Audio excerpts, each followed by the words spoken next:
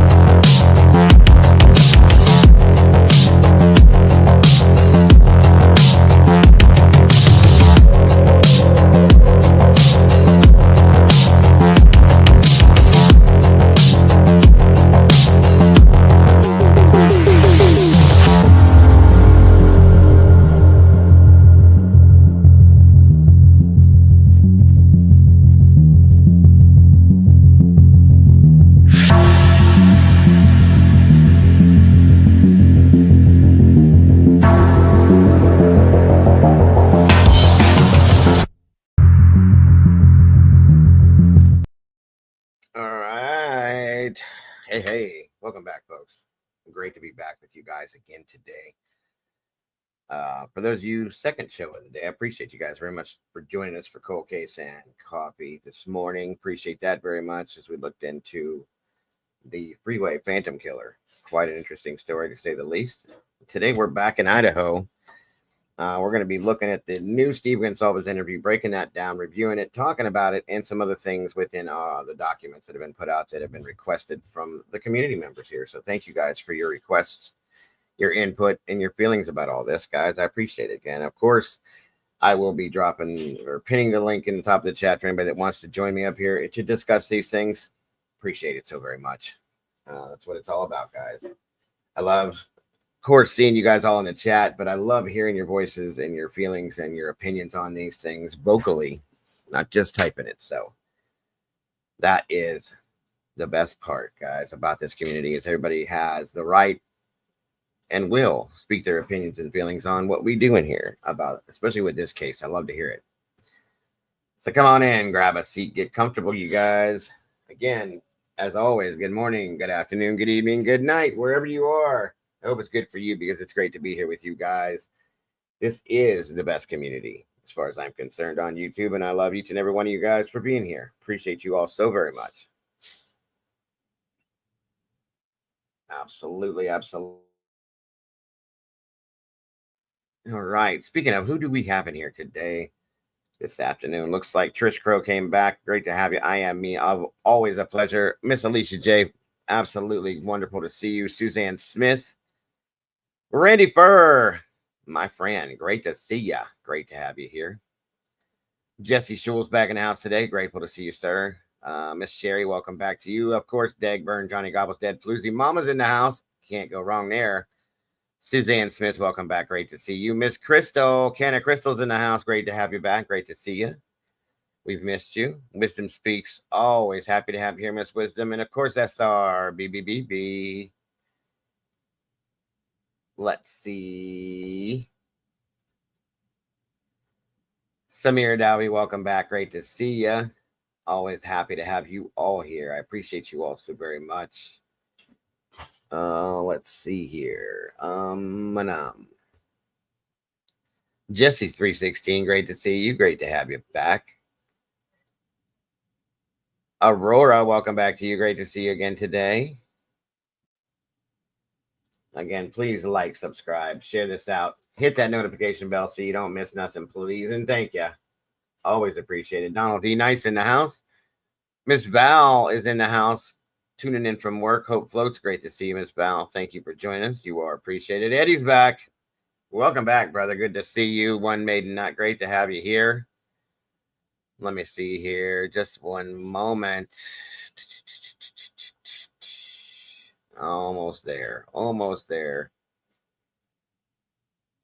I think I got just about everybody. Karma Police is in the house, guys. Make sure you're following the rules. You don't want to go out in their cuffs.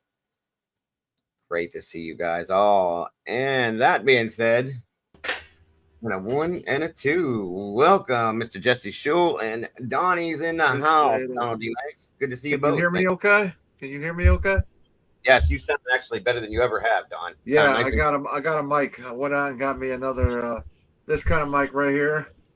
It has a little USB thing you can plug in. It's got 2 mics that come with it. Good stuff. You sound really good this time. Yeah. Hey, Don. Cheers. They're discontinued right now. They're sold out on Amazon.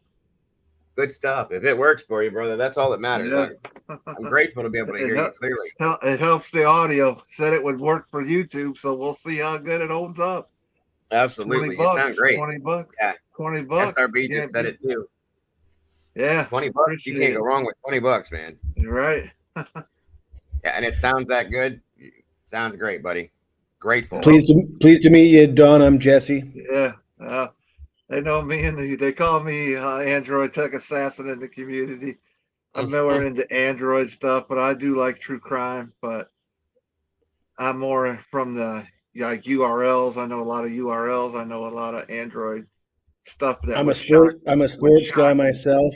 I usually stick to sports, but part of my job is I'm pretty good at guessing and hypothesizing and aggregating information and trying to predict outcomes and what's going on.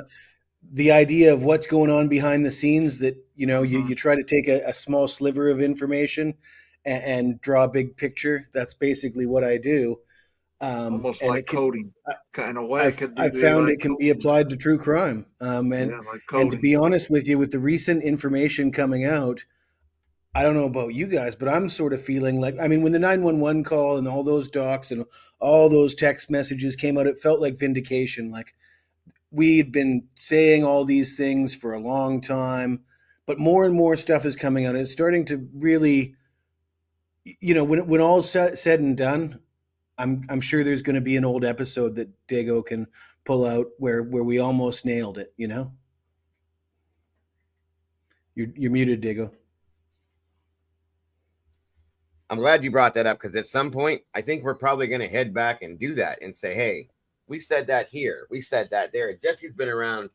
Don's been around for a while, but Jesse's, you haven't seen him for a while, but, his job is his job. He's busy with the sports stuff. He does amazing with that. But in here, whenever we touch on this case, he shows up every time. So because he's been involved with us with it from the very beginning, if I can remember, and has always had very good input for it. So, yeah.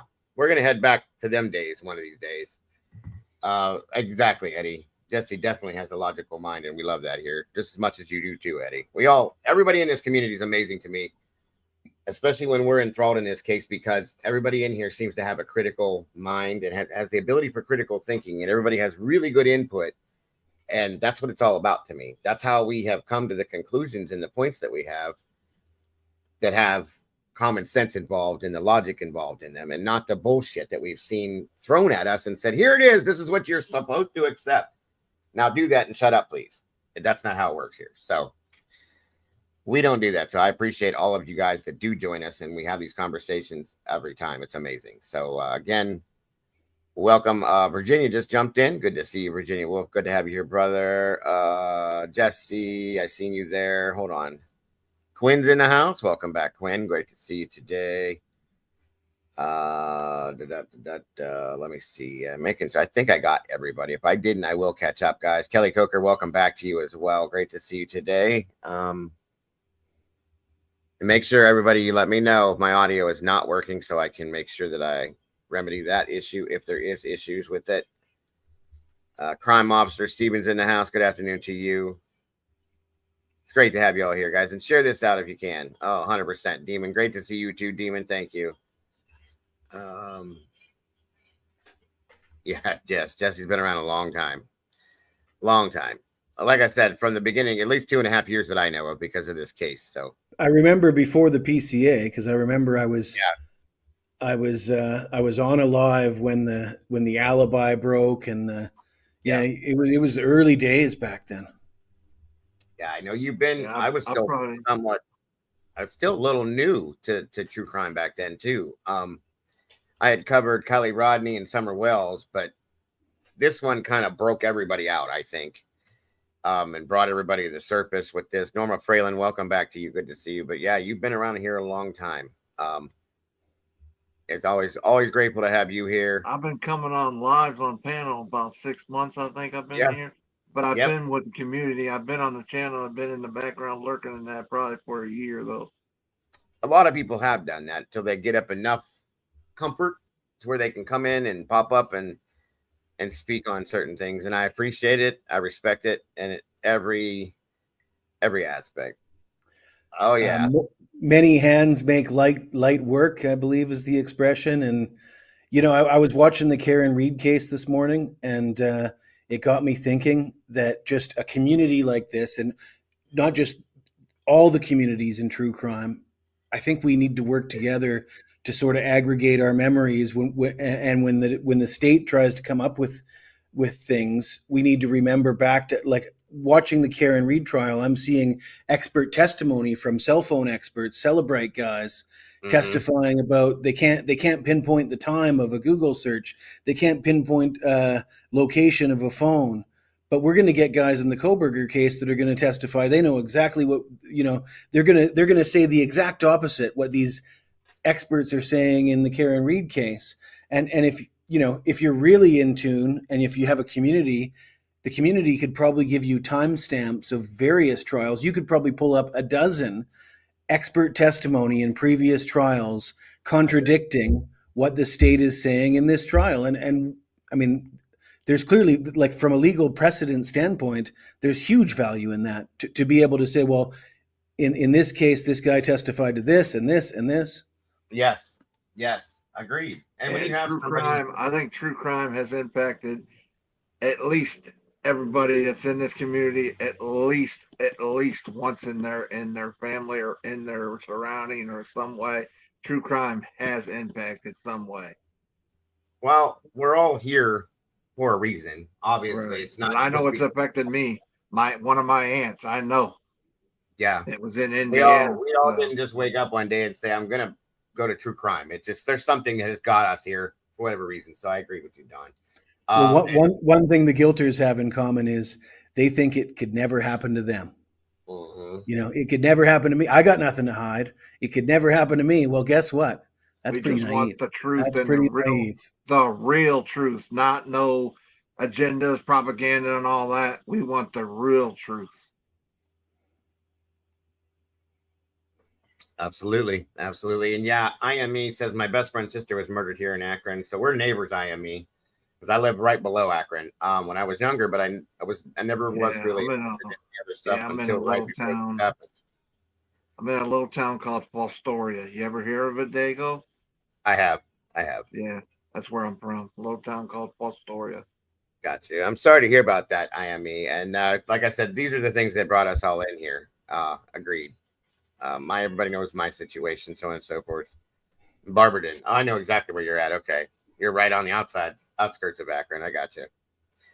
All right. So come on in, everybody. Grab a seat. I was just trying to wait a few minutes to make sure everybody's in here before we get rolling. I did want to bring something up. Yeah, Akron's like an hour and a half from me if you take the turnpike. If you don't, it's double that. Yeah. I know where Fostoria is at. Absolutely. Thank you so much, Virginia. What was I going to say? Something SRB brought to my attention earlier today, which was quite interesting. I think she got it from one of Jules' live streams recently. And I had to think about it I was like, I'd never thought about that. And, we watched when all this went down, we watched them remove furniture and the beds and mattresses and all that from the house, right? And you think there's a reason why they're removing them other than just to get them out of the house, so on and so forth. But it comes down to the fact that it's believed that they never even, based on what our conversation was and what I believe is highlighted here, it says here in this just on these screenshots here. For example, the disclosure discusses why the team focused on certain areas of the home as opposed to others. Why they decided. Now, listen, this is what blew my mind. Welcome, Mountain Man. Good to see you, brother. Why they decided not to collect mattresses and bed frames, and why they swabbed and or applied amino black where they did. So these mattresses were basically the bullseye of the crime scene, and you didn't swab these.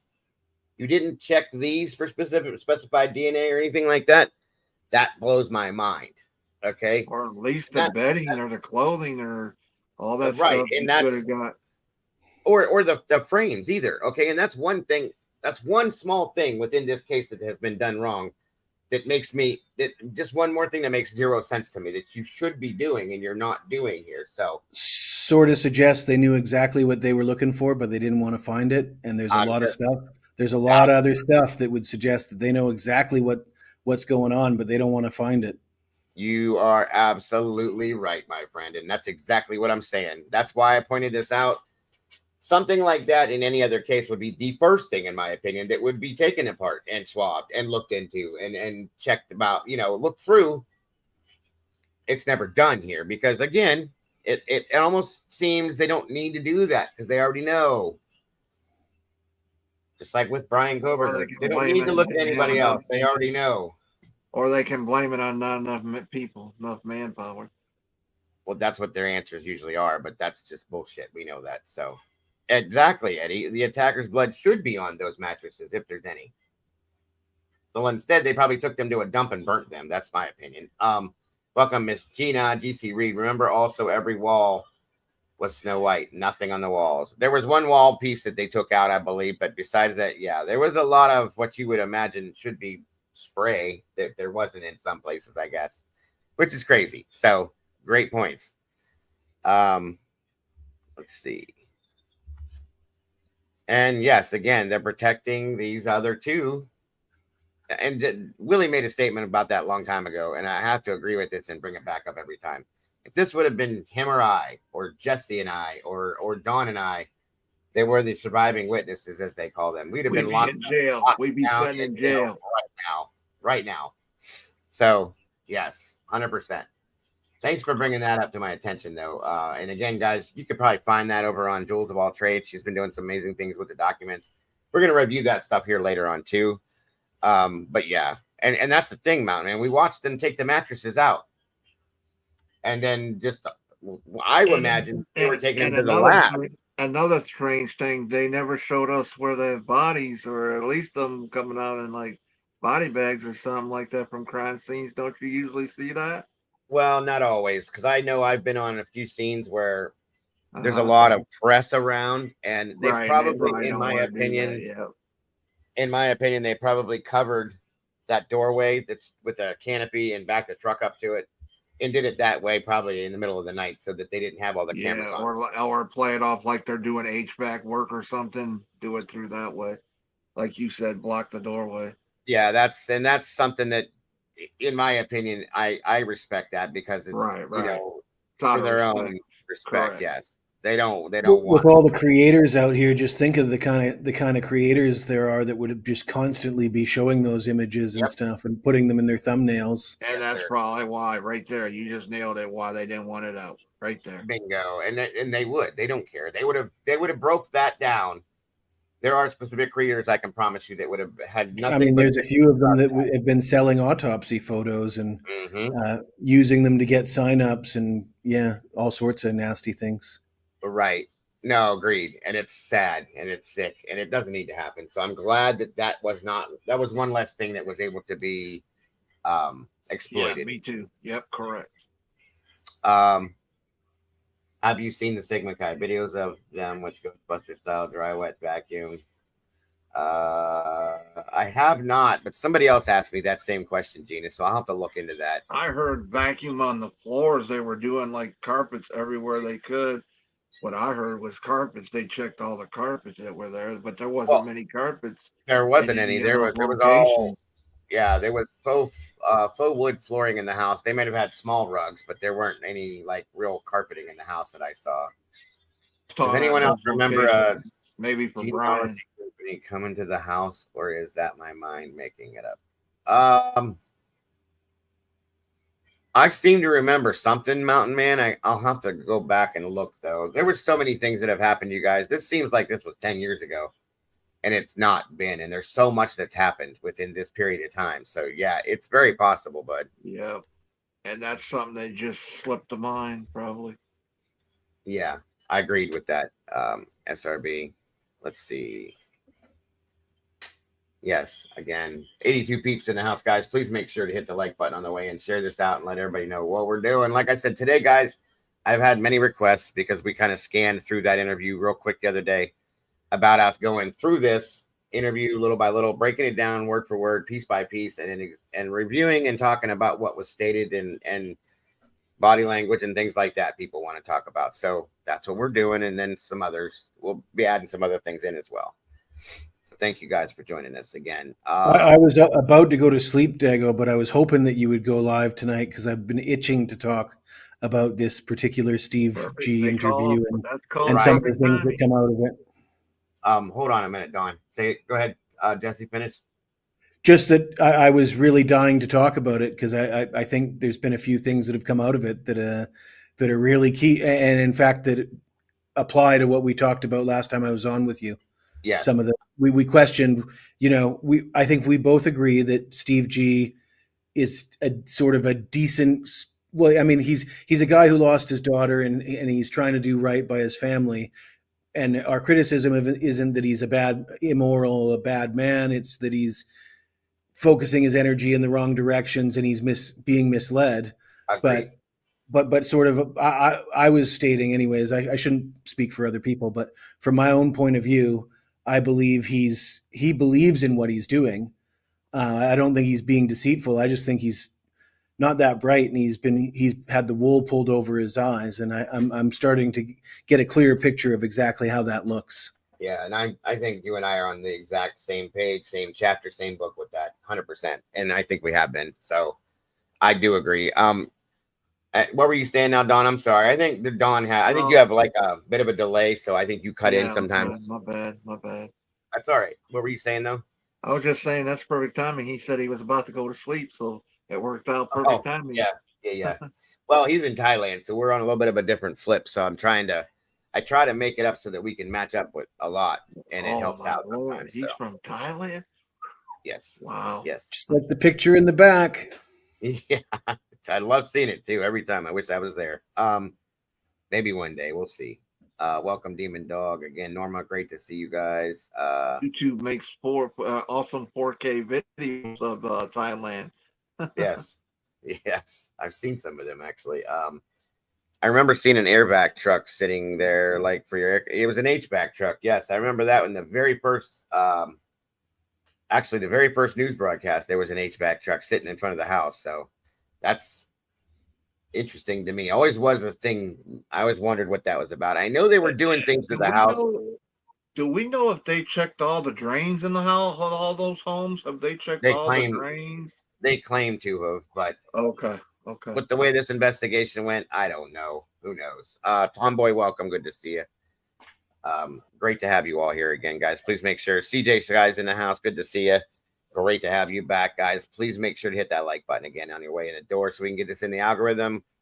With who we have here, 90 people now, we're almost there. So let's make sure that we can get that done so everybody gets to see this, please, and thank you. Yes, that's what I've heard as well. So, again, this interview came out. Drunk Turkey did this 3 days ago. And again, I was just going to say 3 days. Everybody has their feelings about different creators, but I'm gonna ask everybody to be respectful in here, regardless of what you think or feel about that. We wouldn't have this interview to review if it wasn't for Daniel. And there's the link for Drunk Turkey, guys. If you could or would or should want to, jump on over there, subscribe, hit the notification bell, and at least give him a like on the video. It was a great job that was done on this. interview, in my opinion. And it was then I am me. It is not now, of course. I understand and agree with you on that, Norma. I do. But again, I appreciate that they had this interview exists now so that we can review this. So that's as far as that's what I mean by that. So, Mutual respect. agreed. Agreed. All right, here. Let's see. So what I'm going to do is I'm going to go ahead and start this up. I'm going to let it start off, beginning, so on and so forth. And where we need to stop and talk, I'm going to welcome Raquel. Oh, well, good to see you. I will stop and pause, talk about things, back up. Whatever you guys need me to do, that's what we're going to do with this today.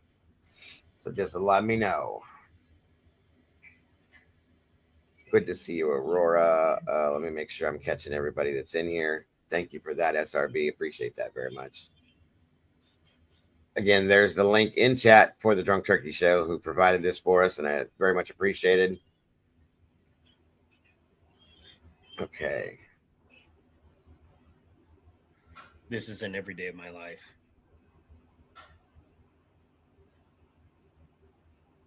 Welcome, everybody. Steve Goncalves, the father of Kayla Goncalves. How are you doing, my man? How's it going? I'm doing good. It's been a good day. I just got off being on call, so it's nice to get my schedule back. And you know, it's a good day. And it's almost summer here in North Idaho. Weather's looking nice, so it's nice. It's nice, and I've got good news today, so it's a good day. Yes, sir. Yes, sir. That's it. Sounds good. It's out here in Texas. It's getting warm, and so I can imagine it's I guess a little bit cooler up there up in northern Idaho. You know, you mentioned some good news today. I'm not sure how much you can go into, but more or less, what kind of news would that be? We got some word that there was some paperwork that came out. I believe there were subpoenas, but don't quote me on that. I don't know exactly what they were, but there's paperwork that came out that asked people to be prepared to go to court. So take that as a sign that Hitler's tight schedule is something he put together, and it looks like it's gonna happen. I'm kind of reading between the lines a little bit, but you know, I can't say that that's a bad sign. So I'm glad that it's another thing that made this day a pretty good day. Yes, sir. You know, I've been more excited. It's wrong. I've been liking what I've seen out of Judge Hitler. You know, not to say anything bad against Judge John Judge. It's just there's a different attitude, a different confidence, a different way of controlling the court. Have you noticed the difference? And I know you were a little bit against the move to Ada County. Do you feel the same way now?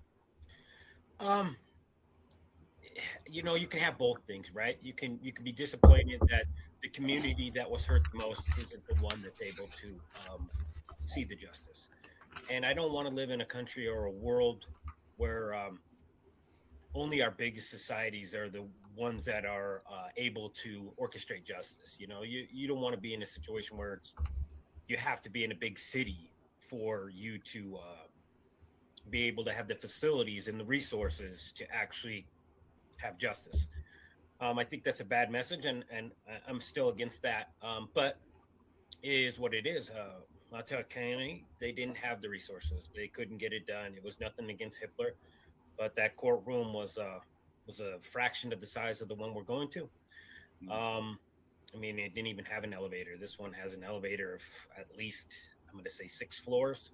I haven't been on all of them. I typically just go straight to Hitler's, which is on the 5th floor. And I get out there and go straight to his court. So insecurity, all the different things that they have, there's a lot that goes into a case that gets the attention of the nation. So I was disappointed that we had to move it, but I believed in the leadership of the state of Idaho that they would go out and find somebody who was built for this case. And that's exactly what happened. They went and found somebody who was understood the struggles that we were going through, and we got a leader that could go in there and clarify and understood the law, could figure it out on the fly. All right, so let's stop. That's a good place to stop thus far. Any statements from either one of you two thus far with this, or questions or feelings on this at all? I've got plenty to say, but I'm waiting for it to come out in the video. I don't want to play spoiler. Okay. Nope, it's okay. The only thing I can say about Steve, just about Steve in general, his small town. I'm from a small town myself, so I empathize when I hear him speak. He speaks like people I know, and like I said, I think he's maybe not the brightest guy, but I actually like the guy. I'd like to have a beer with him. I feel bad for him. I think I know why he's behaving the way he is, and you know, I think he's wrong, but I don't blame him for it. I can agree. Now, Yep. Respect. Initially, I believe they're from California. If I'm correct, and moved here years back, so on and so forth. So, but again, I can agree with what you're saying. It makes perfect sense. So yes. All right, on we go. And you see that all the time. I mean, even presents logical arguments that I've been hoping somebody would, which just speeds the whole processes up. Otherwise, you know, you send everyone home, then they build the arguments, and then they come back and they say something that could have been spoken right then and there. So I'm definitely happy with Hitler, and I think he's more than fair. And things are moving. Things are moving. You know, it felt like we went 2 years without anything happening. So I'm glad to be in a situation where this isn't every day of my life. Hopefully we don't go past 3 years, and you know, we get to the bottom of this. Yeah, I agree 100%. You know, one of the things that I've really thought that has made a big difference in this case is the transparency that's also been possessed through this case. Now that point right there, I have to stop. I have to stop, and there has been, in my opinion, zero transparency. And if there, whatever transparency there is, it's not true. It's not the truth. So, once again, to me, that statement was just ridiculous. So, Do you guys think he knows everything?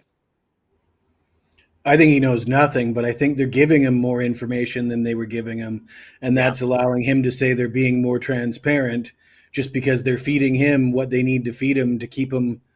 Because I mean, he was on the verge of going to war with them in the beginning. Like, he was like, "Listen, if you, I'll blow this whole thing right up," and he can get on TV in a second. You know, you and I could have this thing all figured out. We could call Court TV and News Nation. They're not going to give us the time of day, but they'll put him on there in a second. He'd let him say whatever he wants to say.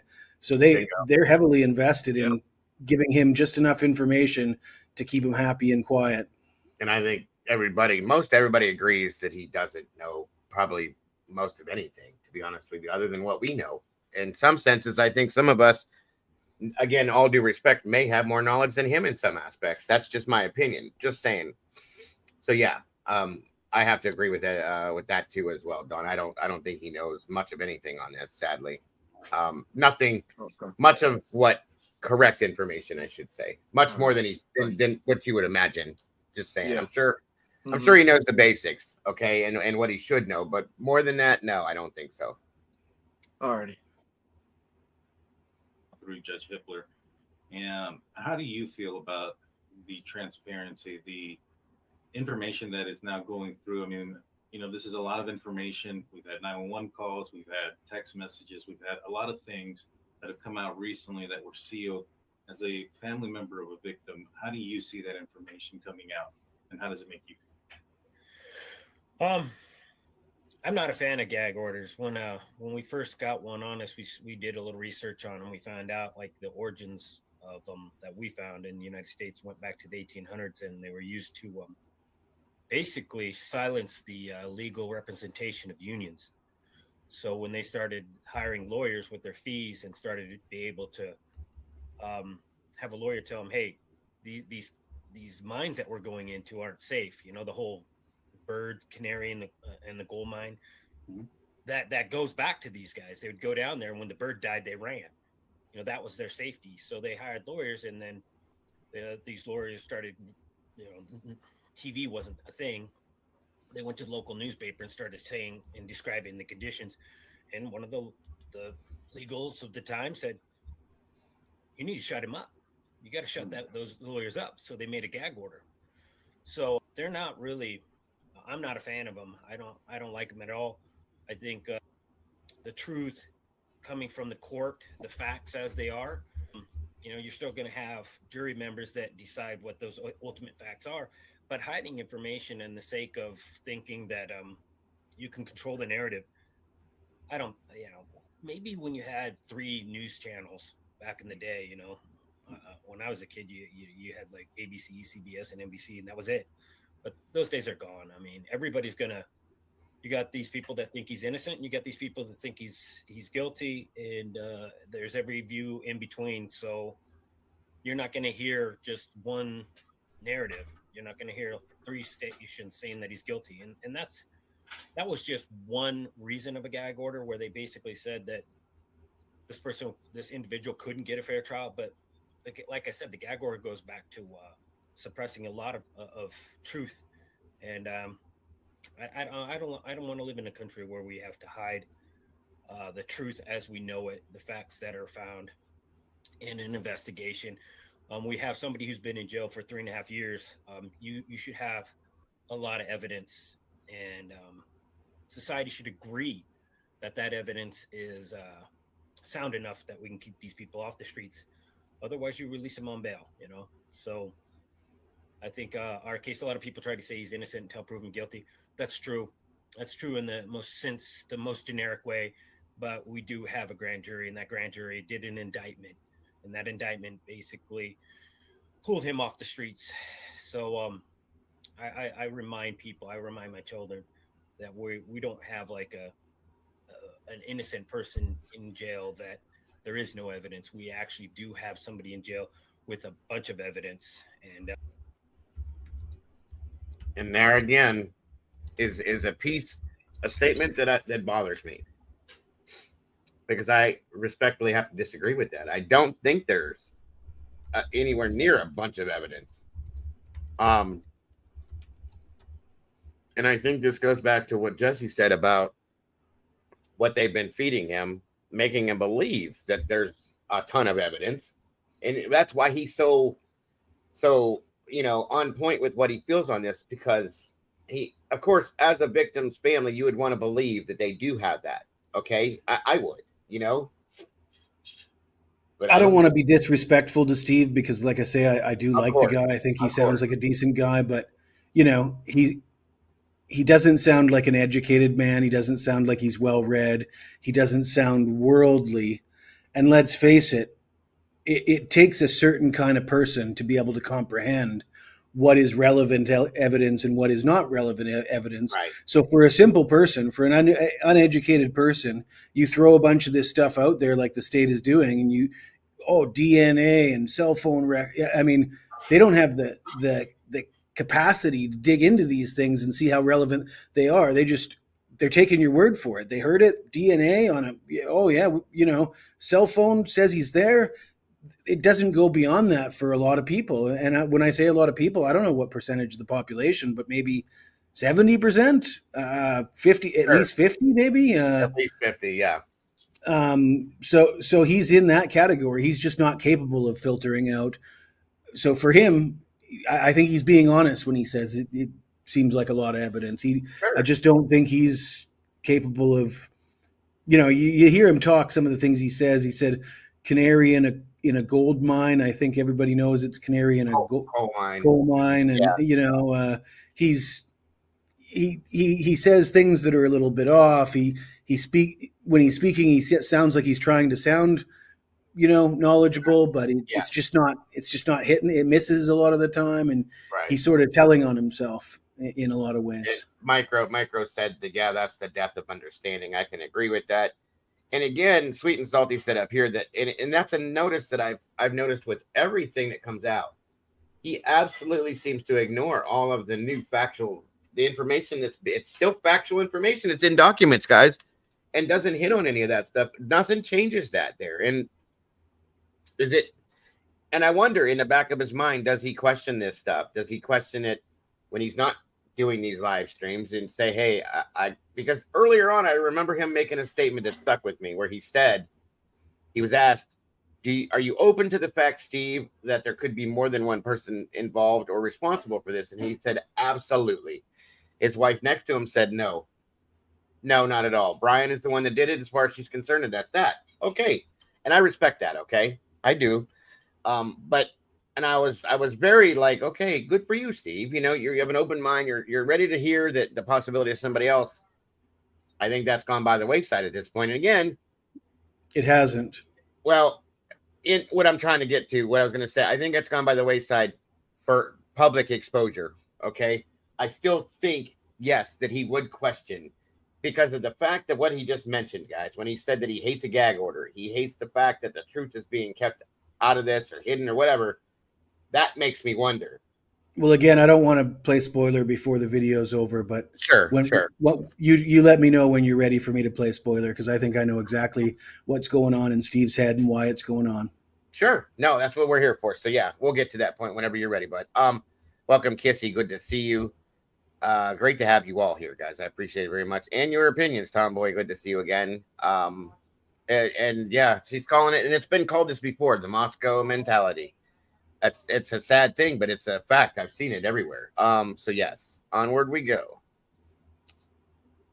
If he doesn't have answers for that evidence, I believe the case is over. Yeah, no, there's actually quite a bit of evidence against him that we know about. I'm sure there's even more we don't. You know, I think a lot of people look at the probable cause affidavit and say, hey, well, this has a lot of the information. And at the time, it probably did, but not so much anymore. I mean, the PCA was developed in probably 9 days from the moment that they, got his name to the moment that they put him in hand.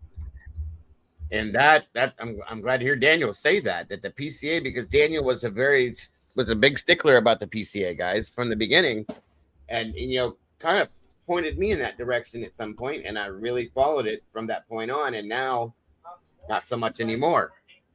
It's been like that though, so that's good to hear that. Handcuffs, and so a lot more time has gone since then, and well, let's kind of get back into it. Let's go to the beginning.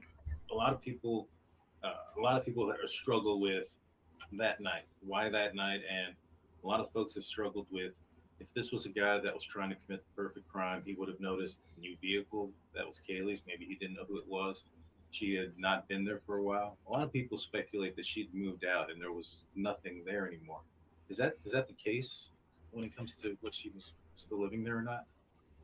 She was spending way more time at our house. So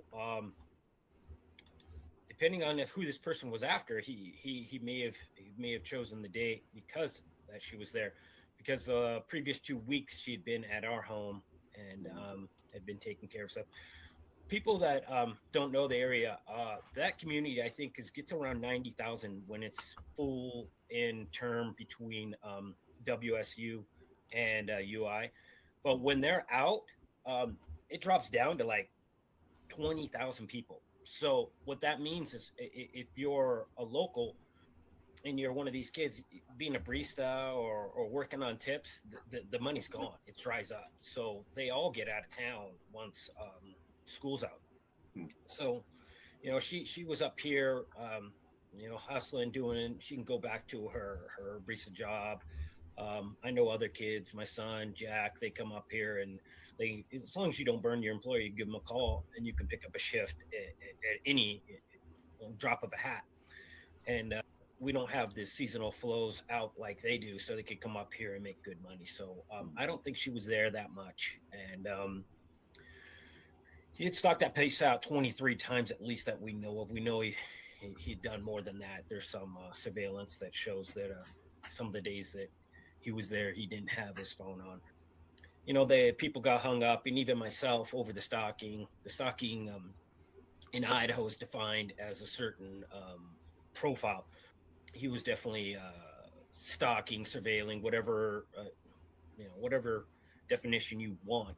That he didn't have reasons to be in that location within 100 yards, and I can guarantee you they've checked his bank records and seen if he was actually shopping. Like some people are just naive and stupid. They want to be stupid. they want to believe myths and fairy tales and be lied to. I don't have any time for those type of people.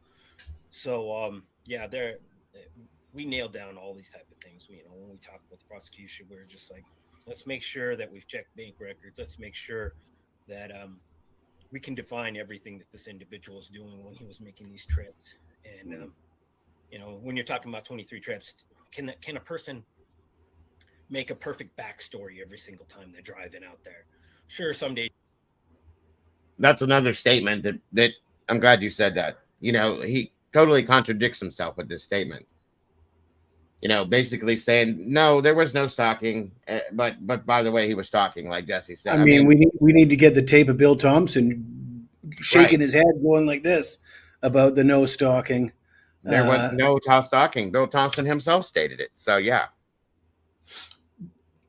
But another thing he said is he has no time to associate with the content creators online.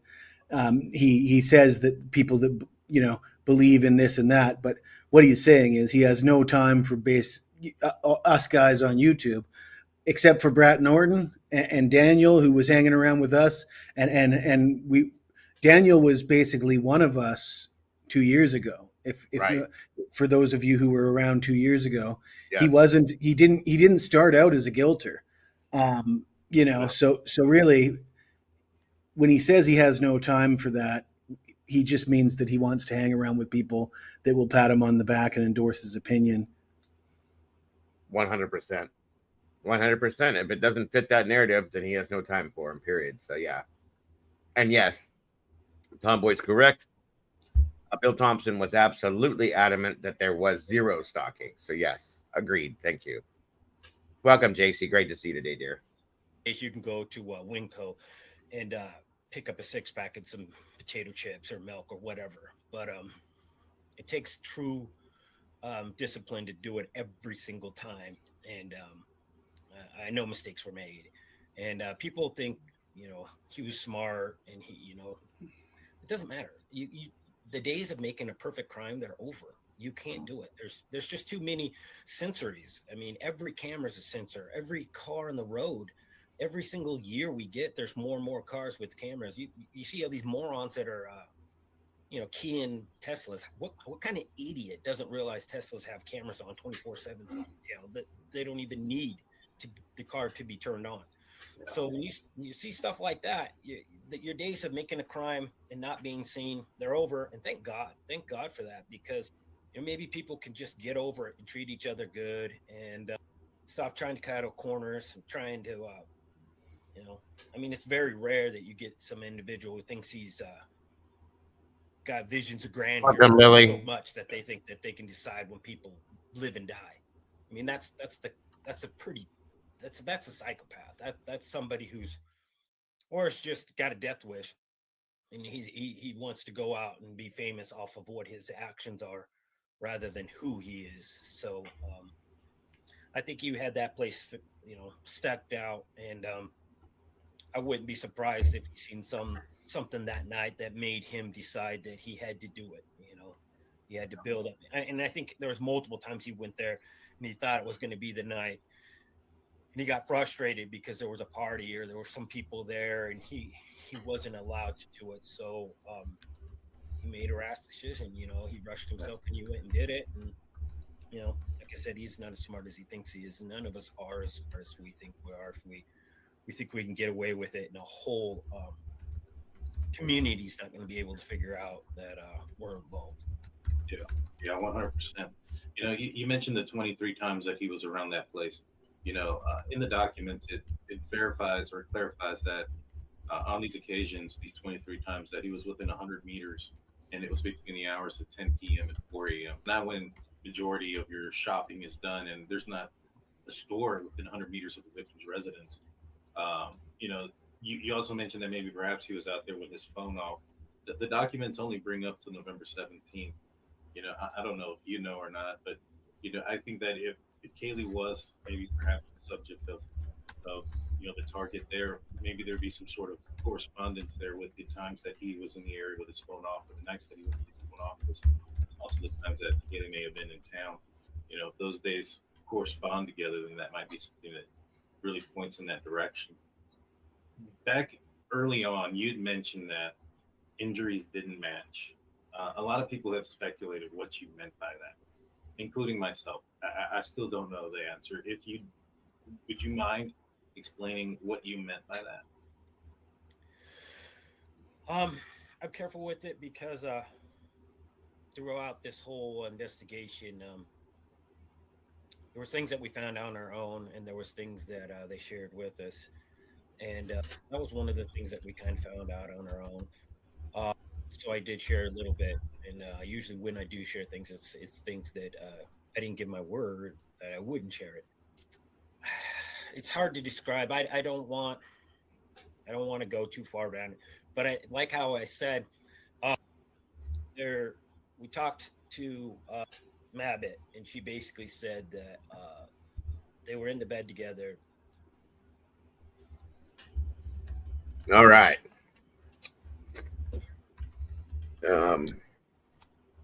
Good time to pause. Let's see. I'm maybe let him talk about the punching first. I meant Okay. I sort of meant when he wraps up this, but I want to call him out on this because No, I think I it's agree. inconsistent with the past. And this is and it changes something he stated that Daniel was referring to. He changed that right then and there. And that's what I'm going to explain to you once we get to this.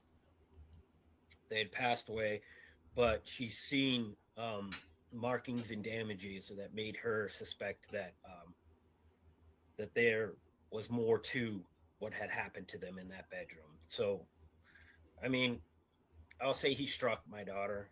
I'll give that out. He punched her, and so for all those people who think he's a great guy, now he punched my daughter right in the face. So yeah, he's got some shit coming to him. We're coming for him. That's one thing that was a little bit different. There's more to it, but I'm gonna have to sit down with make sure that I don't say something that is gonna play into the case and tie anybody's hands. Understood. Yeah, we definitely don't want to, I don't mean any disrespect either by the question, and I hope it's not too much. Okay.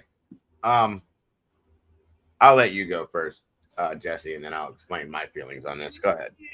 Well, at least on second thought, he did say there is more, and that's what I was going to get to. Is in the past, when he described the wounds don't match, I did not get the impression he was talking about somebody punching somebody. He was talking about Not two at all. different weapons, Yes. one causing different size and shapes of wounds. He's talking basically about a sword and a knife, or a sword and a bat, or some two very different weapons. He's not talking about a punch. Right, and I can go back and verify that, Jesse, but that's what I was going with you on that too, because he states right after he made that statement years ago about how they were deep gouges.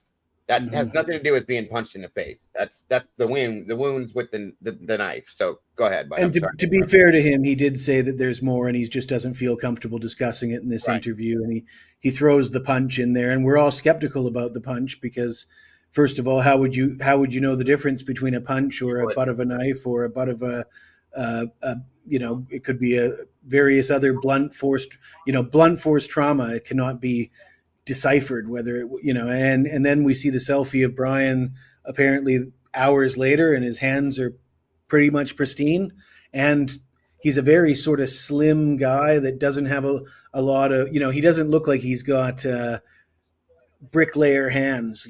There's guys whose hands are calloused enough that they could get away with doing that without breaking their skin. His hands look like they would just disintegrate upon impact if he was trying to punch somebody, and that wasn't the case. What he should have said was that there is proof of blunt force trauma to the face. That is a whole different, in my opinion, a whole different variation of a statement. This is a clear-cut attack at Brian himself, stating that he punched her in the face against it. For everybody that thinks he's such a great guy, which none of us have ever claimed. Nobody has ever come in here and said, "Oh, I love Brian Koberger and he's such an amazing person." So that's not what this is about.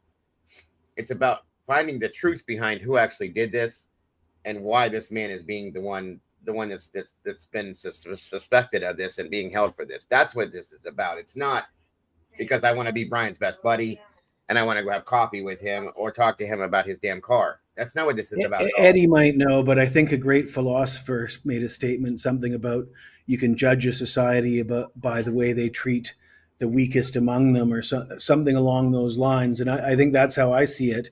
Right. With Kohberger. It's not. I don't give a damn about Brian Kohberger. I don't know the guy. I don't have any connection with him whatsoever. I view him as a member of society who's got himself in a pickle.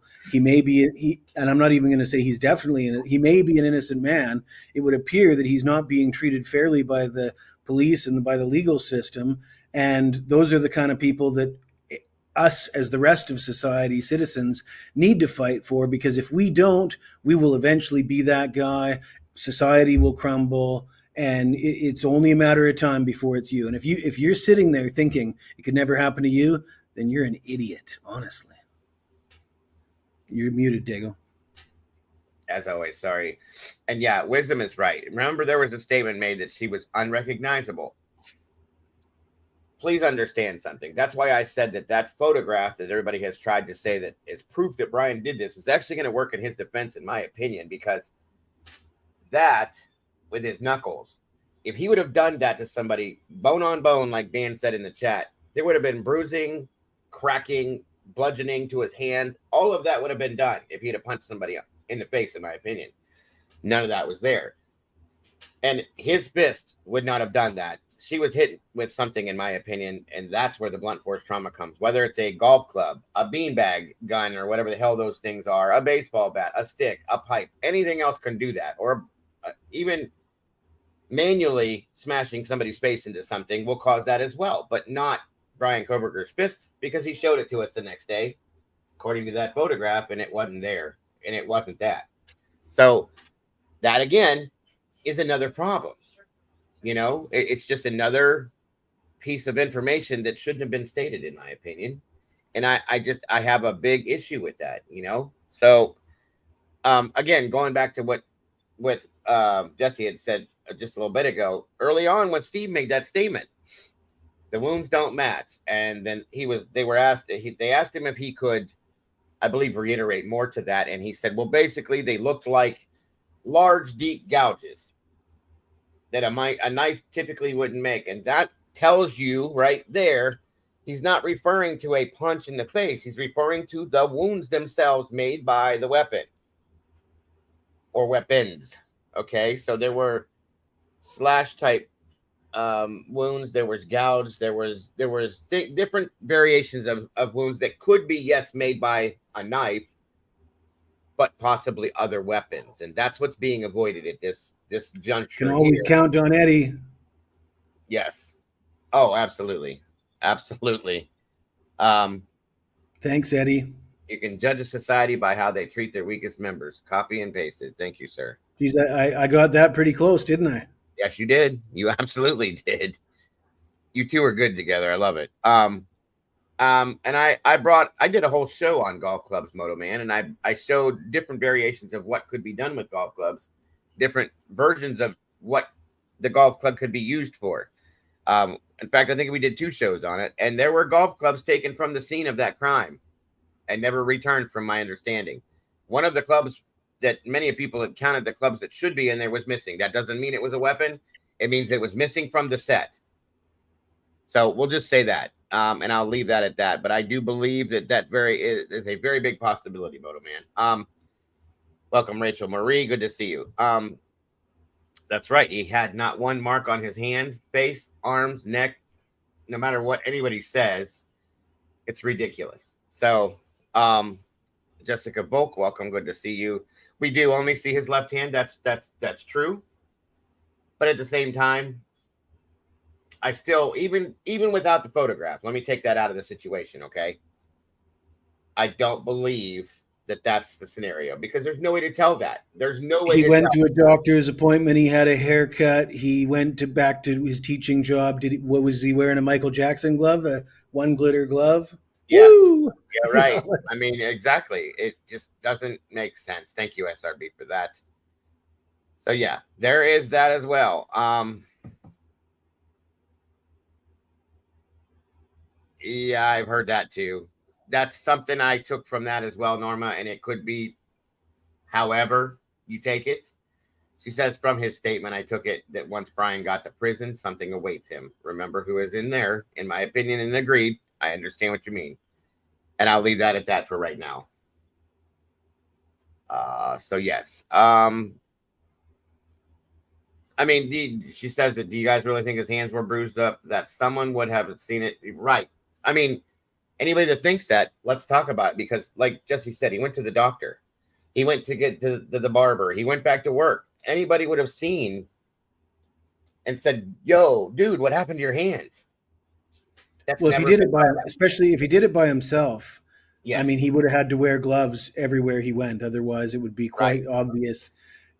There would be evidence that he'd been in a fight. That people would say, well, did you get in a fight? And he doesn't really look like the kind of guy that would be in a fight. So it would spark a lot of conversation that he wouldn't want. Yeah, I just don't think he'd be walking around with hands that he could show anybody if he did that by himself. Yeah, to four people. Right, and he didn't go to work the next day because it was a Sunday, but within the week he went back to work. Is what it was stated. But I mean, it takes like a month. It takes like a month to cuts to your hands. You constantly moving your fingers. They don't heal. Right, I can agree. Very much so. Just making sure the chat's caught up. Criminal Mind, HOLS or Holes, Mindles. Good to see you. Thank you for joining us.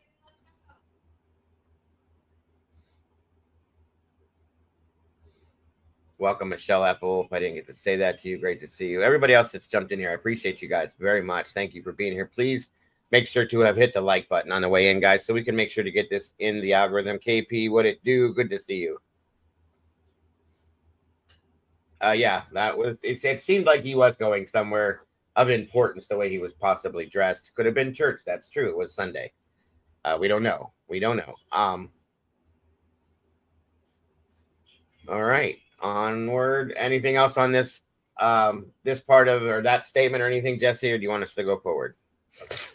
Go forward. I'm going to make myself another cup of coffee if nobody minds. Actually, sounds like a good plan. Dawn, anything to state on this before we move forward? All right. Off we go. You know, I've never wanted to ask yourself or anybody anything about the injuries or the severity. You know, my thoughts had always been that obviously there would have to be a first person that he'd attack, and he'd probably have more of a surprise, and then a second person that he might have to add a little bit more quickly. But it sounds like it could be even more than that. You know, which is the whole thing is sad, and I apologize, and I'm sorry for your loss. So, you know, you mentioned that law enforcement, they were open with you in the beginning, and then at a certain point they stopped. Was there ever a time when they may have told you that they believed? You know, Brittany, that with an A. Welcome, by the way. And I have to agree. I think a lot of people feel the way you do with this because there's a bit of guilt that comes with something like that. Okay. And she says, I really hate that Steve upset me during this. I don't want to be upset with the victim's father, and I can't even imagine what he's going through. But he frustrated the shit out of me. And a lot of people, I'm telling you, Brittany, that's a statement that a lot of people could make and feel. I myself, you know, I was upset with certain things stated. And I thought they were wrong. They shouldn't have been claimed. But again, this is a father of the victim, and I can't imagine being in his shoes. And what he's gone through and is going through at this point. And I deeply feel for him and his family as to what they have to deal with. And it's just sad because I don't disagree with, or not on the wrong terms. I don't dislike him at all. And I like him as a person, I believe. And I think that he, like Steve or Jesse said, he probably could be a great guy, but the things that are coming from him at this point are dangerous in a sense, and they're also not, a lot of them aren't true, and that's not good for the case. Okay. Welcome, Sarah the Irish. Good to see you, Rachel Marie. And my man Dan in the danger zones in the house. Good to have you here. Steve very well may have been approached by feds and told to play ball or be charged with obstruction. Well, I mean, Dan, that's a good point, because we knew that he was going to speak to a CI at some point and was threatened that if you do, you'll be arrested. Now, that kind of plays into what you just said. In a sense, I can believe that. I truly can. So, and that could be what it is. That could be very well what it is. Absolutely, Brittany. Absolutely. I'm 100% with you on that. All right. Onward we go. That the person who committed this crime was outside of her circle, a stranger, so to speak. Yeah. Very early on, they talked about they being the FBI. So we have an FBI satellite location right here in Coeur d'Alene. So we went down there, and they laid out a profile for us. Said we wouldn't be surprised if this individual picked this community on purpose, because I guess they knew by the crime scene that this was a planned out event. There wasn't. They would know how something would look like if it's, like a domestic violence type thing. It's going to look different than a crime where somebody sneaks in, gets to the people, kills them, and then gets out and doesn't leave a bunch of evidence, a bunch of blood trails out, and all that type of stuff. So early on, they said that they think that this individual picked this community, they wouldn't be surprised if he was on hugging the border of Washington. He was on the Washington side. There was I think a Lewis and Clark murder case that was 5 victims, and they never figured out who it was. So if this person was studying law, they may have known that this community had already had a serial killer come into their area, and then they got away with it. So that, and if this person wanted to go to a college and go get education, then he had 2 colleges to pick from, and he was also going to an area that didn't have a history of always catching their serial killers. So I think they had identified that 100%, and they went down some scenarios of like what this person would probably behave like, what they would do, what their profile was. And the thing is, between the FBI, the state police, and my own investigation and investigator, and just having a presence online with all these kids that could reach out to us and talk to us, we found out a lot of information pretty early on. And I think maybe law enforcement was scared to have somebody who was that in tune with what was going on. We knew about the chief before it ever came forward. We knew about the white car day one. They were like, they're looking for a white car. We didn't come out and tell anyone that because we didn't want people flooding us with fake clues. That was one reason why we never even gave out some of the details on Kaylee, because we'd have people that say, oh, I know who did it, and this is how it went down. So then we'd say, well, what happened to Kaylee? And they could never, obviously they couldn't tell us what those details were. So we were doing the same thing that officers do. You keep some exclusive information back, so you can vet people that are trying to be a snitch or an informant, or they try to leverage, like, hey, I'm going to tell you this stuff about what this other guy did so I can get out of jail, or I can things like that. So we went through some of that, and but I think when we were accurate and we had that information, there was definitely, I know individuals looked us up and said, how are you guys coming to this info? How are you guys getting this stuff? And maybe it was just luck, maybe it was determination. And I feel like there was times I worked on this case 10 hours a day, 7 days a week. So we figured some stuff out, and that can definitely intimidate people, especially for a person who's, I told him right off the beginning, you're not going to gag me. You're not going to silence me. I'm not going to play a part in helping the person who killed my daughter. I'm going to do.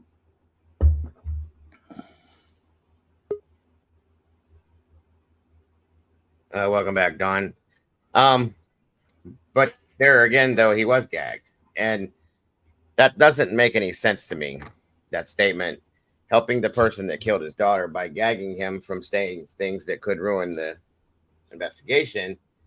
I don't believe that's what the point was, but okay. Had to switch tablets. Oh, it's okay. No worries. I just wanted to state that real quick. Welcome, Justice Jane and Mama Bear. Good to see you tonight, hon.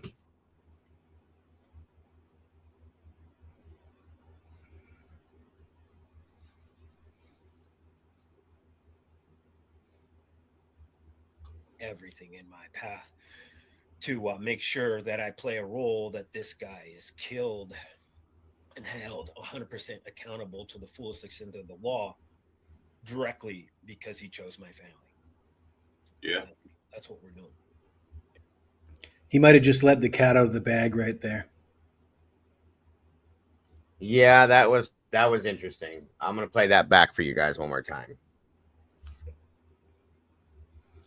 We knew about the white car day one. Got it right in the face.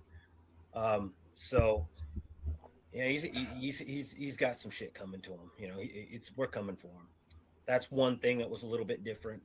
There's more to it, but I'm gonna have to sit down with make sure that I don't say something that, you know, is gonna play into the case and tie anybody's hands. Understood. Yeah, we definitely don't want to, you know, I don't mean any disrespect. Did you go way back? It seems like we went way back. It's not too much. This community had already had a serial killer come into their Yeah, I went back a little too far. Sorry about that. I pulled it back up a little bit more. Here we go. Area, and then they got away with it. So that, you know, and if this person wanted to go to a college and go get, you know, education, then, you know, he had 2 colleges to pick from. I promise you, Ann has broken this down piece by piece by piece, Sherry. I can guarantee that. The whole defense team, not just Ann. And he was also going to an area that didn't have a history of always catching their serial killers. So I think they did. Now that statement there alone, okay, he's going to an area that doesn't always have, basically saying that they don't do their job well, is what he just said. Okay, so that proves that he has doubt for Moscow PD. And without saying anything else, that's what it says. So there's that as well. Just saying. Identified that 100%, and they went down some scenarios of like what this person would probably behave like, what they would do, what their profile was.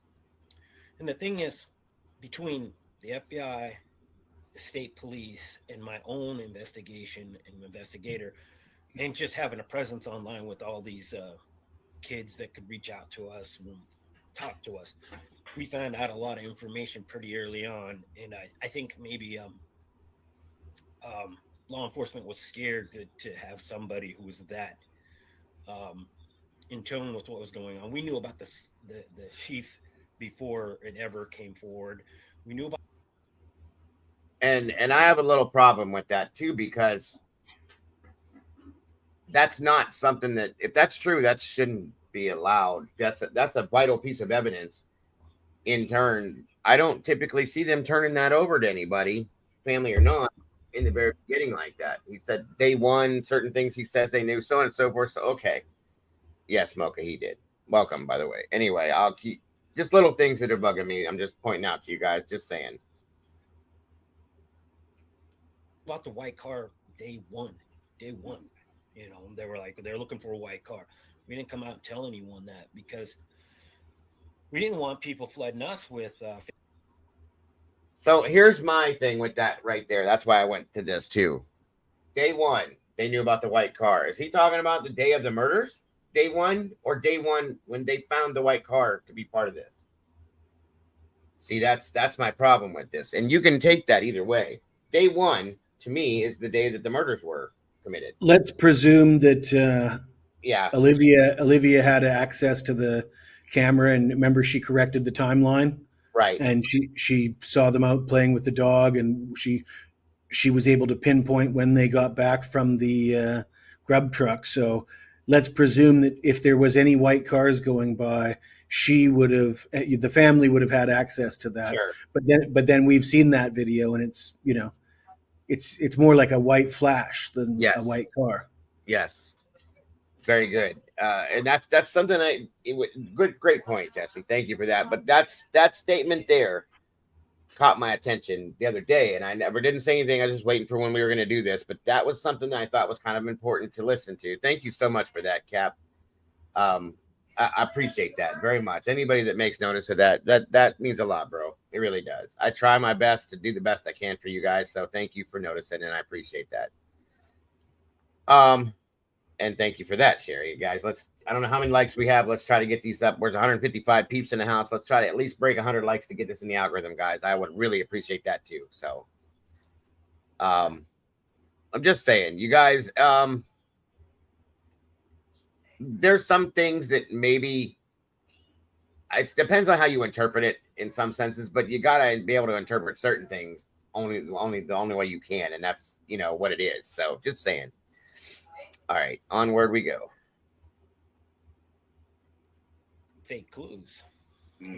That was one reason why we never even gave out some of the details on Kaylee, because we'd have people that say, "Oh, I know who did it, and this is how it went down." So then we'd say, "Well, what happened to Kaylee?" And they could never, obviously they couldn't tell us what those details were. So SRB makes a good point too. It says if Olivia could see them out playing with the dog, that she had to be viewing a cam other than 1112 that faced the other way. And that's very possibly a good point. Yeah, I see what you're saying. 100% agree. Yeah, it makes sense, SRB. So I think there's multiple cameras that were seen, in my opinion. And I know for a fact that she may have known the neighbors that were, if you're standing in front of the house with your back to the front door, she had to have known the neighbors to the left because they were actually friends with Kaylee too. And that there was a camera there and one directly across from the driveway from the house. And there was another one to the left side, if I remember right, that Rory had found when we were there, or when he was there, I'm sorry. And so, yeah, there's that too. They could have just walked to the end of the street or something. Very good point. Yes. Very possible. So good points, all you guys. I appreciate you guys again. We're doing the same thing that officers do. You keep some exclusive information back, so you can vet people that are trying to be a. And that's true too. Please realize that, guys. Wisdom's right. There are videos that are in the sealed documents because they're exhibits, and all the exhibits have been sealed. Again, those videos probably are within the sealed documents. There could be something in there. I don't know that there is, because I still feel like if there was something that would deadpan him, we'd have heard about this 2 years ago, in my opinion. And Anne wouldn't be allowed to stand up in court and say that there isn't that, right? Yes. She wouldn't be allowed to stand there and tell Hitler that your videos are unclear and how do you know this small? I mean, and I don't right, and I don't believe that Bill Thompson would have said the only thing that we have proving this guy had anything to do with this is the DNA on the sheath. Am I wrong that that's what he said? I mean, I'm truly believing that there's been nothing else stated in that sense. So again, just bringing that to the table. That's all. Criminal Mindals. If I'm saying that wrong, my friend, I'm sorry. I don't know how to actually pronounce it, but the thing is Olivia Goncalves sees the girls out, but she never said she sees the girls come back to 1122. Well, she does make a statement, if I remember right, and I could find it at some point if I needed to, that she saw them come in the door or get out of the car, get dropped off at 1156, go in the house, and come back out to walk the dog. That is the only things I've heard her state at that point. More than that, I don't know, but that is what I've heard. Dan says all the speculation weirdness is brought on by the agencies in court being inconsistent and secretive with everything from the beginning. Amen to that one, sir. Agreed. Very much agreed. The inconsistency is the biggest part of it all, in my opinion. A snitch or an informant, or they try to leverage, like, hey, I'm going to tell you this stuff about what this other guy did, so I can get out of jail, or I can things like that. So we went through some of that, and but I think when we were accurate and we had that information, there was definitely, I know individuals looked us up and said, how are you guys coming to this info? How are you guys getting this stuff? And maybe it was just luck, maybe it was determination, and I feel like there was times I worked on this case 10 hours a day, 7 days a week. So um, we figured some stuff out, and you know that can definitely intimidate people, especially for a person who's. I told him right off the beginning, you're not going to gag me. You're not going to silence me. I'm not going to play a part in helping the person who killed my daughter. I'm going to do everything in my path to make sure that I play a role that this guy is killed and held 100% accountable to the fullest extent of the law directly because he chose my family. Now, right there, Jesse, is where you made that statement about him possibly letting the cat out of the bag, per se. Do you want to elaborate on that at all, or? So yeah, I mean, the last time I was on your show a couple days ago, I said that I think Steve's being honest. I think he believes the thing, honest to a point that I think he believes. I think he believes that Brian's at least involved. I don't think he's just lying for the sake of lying. I think he's been given information, and he believes that by keeping certain things secret or by misleading the public in a certain way, he needs to do that to make sure that Brian pays the ultimate price, and so that's what's causing him to do some of the things he's doing. And I think the way he said it right there about how focused he is on making him pay the ultimate price, it sort of alludes to the fact that he's willing to do whatever to get to that point. And I was speculating on why. Why would he? Because it's quite clear to anybody who's been following his statements from the beginning to now, they've changed so much that clearly he can't believe everything he's saying now. Because everything he's saying now doesn't really jive with what we know that he knows. So for whatever reason, he's participating in this thing with law enforcement, and I think I know why, and I don't know if you're ready for the big reveal now or if you want to watch the rest of the video first. We can do it now and go back to it, go forward, whatever you want to do, boss. It's your show. Well, before I forget about what the big reveal actually is, let's do it. Yes, sir. Let's do it. So basically, it's Brent Kopacka, and before anybody gets pissed at me for involving Kopacka, I know that's a touchy subject for some people. I know that because he's a veteran, a lot of people think we should leave his name out of it. I want to remind everybody, how did Brent Kopacka get inserted into this case? Does anybody out there remember who brought Brent Kopacka into this case? Because it wasn't Dago, it wasn't Daniel, it wasn't any of the other creators. It was Brian Koberger who brought Kopacka into this case when he was pulled over, and he mentioned his dad mentioned the shooting at WSU. So we know that was top of mind when they were pulled over in Indiana, that Kopacka was shot. And so, as I said, the last time I was on this show, we were talking about why is Steve saying the things he is now? It doesn't make a lot of sense when you put into context with what he was saying in the past. And this sort of explains it perfectly with the Kopacka thing. You got to imagine law enforcement goes to him and says, well, and Hitler has made some statements about when Ann Taylor said something about multiple perpetrators, and not recently, but like 2 months ago, back when they were going to have a Franks on the verge of the Franks hearing, and Hitler sort of says in a way that he knew something. Well, even if there was multiple perpetrators, that doesn't necessarily exonerate Brian, right? Right. And the way he said it, it sort of sounded like he might have known something. And we had Judge sort of maybe trip on his words and say Kopacka instead of Koberger. You don't believe that happened? He very clearly said that name, yes. Okay, so there's that. And I mean, it just makes too much sense that if there's one thing that would make sense, how could you get Steve Goncalves and Christy Goncalves to participate in a bending of the truth and a hiding of the facts if you sat them down and explained to them, listen, if Kopacka's name comes into this, that's going to give Koberger an out. We'll never convict unless we keep this quiet.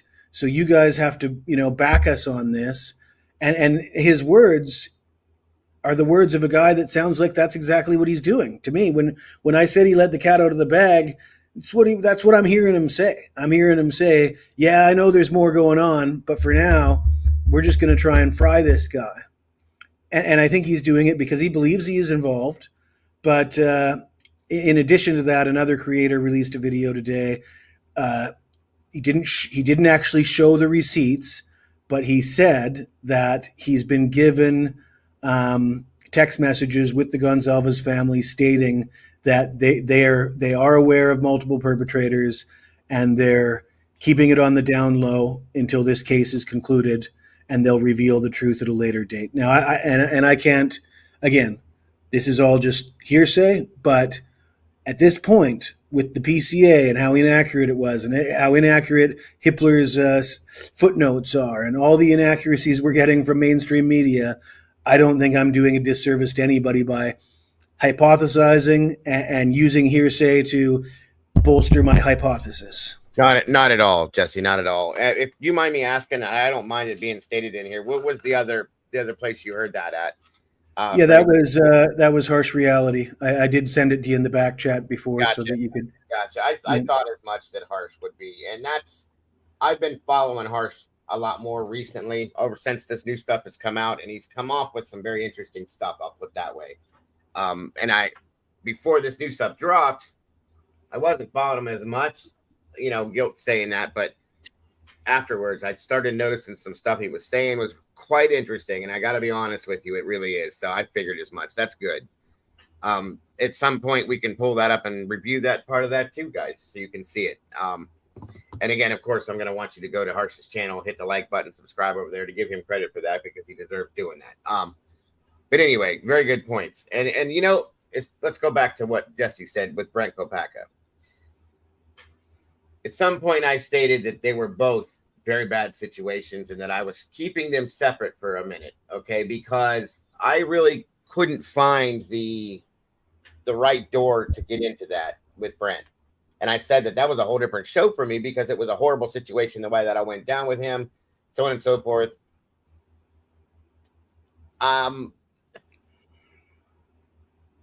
He was inserted the way Jesse said, folks, if you think about it. And that says something. It makes you wonder. So it made me wonder. There's a few things. This is a whole different show, a whole different reason for talking about this. But it is quite interesting how Brent Kopacka's name and it hasn't left so many people's minds with this case. It's interesting. You don't just forget it. It doesn't just go away. There's reasons for that, okay? I don't know how true it was. It was also told to me, and this is something, again, I can't find any proof of it. That's why I don't really talk about it. So I'm calling this a rumor that was put out there, that Brian's number was found in Brent's phone. I don't know that that's true. So please don't take that as a factual piece of information. I'm going to call it a rumor. I'm going to even say that I don't know that it's true. But as Jesse brought up earlier, just a few minutes ago, I very clearly heard during a hearing, a Brian Kohberger hearing, and Kohberger, Kopacka. Kohberger and Kopacka. This is a judge, mind you, that shouldn't have Brent Kopacka's name in his mouth at all during a Brian Kohberger hearing if there's no relation. Judge clearly said the name Kopacka, and stopped and corrected himself. Now, where the hell would that even come from? Okay. We also do know that Chief Fry, Captain, I can't think of his last name, and two other officers were involved in that call the night that happened. They were there on scene with WSU police. That I found out a long time ago. So I have questions about that whole thing, and I have never truly not. I would like to respond to MB Inc. Brent says Brent Kopacka was in no way well enough to carry out these crimes. My big reveal isn't that Brent Kopacka carried out these crimes. My big reveal is that I think law enforcement is telling that to Steve to keep him quiet, to make him play ball, because that's the only thing that makes sense in my brain of why Steve is now changed his tune. And because it's quite clear that Steve has changed his tune. He's playing with the state. He's playing ball with them. They've obviously got him in line somehow, and that's the one thing that makes sense. He's made a lot of statements that would allude to that. Then we got Harsh Reality coming out with apparent receipts that are still just a rumor at this point, because we can't just take Harsh's word for it, even though, no offense to him, but until you see the documents.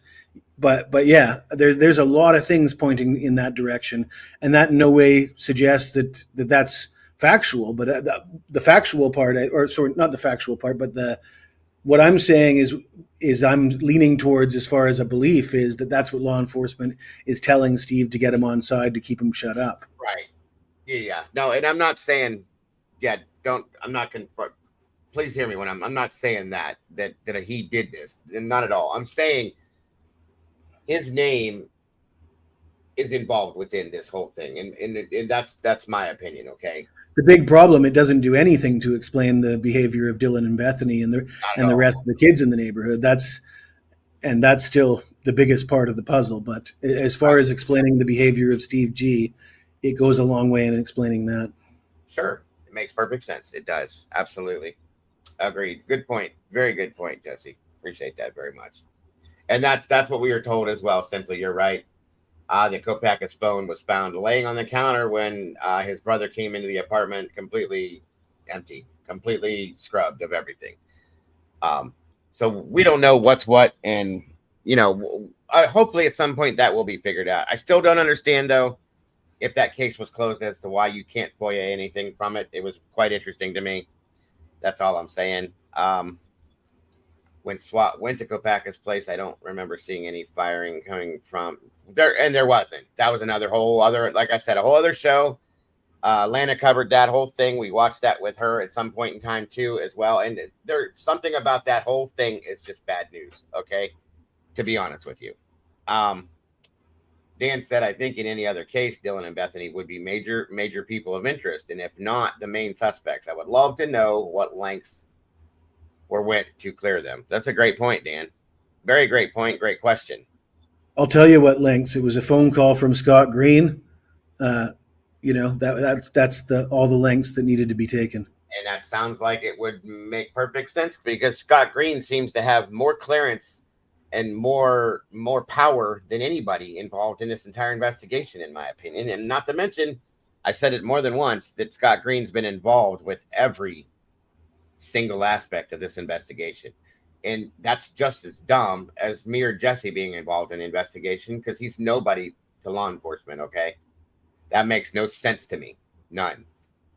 Never will. And I've never thought that was okay. And it doesn't, it just, you don't see the president of a college involved in a criminal investigation, whether it's his college or not.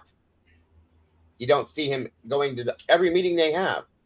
Every meeting they have, the man's involved in it. That shouldn't be. Okay. Just remember that. So again, that's all I'm saying. Yeah. That's what we're doing. Yeah, 100%. As a father myself, if I was really hoping, and I was in your situation, I'd probably be in the same boat, my man. Doing everything I possibly can, having as much attention as I possibly can get before it turns into like some. And before I lose the thought, one more thing, I want another statement about Scott Green. This man wrote a book that had one chapter of the book was about what happened with the murders. There's no trial yet. There's no nothing at this point. Okay. When he wrote this book and put it out, I don't understand why. Why did that have to be part of your book, sir? And why did you have to put everything you put in that chapter? I've not seen it yet, but I will. I think Heather emailed it to me. I didn't get a chance to go through it yet. That just doesn't make sense to me. It shouldn't have been something first that was allowed before. And then, Howard Bloom did the same thing, of course, but none of that stuff should be allowed to be put out until there's a trial, because there's no true answers to what happened at this point. And that makes things worse, in my opinion. It shouldn't be able to be done, but it was. So there's that. And there's many other things and questions I have about Scott Green that I've always had, that I'm just not comfortable with the answers that I come up with for myself. So, let alone what you hear from others. So I just wanted to throw that out there too. Sort of cold case, because I can fairly positively say that that may have been a fear at one point that they weren't going to catch this guy? Yeah. I mean, you all hear about the truck driver or, the rambling guy who just comes through your town. You know how hard it is when somebody who's not doesn't have any connections to your community, and this individual didn't have any community. He didn't have a history. He was just moved out there. So those are the hardest cases. I've become very obsessed with working with legislators over this because I'm like, something long-standing that we can do to help these children this happened to them is we can pass some laws that can help make it harder for somebody to come into our community and do something like this again. And one that's always been in the back of my mind, I've never worked on it, was just registering like truckers. If you're going to be an interstate trucker, you probably should have your fingerprints or something done into a system where you know just because there's just so much. It's impossible to ask a local police officer to investigate some guy who comes into your community for a couple hours and you're never going to see him again. Yeah, 100%. A lot of, well, the defense has brought up that they have a full of alternate suspects, and I know they have some blood on a handrail, and I know they have some other persons that they might look at. Maybe perhaps an incident that may or may not have occurred at Signakai. I don't know if it did or didn't. Have you heard anything about that situation, or is that just all rumor? It's all rumored BS. I mean, he was with his sister, man. These kids are so good. I mean, he was being his little date for his sister. I mean, wow. You see so many brothers and sisters fight and you can't stand each other. And these guys were choosing biting him over for like a dance to be around their brother. So it just goes to show how close these kids were. But yeah, I haven't heard no real any truth to any of that. Another person that I think that the defense might look at is Jack, and a lot of reason might be just because he was with the girls that night at the corner club. He was the person that was getting phone calls. A lot of people still suspect that those phone calls may have been somebody else, without going into any details because that's their business. But did you hear any voicemails, or was it just text messages? Was there like proof of life at the time when those voicemails or calls were made? The phone stuff was investigated by Christy and Olivia, so I wasn't around when they actually got into those things. I seen some of the screen captures, but I don't. I'm trying to help people understand how we know for a fact that Jack's not involved. Um, there is the whole cast went into that neighborhood. Okay, now this statement here bugged me a bit. Okay, listen to this again. Without going into any details because that's their business. But did you hear any voicemails, or was it just text messages? Was there like proof of life at the time when those voicemails or calls were made? The phone stuff was investigated by Christy and Olivia, so I wasn't around when they actually got into those things. I seen some of the screen captures, um, but I don't. I'm trying to help people understand how we know for a fact that Jack's not involved.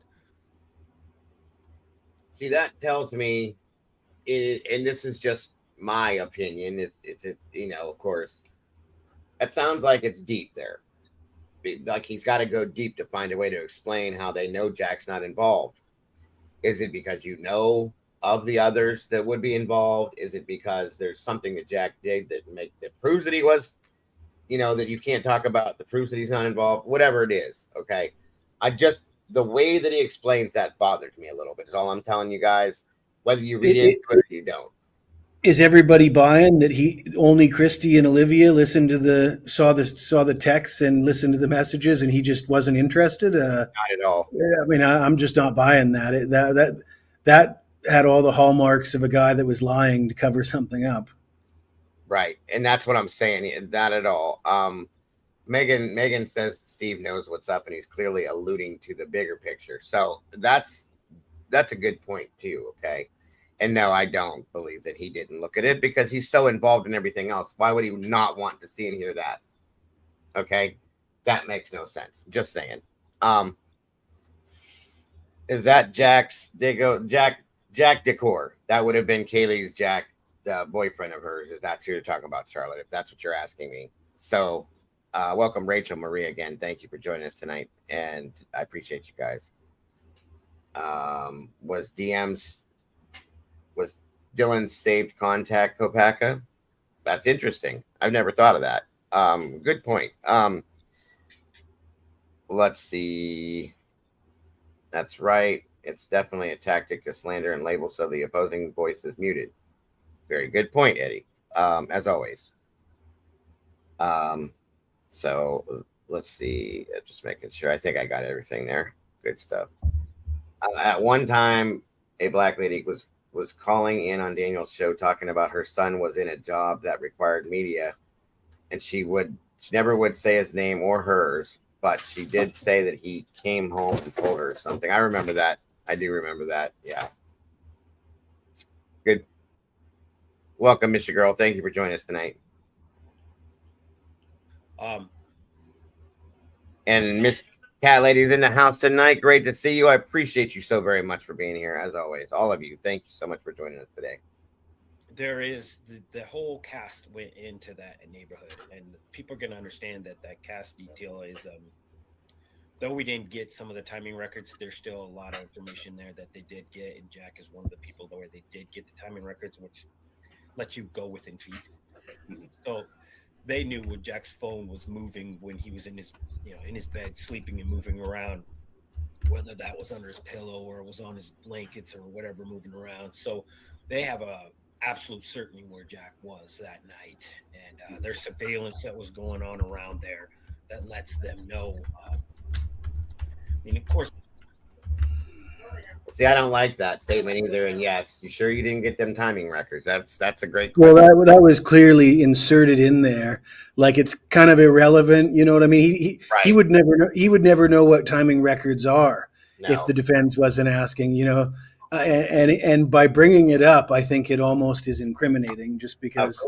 Yeah, makes perfect sense, Jesse. Makes perfect sense. Well, what was the metaphor I used the other day? A kid with a half-eaten cookie in his hand and chocolate chips stuck to his face, saying that he didn't eat the cookies. You know, that's what it sounds like to me. Bingo, 100%. Absolutely, great way to put it too. What the heck was I gonna say? Oh, so we know how cast works, folks, to an extreme almost now. About the range of area that cast explains, and they're talking about. Now, here's something that bugs me with what he just said, that the cast would encompass the whole neighborhood. Can't talk tonight, sorry. And we've been told that they weren't able to pinpoint with the cast information within a few hundred yards or whatever it was. Don't quote me, but we know what we're saying. Like, it wasn't right here. So making that statement that the cast does not point out that Jack's rolling around in his bed with his phone, it doesn't get that accurate. Okay, you can't, based on what we've learned. It doesn't go that close to home. So there's something else there that tells that, not that, in my opinion. That's all I'm saying. Remember that. And Steve's the kind of guy that tells on himself when he starts talking, because he says these things that don't add up, and it sets alarm bells off that he's being dishonest. 100%. Because guys, we went through how much different stuff with this cast where we couldn't pinpoint down to the someone taking steps or feet or inches. No, guys, it's a wide range. That's how that works. So that statement alone tells you it's something else, in my opinion. That's all. Of course, he could sneak up in the attic and go through the crawl space. You could always, you could do these YouTube crazy scenarios where he got out of the house without triggering any of the surveillance that they had. But realistically, there again, what surveillance are we talking about? Okay, because there was no surveillance that we knew about. There was no surveillance that knew exactly where he was or where they were, other than the cameras on the houses for the house. Going to be interesting to see. It's going to be interesting to see what surveillance. Right. And I know there were people that said, well, he could have came out his window and went through the backyard because they only lived literally diagonal through the backyard, so on and so forth, and came around the fence and came through. Granted, that's great. Yes, I'm not saying that was true, but that was there. But again, see, Terry caught it too. What surveillance are you talking about, Steve? And why? Without triggering the surveillance that they had. One more time. Where they did get the timing records, which lets you go within feet. Mm-hmm. So they knew when Jack's phone was moving when he was in his, in his bed, sleeping and moving around. Whether that. So did he just say that they did get the timing records? And that's how they know that Jack, within feet, was moving around in his bed? Is that what he just said? Where they did get the timing records, which lets you go with. I guess they did get 3,000 sets of timing. That was what part of the 3,800. Yeah. Yeah, that was part of the thing. They got it. They basically got everybody's timing records except for Brian's, right? All the Brian's. Imagine. So once again, I'm just saying we're throwing Jack into the 3,800 now too. So there's that. Okay, just to clarify. Didn't have any community. He didn't have a history. He was just moved out there. So those are the hardest cases. I've become very obsessed with working with legislators over this because I'm like something long-standing that we can do to suspect that those phone calls may have been somebody else without going into any details because that's their business. But did you hear any voicemails or was it just text messages? Was there like proof of life at the time when those voicemails or calls were done? The phone stuff was investigated by Christy and Olivia, so I wasn't around when they actually got into those things. I seen some of the screen captures, but I'm trying to help people understand how we know for a fact that Jack's not involved. There is the whole cast went into that neighborhood, and people are going to understand that cast detail is. Though we didn't get some of the timing records, there's still a lot of information there that they did get, and Jack is one of the people where they did get the timing records, which lets you go within feet. Mm-hmm. So they knew when Jack's phone was moving. So we do know they got the 3,800. Okay, that's been stated. We went through that. So we're now throwing Jack into the 3,800 mix. So everybody in this whole area, folks, everybody except for Brian. Which tells me, well, yeah, of course not, because you know why? Brian wasn't there. Brian didn't ping off those towers. Brian was in a whole other area, okay? And that's why he wasn't in that 3,800. Period. But whatever. I'll leave that there. That's another show. When he was in his bed, sleeping and moving around. Whether that was under his pillow or it was on his blankets or whatever moving around. So they have a absolute certainty where Jack was that night. And there's surveillance that was going on around there that lets them know. I love it when Eddie's sarcastic. I just do. You don't need to convince me Jack isn't involved. He sleeps with it taped to his arm, and when he tosses and turns, we know all about it. Thank you, Eddie. I love it, dude. I love it. Anyway, good morning, Miss Angel D. I hope you're feeling better. Good to see you. Good to have you here. You don't know if Jack left his phone in his bed or when nobody knows. That's what I'm saying. We don't know that. And you cannot clarify and verify that you know that unless you know something else. So if you do, then state that. But if you don't, then stop saying things like that is all I'm saying. Great stuff. Great stuff, Eddie. Again, too funny, bro. I love it. Of course, he could sneak up in the attic and go through the crawl space. You could always, you could do these YouTube crazy scenarios where he got out of the house without triggering any of the surveillance that they had. That's what I'm asking right now. What surveillance are we talking about? That's never been brought up before. That's kind of interesting to me. What type of surveillance do you have that you're bringing that into this type of a conversation? Okay. That's quite interesting to me. And that's unless you were there, you don't know. Great point, Wisdom. So anyway, and that's what I've always wondered right there, Angel. I wonder if Jack, I love your icon, by the way, from Happy Days. If JD was with a lady friend, and it would explain why he's rolling out of his bed, ignoring his ex-girlfriend, calls, in my honest opinion, pure speculation, as is everything that we're talking about. And I thank you for your input, Angel. Thank you very much. Very interesting. All right. But realistically, they know exactly where he was. Now, is he going to be an alternative suspect? Or well, hopefully they don't put him through that. But if he does, he'll be coming into that courtroom with us right by his side, and he'll probably be staying over at our house at our Airbnb. So, how's he doing? Yeah, it's a waste of time, but she can only have certain kinds of suspects. The suspects have to play a part. They have to have some kind of evidence of being in that house. And a house with 6 different girls, there's going to be a lot of suspects. That qualifies a lot of people that could justifiably be in that home. Mm-hmm. So that's what she's going to do. But I go back to my Idaho community and some of the things that I've already heard grand jury members talk about and hear and speak, whether it was Blum or some of the other people that recorded some of the things they said. These guys aren't stupid. These women aren't stupid. They know a suspect when they see one. Yeah. I remember one of the greatest questions that one of them asked was, I think they said they asked the judge to verify if he ever had a fishing or a hunting license since he bought the K-bar, since it was delivered to his house, and he did.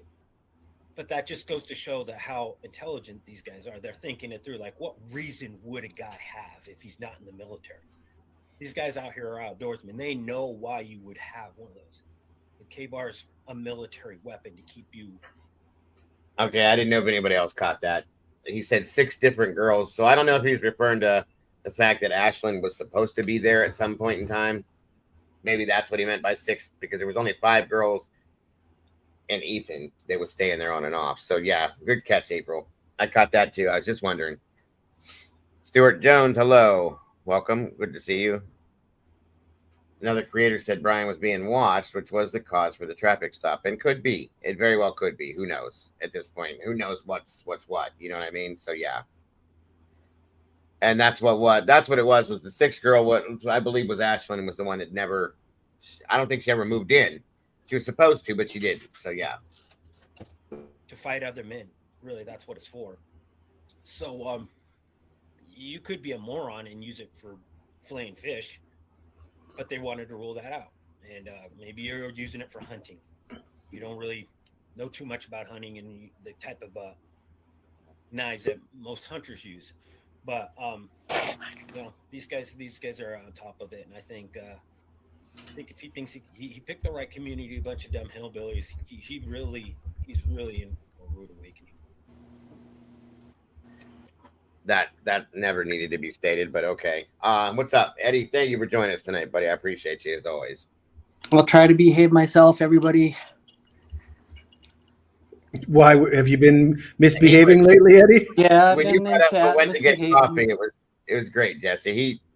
Eddie's very on point and very like good boy type stuff when he talks, and when he throws sarcasm out there, it catches me every time, and I love it. It's hilarious because he made a statement up here a little bit ago. As soon as you got up, he said it. It said, "Oh God, let me pull it up for you again." It was hilarious, but I love it, dude. I love when you do that because it comes out of nowhere. It's completely out of left field. He said something about, here it is. Don't need to convince me that Jack isn't involved. He sleeps with it taped to his arm, and we know when he tosses and turns. We know about it. That's great every time. So good stuff, Eddie. I got a question for Eddie. Yeah. Eddie, in the comments about, 10 minutes ago, somebody commented that Scott Green paid Howard Bloom to gaslight us with all his writing. Would you write that off as just complete nonsense?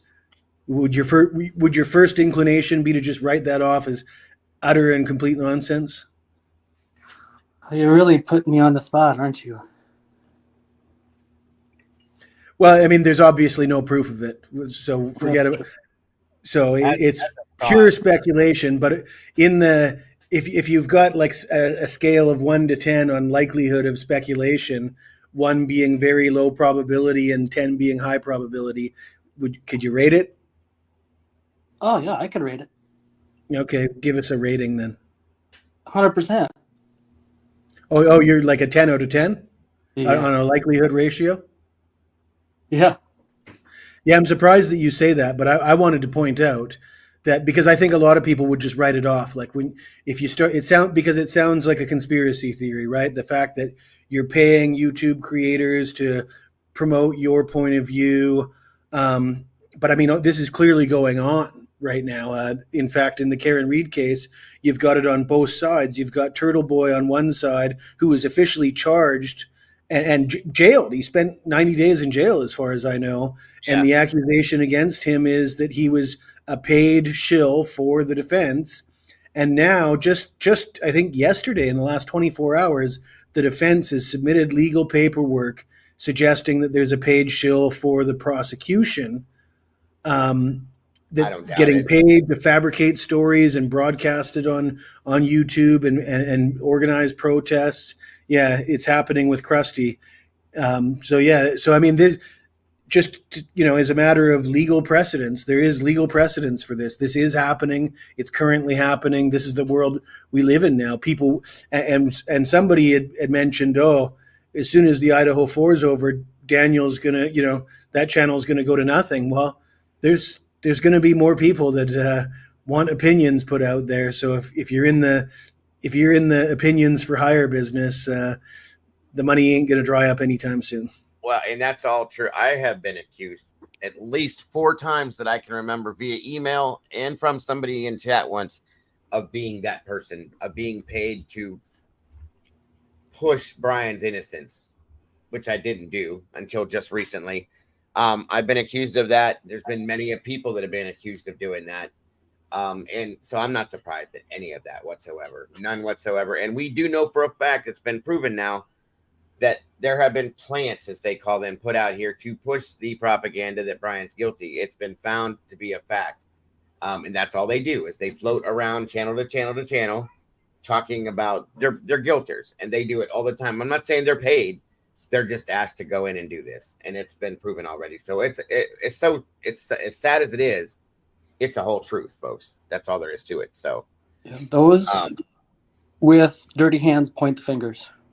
Yeah, exactly. Bingo. No, think of it. So, we saw this especially early on, where, say, a guilter, we won't say who, but so everybody in chat has got something to say, and everyone in chat is saying something. But if you throw money at it and do a super chat, and then you have your, if you're a guilter, you have your comment read, then it will be front and center, and it'll be there for everyone, in everyone's face, right? You throw $5 at the creator.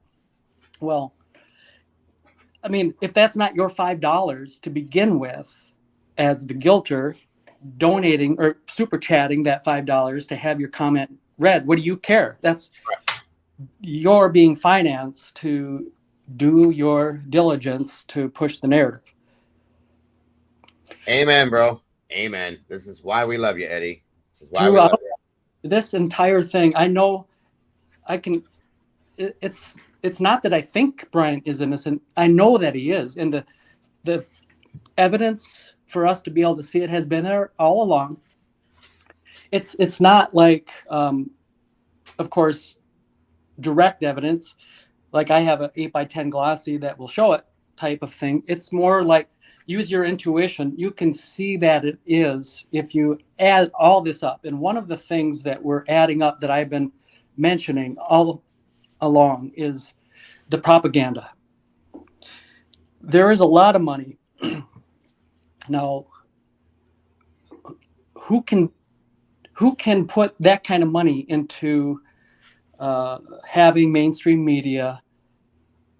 Because let's face it, the personalities and the news broadcasters and anchors and journalists, that are out there are very intelligent, and they don't believe for a second what they're saying, but their producers tell them what they're going to say, and if they want to protect their paycheck, they will say the narrative, and that's what's happening. But their level of intelligence is don't underestimate it. They're not foolish, and they're not. It's not that they're that's not that they're not following the case. They probably know as much about the case as we do, but they're pushing out the nonsense, and why wouldn't they? It pays well. Right, and that's bingo, right on point once again, Eddie. And again, this question that Wade just put up here: why is Hitler the assigned judge, and does he have any criminal experience? This is my question to the world, folks, all of you. This is my question. Thank you for asking. Judge Hitler, I'm pretty sure almost all of his cases consisted of medical malpractice suits. Okay. Again, where he worked alongside the prosecution, per se, basically side to side. Why would you pull a man that deals with nothing but that out of retirement and put him into a death penalty case on a quadruple homicide? That made no sense to me. Of all people, you couldn't have found anybody else qualified besides somebody that deals with that instead of this? I don't understand that. And I could be stupid, okay? I could be stupid, and that's okay. I'll be stupid for not knowing the answer to that. Or it's just there was a specific reason that he was pulled. I don't know, okay? And I'm not trying to play into a conspiracy here. All I'm trying to tell you is I can imagine there had to have been better judges, more qualified for this, that would have been able to do that. Now, I was told he was pulled out of retirement. I can't verify that. I haven't been able to verify that. I don't know. Anybody that can, let me know. So I don't understand that. I don't know that at all. But anyway, medical malpractice, quadruple homicide. Real quick, just go ahead, Eddie. For the record, Jack has nothing to do with this. So I don't think he does either. I never have. Yeah, I was just having fun. But is it Jack that Steve is referring to, saying if Anne has alternate suspects? He seems to slide into one thought into the next without really being clear sometimes. So was he talking about he Jack? dodged the question. So he was asked the question, but that wasn't the question that he answered, right? Didn't he go immediately into these kids are so good? Yep. But we're not talking about you know what I mean? Like that's a changing of the subject almost. It's like your Anne's and that's what Hitler does. Anne submits illegal documents asserting one thing, and Hitler denies it based on her asserting something that she was not asserting. Or Cy Ray, Cy Ray's document, his response to that. It's like he's responding to the question that he wanted to be asked, not the question that he was asked. Yeah. Yeah, I think it is Jack that Steve is referring to when he says he's welcome to stay in our bed and breakfast. Yes. Yeah. And he said he was going to. He said he's coming there. He'll be there for the trial, and he'll be staying with us at our bed and breakfast. Okay. But the way he segued into it is like if Anne has if he must be an alternate suspect, then he's welcome to stay at the B&B with us. Exactly. And again, I don't believe he is. I don't, truly. I don't believe Jack had anything to do with this, you guys. Some of you may disagree, and that's fine. But I've never had a feeling that he did. That's just me. So good point by MB Inc. He also dodged the question about whether Kaylee was still living at the house. He didn't really answer that, did he? Never answered it. Didn't. Nope. And all just he said for its worth. More. How did you say it, Jesse? She's been staying at our house more often. That's all he said. Never said she moved out. Go ahead, Eddie. Yeah, and just for whatever it's worth, there'd be zero chance that Anne would say or suggest that he is one of the alternate suspects. I mean, wait, say that one more time. Well, he's insinuating that Anne would possibly suggest Jack as being an alternate suspect. If I heard what he said there right, basically, yeah, that's what he's saying. I agree. It's hard to imagine that Anne would be able to present enough evidence to Hitler that Hitler would ever allow that. She'd be barking up the wrong tree, I think, if she'd tried that. I think, just like everybody else, I think that Steve underplays Anne for what she actually truly is doing and what she can do. I don't think he's got anywhere near enough faith in what she does.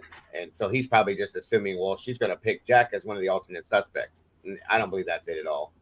I don't believe that she believes that he's one of them either. So that's basically what I believe his assumption is. Which is Kopacka's got to be one of the alternate suspects, I think. I can agree with that.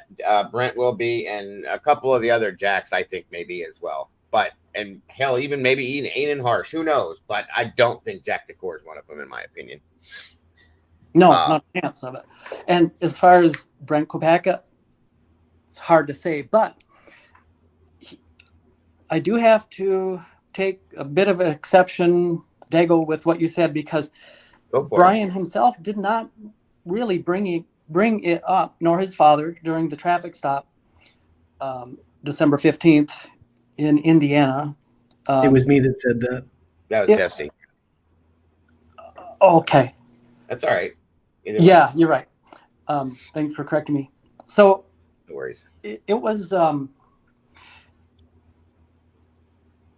It was the event itself that there was some, but he didn't name him by name. They never said the name. They said there was a shooting at WSU. Right. Yeah. So they referenced the event. Right. I mean, could it be possible that Brian knew who the SWAT involved? It's possible, but that would be us just speculating. He might have just got because he was a WSU student, that all students got some type of a notification on their, as a text alert thing. I don't know. Gotcha. Hard to say how we found out. Thank you. Good point. It's a good point. Wisdom said that DM Judge Hippler is a 4th District judge appointed in 2013 by the governor. 1 second here. Yeah, Judge Stephen Hippler, judge for Ada County, where he handles. So he's not. He wasn't retired then at the time. Either way, okay. And he presides over mental. We'll look at this after the fact, but still, yeah. He handles felony and civil cases exceeding $10 million. He also presides over mental. Okay, we'll look into that next. But thank you for finding that. I really appreciate that, Wisdom. Let's see here real quick.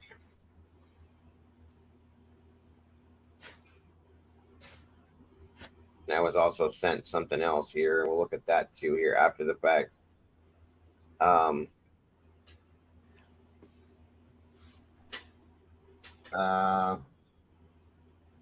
Okay. Sorry, guys. All right. Great points, everyone. As always, thank you so much.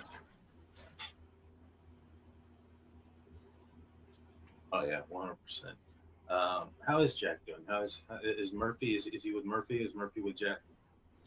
Yeah, they go camping. They do a lot of outdoor stuff. From what he said to us, we're hoping to do some fishing trips out here. We go into Montana. There's some lakes out that are pretty remote with some huge big rainbow trout. So, yeah, we'll plan something. We'll do something with them this summer, and every year he's out there doing something in the mountains out on these. We call them logging roads. They're just dirt roads that take you out in the middle of nowhere, and you can get away from it. I know he's going to be very stressed out. He's a very quiet kid. I mean, if you could look at somebody who would be like the least temperament to ever pull a crime like this off, it would be Jack. I mean, Jack is. Yeah. Me and Kaylee, they've been dating for 8 years, I think, and she said he had never even raised his voice to her. He had never ever insulted her in any fashion. They'd broken up for a while, and she went out with another guy, and he was so rude to her, and she was like, basically being around this guy in an hour, he had insulted me more than Jack had in 8 years. Mm-hmm. So she was like, I might not ever find another Jack again. Wait a second. Pause. It's for her mom. So I have no worries that they'll do that. I don't think it's fair, and I don't think it'll go anywhere. Yeah, well, let him know that his, he'll be in my thoughts and prayers as long as with you and your family as well. Now, Brian Cover gets arrested. How did you find out about his arrest? And when did you find out about his arrest? They called Shannon Gray, our lawyer, right away, as soon as before us, and they probably gave him like a rundown of the situation and how much they could say, and some paperwork that came along with it in an email. And so then he called us and he shared with us and said, "Hey, they've arrested a guy. Here's his name. Here's his background. There's a message that I sent you guys with some PDFs, some I think it was the affidavit and a couple other little side notes on there. I mean, it might have been some of the stuff. I don't remember exactly, but that's how we heard. It went straight to Shannon, then Shannon to us, and then we heard from Karen, and we started kind of just. We were super excited just because the next day we had a celebration of life, and we basically prayed that this person would be caught and we wouldn't have to go through that celebration of life thinking that this creep would be trying to be there among us and try to blend in and get some kind of satisfaction by watching us all suffering. Yeah. I didn't know it was that much earlier before the celebration of life. I'm assuming the first thing that you're doing is researching this guy, and there's something called the Andrew Garrett discovery. Are you familiar with it? I sure am. Yeah. And it sure does seem like you guys were on the same page as far as the possibility of a social media account potentially belonging to Brian Koberger, following some of the victims of your daughter and Maddie and Zanet. Do you still feel that way, that that's the right profile and that there was some sort of following, at least on the internet, of some sort? Yeah. It was kind of confusing at the very beginning, and I'm sure it was confusing for the investigators, because I went in there one day with my family, and we were like, what happened to the LinkedIn? Why were you guys into our account? Why did you remove it? And they looked at us like we were from another planet. Eyes bulged, and we could tell they were being completely honest. They were like, we have no idea what you're talking about. Well, we later on figured out and investigated and found out that it was the FBI. So there was two parallel investigations going on at the same time. So I think, and I've been told that the FBI wanted clear lines. Like, you guys are going to be working on this stream of information. We're going to be working on this stream of information. The Stalking was one of them. When I had to sit down meetings with those FBI agents, they talked about how it was a 20-year term that they could possibly get if, because I was worried that things, I thought at one particular time maybe I could have the.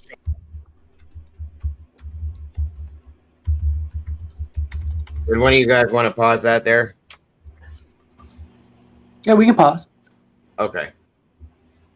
Sorry, I just saw the back chat thing a little late. My apologies. Welcome, Super Goat, Stefania. Love Goldberg's in the house again tonight. Simply Solo. I didn't get to say hello to you. Callie Dime, Kate Kearney, Lily Rose. Let's see here real fast. Terry Martin, anybody else that I haven't caught, I will catch up. Good to see you. Thank you so much for joining us again, Mr. Girl. Guys, please make sure to hit the like button as you come through the door, please, and thank you. Really, really appreciate that. Thank you. Go ahead. Sorry about that. Yeah, I made a note so I didn't lose my train of thought. I had mentioned pause it earlier, but that's okay. Because of the note, I can get us back to that thought. Sure. He was talking about Jack and how quiet he is, right? Right. He'd mentioned how quiet he is. So therefore, so he said, and that is the least likely person to do such a crime, right? Yeah. Yeah. Kind of citing because he's quiet as a reason. Well, isn't that just the ammunition that they're using against their suspect guy. They're holding. Yep. It works both ways. Kind of like we don't have to rewind to the point, but he mentioned hunting and fishing license. Mm-hmm. So if I understood him correctly on that, yeah, he bought a knife, and then to like cover for having the knife, and the knife's purpose, of course, is to use for the crime. But to cover for that, he was clever and bought a hunting and fishing license.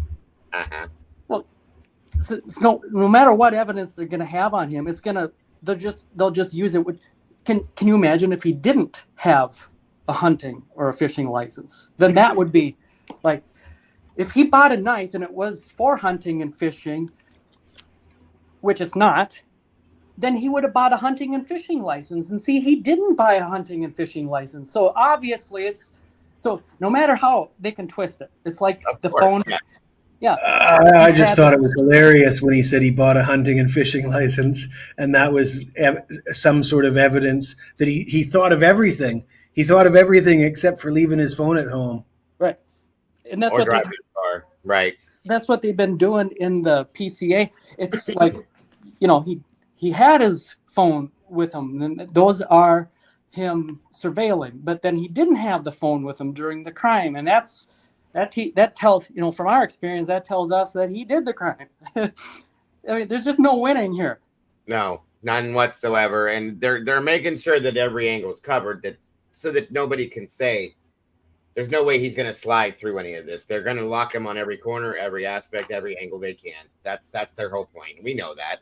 And the reason they do it is because it's highly effective with a certain group of people. You can see them in the comments sitting there saying, well, how do you explain the DNA? How do you explain this? Mm-hmm. And I mean, that this is how you explain it. They keep on throwing stuff out there and interpreting it a certain way. And if all you do is take it at face value, then it seems like a mountain of evidence when it's actually just. Why did they send a bugle? Yeah, right, exactly. And why did they send a bugle swab instead of the sheath itself? Why can't they explain that? Because it's a piece of the only piece of evidence per se. Why did they not send that off to make sure that was done correctly? They sent a swab. Well, I could have swabbed anything that belonged to him at that point. Okay, that was when I was done with this at that point. So there's that too. I'm just saying. Anyway, yeah, 100%, Eddie. That's fact too. So no matter which corner you turn to look around, they're gonna have another answer. You go back the other way, they're gonna have another answer. Welcome, Fizzy Cake, as well. Good to see you. Yeah, and how did it double in size? That's something I've always wondered, especially with the type of DNA it is. That's interesting. But hey, not to belabor the point, but just him sitting in courtroom is it's impeccable. He couldn't do a better job for himself. And of course, they're using that against him. Well, because he's quiet, like you said, and because he sits a certain type of way, like but he's autistic. But that doesn't matter. Okay, that means nothing to this. So got it. Yeah. Okay. We'll press on, unless Jesse wants to add something. I'm good. Those are great points too, Eddie. I appreciate you making that statement as well. The charges dropped on Kaylee and picked up at the federal level, and then there would be and then Shannon to us, and then I'm going to back up just a few seconds here so we don't get lost in what he was saying and come back to it. We heard from Karen, and we started kind of just, we were super excited just because the next day we had a celebration of life, and we basically prayed that this person would be caught and we wouldn't have to go through that celebration of life thinking that this creep would be trying to be there among us and try to blend in and get some kind of satisfaction by watching us all suffering. Well, and it's sad to say that obviously still happened, because the guy that was arrested was not the one that did this. So in turn, that battle was lost, in my opinion. I'm just going to say. And I'll it was that much. I'll renege on my promise. I'll just add another example. Go ahead, bud. As it turns out, Brian wasn't at that celebration of life or the vigil or memorial, right? Nope. So that is definitely a sign of his guilt. Yeah, right. But if you would have been there, if he would have been there, can you? Bingo! He'd have been guilty too. Yes. Like you said. Boy, you're in one of them moods today, ain't you, bud? I love it. I'm ready. Yes. Yep. Absolutely. Love it. All right. But yes, great point. If Brian would have showed up at the vigil of the memorial, there it is. That's why we know he's guilty. But because he didn't show up, that says he's guilty too, folks. There it is. The dual-edged sword. I got one more point because the chat's going on. There's certain people in the chat suggesting that how do you explain this and how do you explain that? Of course. I just want to point out that if you watch enough other trials, you can listen to it being explained by the prosecution in other trials. For example, the DNA in the Delphi trial, I believe they found touch DNA on the clothing of the little girls, and they were asked, did you test that DNA? And they said no. Why didn't you test it? Because it was touch DNA. It's really irrelevant. It's not very relevant to the case. So they didn't even, so we're talking on deceased children, victims, touch DNA on their clothing that was not tested because that type of DNA is not relevant enough to even bother testing it. And that's the same kind of DNA they have on Brian. So, right. And I think almost every piece of evidence, the cell phone data, again, you watch the Karen Reed trial and you see the inaccuracies and the wildly different stories. It's hard to, after watching that, it's hard to trust the cell phone data. You know, and not only that, all these experts, like they're going to parade experts in, and even the ones that talk, the talking heads on television, the Ashley Bamfields, the Jennifer Coffendaffers, Nancy Graces. I bet you if you dig through the archives, you can find them stating unequivocally, touch DNA is meaningless. I know I've seen Ken Maines.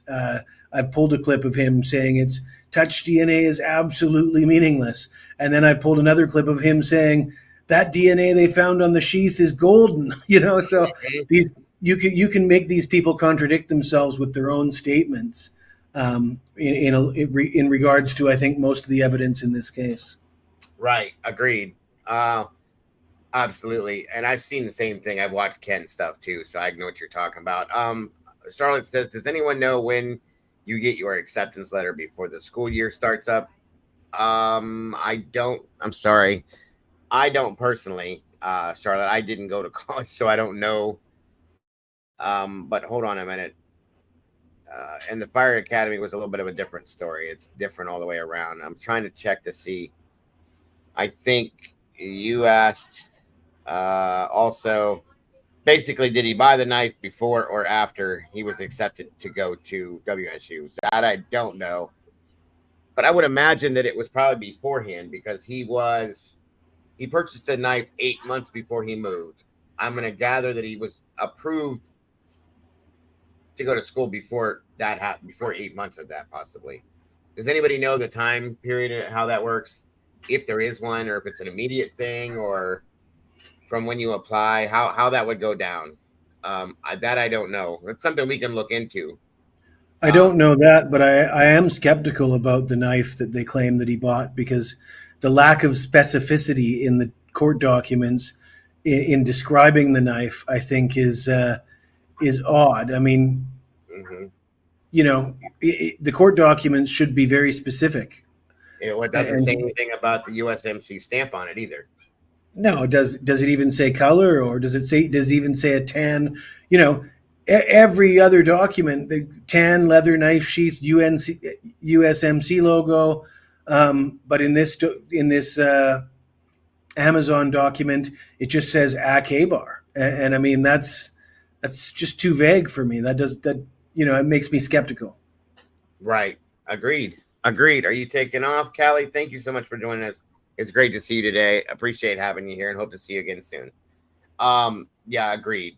So That I do not have an answer to. We will look into that and see what the odds are, or what the, you know what I mean, what the time span would be. So that's a good question, though. It is a good question. And again, like with Jesse, I do agree that I have doubts about that as well. So, can you explain which part, Stefania? Stefania? I'm sorry. Which she part? Seemed to not believe my comment about how vague but I mean, I guess to reiterate, if you're going to say that you have evidence that somebody's got a weapon that was used in the crime, you would want to say that it matches exactly the sheath found at the crime, which is a tan leather. It should say, we have documents proving that Brian purchased a tan leather knife and sheath with the USMC logo on it. And why would it not say that? You don't. It wouldn't, if you had a gun in a crime, you wouldn't say we found him with a gun. You'd say you found him with a 45 caliber. You'd give the details. You get really into detail to say we found the same type of weapon. It matches the ballistics. You wouldn't just throw that out there. We found a K-bar. Doesn't make sense to me. And again, that statement there, Stefania, I'm sorry, with all due respect, that's not correct. It said that he left a lot of his skin cells on the sheath and they were able to pull a whole profile. That's not true. I mean, unless you consider, what was it, 1/10 of an octillion? Is that what it was? Something like that, which is a less than the tip of a needle is what they found there. Okay, so that's not a lot. And that's not enough to build a whole profile with. That's why they had to do it the way they did it. Otherwise, they could have built an entire It profile. really sounds like Stefania just wants him to be guilty. A lot of the comments in there, it's the exact same knife. It's, unless Stefania is privy to information that nobody else is. That's the thing. And we don't know what knife it was because there's never been a weapon found, just a sheath for a specific type of weapon. And again, that you can't kill somebody with a sheath. It has to be an actual knife that would go in the sheath. And that was basically, in my opinion, what you would call an assumption, because the sheath is there. So you have to relate it to that. Wait a minute. I was simply replying, and that's fine. It's fine that you said they never said the same knife. Well, they haven't. That's the thing. They just said, well, first it started with a sharp-edged object, and then they moved to a knife. Thank you, CJ. We appreciate that. And then no, everybody has the right to their questions and their feelings. I try to answer the questions the best I can, with what knowledge we have. So we don't know that there was a knife, though. That's a problem. There was a sheath that belongs to they stated a USMC stamped K-bar knife sheath that was found at the scene. And they were attacked with a sharp edge object. That's all we know. There's never been anything more than that proven. It could have been any type of a knife. It could have been something that looks like a knife. It could have been something that was turned into a knife. It could have been anything that works in the same aspect that a knife does. My point was, if in the PCA it says a tan leather knife sheath with the USMC logo was found at the scene, and then in the recent court documents for the Amazon purchase, it says purchased a K-bar on Amazon, and it doesn't say a color, it doesn't say a logo, and to me, you refer to it as a tan leather knife sheath with USMC logo in the PCA. It should match that in the documents for the Amazon, and if it doesn't, it begs the question, why doesn't it? That's my point. So I'm not saying it's not the same knife. I don't know what knife it is. I'm saying the documents don't match. Agreed. Absolutely, makes perfect sense. Absolutely, and that's right. That's what I thought you were saying. I was just referring to the the knife statement. If you go back and look to the search warrant, you will see the description of it way before BK.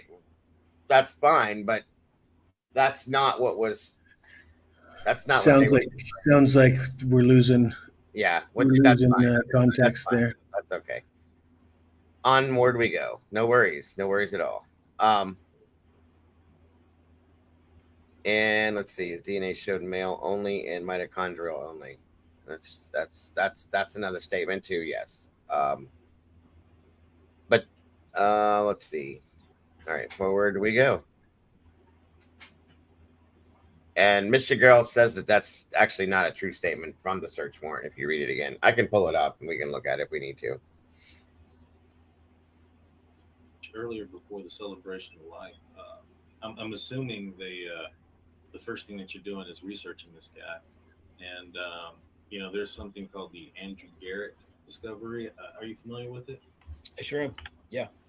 And it sure does seem like you guys were on the same page as far as the possibility of a social media account potentially belonging to Brian Koberger following some of the victims of your daughter and Maddie and Ben Tannen. Do you still feel that way, that that's the right profile and that there was some sort of following, at least on the internet, of some sort? Yeah. It was kind of confusing at the very beginning, and I'm sure it was confusing for the investigators, because I went in there one day with my family, and we were like, "What happened to the LinkedIn? Why were you guys into our account? Why did you remove it?" And they looked at us like we were from another planet. Eyes bulge, and we could tell they were being completely honest. They were like, "We have no idea what you're talking about." Well, we later on figured out and investigated and found out that it was the FBI. So there was two parallel.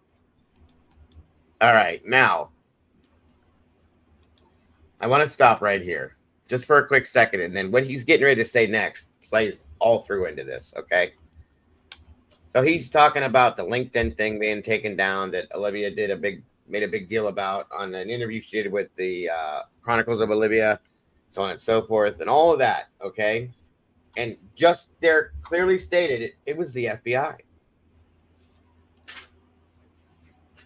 That's hard to imagine, folks, that the FBI, I'm in Eddie's mood tonight with the sarcasm, that the FBI is involved in anything, but okay. So that statement comes out right there. And then just pull it back just a quick second. And then what's the rest of what he says? I want you to hear it.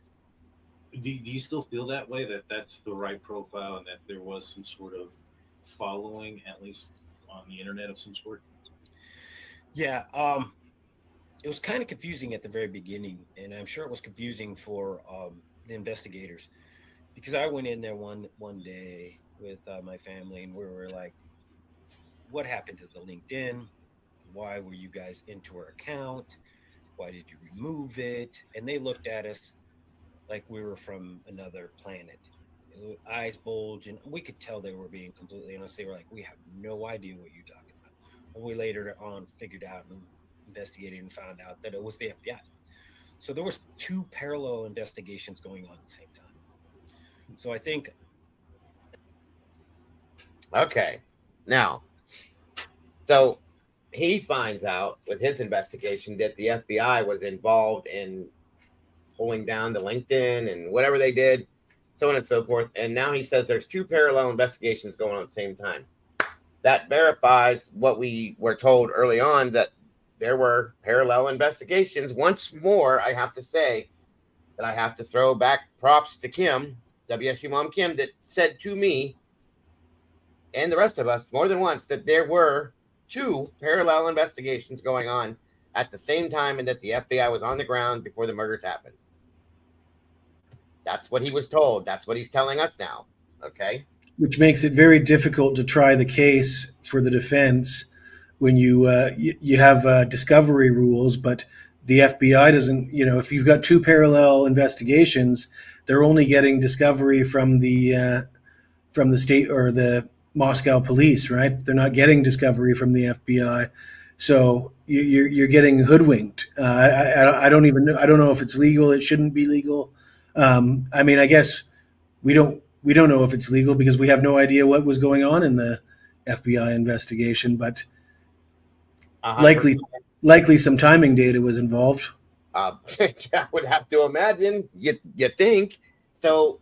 There we go, folks. There, from the mouth of Mr. Goncalves himself, is verifying that there were two, not one, but two other parallel investigations going on before the murders happened. Okay, so we know, and that in my opinion verifies the FBI being on the ground. There was a statement of more than 50 agents were on the ground in Idaho, in Moscow when this all happened. These other two investigations that the FBI was fudging around with Kaylee's LinkedIn accounts and other things. What else were they messing with? What else were they doing? Does that play into this, guys? Think about this for a minute. Think about it for a minute. The FBI does what they want to do, when they want to do it, how they want to do it, and with whatever they want to do it with, okay? That's their right. That's Federal Bureau of Investigation for reasons. So that being said. Except with timing advance. That's the only. Of course. Yeah, the timing advance. I love you today, dude. The timing advance stuff, they don't. But yeah, okay, whatever. Anyway. So what I'm saying is that, to me, that statement alone is huge. It's huge because it says something that we've all thought about from the beginning, something that we've all kind of bounced around because we weren't sure. And now it's being said again. Okay. It's truly, in my opinion, probably one of the most important pieces of information coming out of this interview, because it relates to the entire investigation as far as I'm concerned. It relates back to what we've been told about the FBI throughout all of this whole thing with the DNA, with what they said, don't do this and don't use that. What else have they done? What else have they touched? What else have they had their hands on within the investigation? And it just makes me wonder about the entire investigation at this point. That's all I'm saying, okay? I'm not trying to go down no crazy rabbit holes because I don't have to. It's right there. So just remember that was stated. But of course, they're never going to admit to it. They don't have to. That's how this works. So there's that too. But again, thank you, love. Why did they delete and only delete the LinkedIn? Why didn't they go in and mess with anything else? Was there something in that? Was there something there that related to something that had some real importance of something that wasn't to be seen? I don't know. Was Kaylee on to something that she shouldn't have been on to? Was she looking into something? Kaylee liked true crime too. And we know what we do, so she was probably doing the same thing. Was she looking at something that they didn't want her to look at? Was she talking about something that she shouldn't have been talking about? I don't know. And I'm not going to say that she was because, again, I don't know. But it's interesting that worked that way. That's all I'm saying. You can't put any kind of links in here, Stefania, unfortunately. You could send something email-wise. I'm sure they'll give you the email address, but we can't. I don't think you guys can drop links in here. If it does, it won't show me. So that's true. And there's proof of it.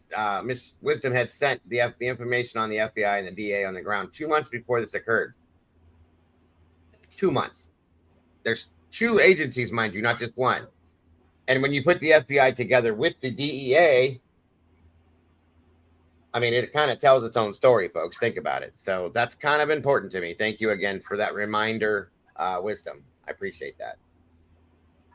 On we go. And I've been told that the FBI wanted clear lines. Like, you guys are going to be working on this stream of information. We're going to be working on this stream of information. And Stalking was one of them. There was no stalking, but okay. They wanted clear lines, meaning that they're working on this and they're working on that. So that means that the FBI is working on one thing and Moscow or whatever, the state police were working on another side of the investigation. It'd be nice to know exactly what side of the investigation the FBI was working on. That's all. When I had to sit down meetings with those FBI agents, they talked about how it was a 20-year term that they could possibly get if, because I was worried that I thought at one particular. Sorry to interrupt, but Dan makes a huge point here, guys. Dago, very interesting. The girl who was a sleuth and investigating trafficking and had reported seeing a lady that turned up in dead in a lake. It's naive to think there wasn't. Truly naive. Go ahead, Eddie. Just real quick. So I put in chat as well, but this was a team effort. They were co-located, and the defense has spent a great amount of energy to establish that.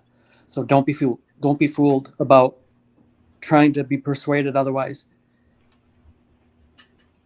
Oh, I'm not by any means, and I'm not saying that. I'm putting it out there as it's being expressed, the way it's being expressed to kind of show what is being stated or what was said. That's all. And Sweet and Salty said the same thing. The lines were crossed in her opinion. Of course they were. We can tell that just by looking at the way the non-investigation was how it happened. I'll just say it that way. And like Eddie said, no, it was an all-team effort. They were co-located, make no mistake, and don't be fooled. And like Wisdom said, the DEA, the FBI were all on the ground together for the parallel investigations. There's no way in hell that Moscow PD had no idea what the FBI and the DEA were doing in their town. That's how that works. They communicate with each other, okay? They have to. So yeah, but they don't have. Go ahead, Eddie. Sorry. This investigation was a group effort, and even though MPD is trying to play both sides of the ball, distancing themselves from anything nefarious and illegal, and benefiting from all the productivity. Right. That's a good point. Very good point, sir. It's allowing them to hide the discovery and not turn over all the evidence that they and everything they've investigated and alternate perpetrators and where the investigation was taking them, so they can just turn over what they want to turn over, and the rest they can say, well, the FBI has that. We don't know nothing about it. Well, they can all place blame on each other, and nobody has to take it for anything. You know what I'm saying? So yeah, every one of them has a place that they can throw their socks, and not any one of them has to take full effect for any of it. Is what I'm saying. So yes, and yes, Wisdom or Scott Green as well. Somebody else that is definitely involved in everything and shouldn't be at all. But yes, good point, and that says a lot to me. So once again, it's well known by early on. The FBI joined Moscow. They were there already. They were there before the murders happened. It's well known that the FBI was part of the investigation, but that's the problem, because the FBI isn't accountable in the court the way that the Moscow Police Department is. So, Exactly. So when you can't just go to the FBI and say, give us Hitler has no jurisdiction to tell the FBI what to do. So the FBI could be sitting on a bunch of evidence that would exonerate Koberger, and we'll never see it. And that's the whole point. Is that's actually exactly what's been accused. Yeah. That's exactly what's been asserted in court documents, that they do have evidence that would exonerate Koberger, and they're hiding it. You blame it on the person. The ability is here to blame it on somebody that can sit back and say, okay, and so what? Prove it. What are you going to do about it? That's exactly what it is. There's nothing anybody's going to do about it. That's the problem. So why wouldn't you blame it on that entity? Whether they did it or didn't do it, go ahead and do it, because you're not going to prove me any different. You're not going to change it. You're not going to fix it. You can't make anything happen because you can't. That's all there is to it. Okay. And that's exactly how that works. Good to see you, Walt. Dan says one, Eddie and Dago, with all the CIs being recruited, is it possible some of the controlled by gone south? Rumors may carry some weight. A lot of stuff makes sense. And of course, anything's possible, Dan, 100%. Absolutely. And that's kind of where I was leaning in that with some of that. So yeah, absolutely. 100%. And guys, let's try to make sure that what we put in here is something that is, is understood, so that it doesn't confuse people, please. Let's see here. Echo, welcome. Good to see you, Echo.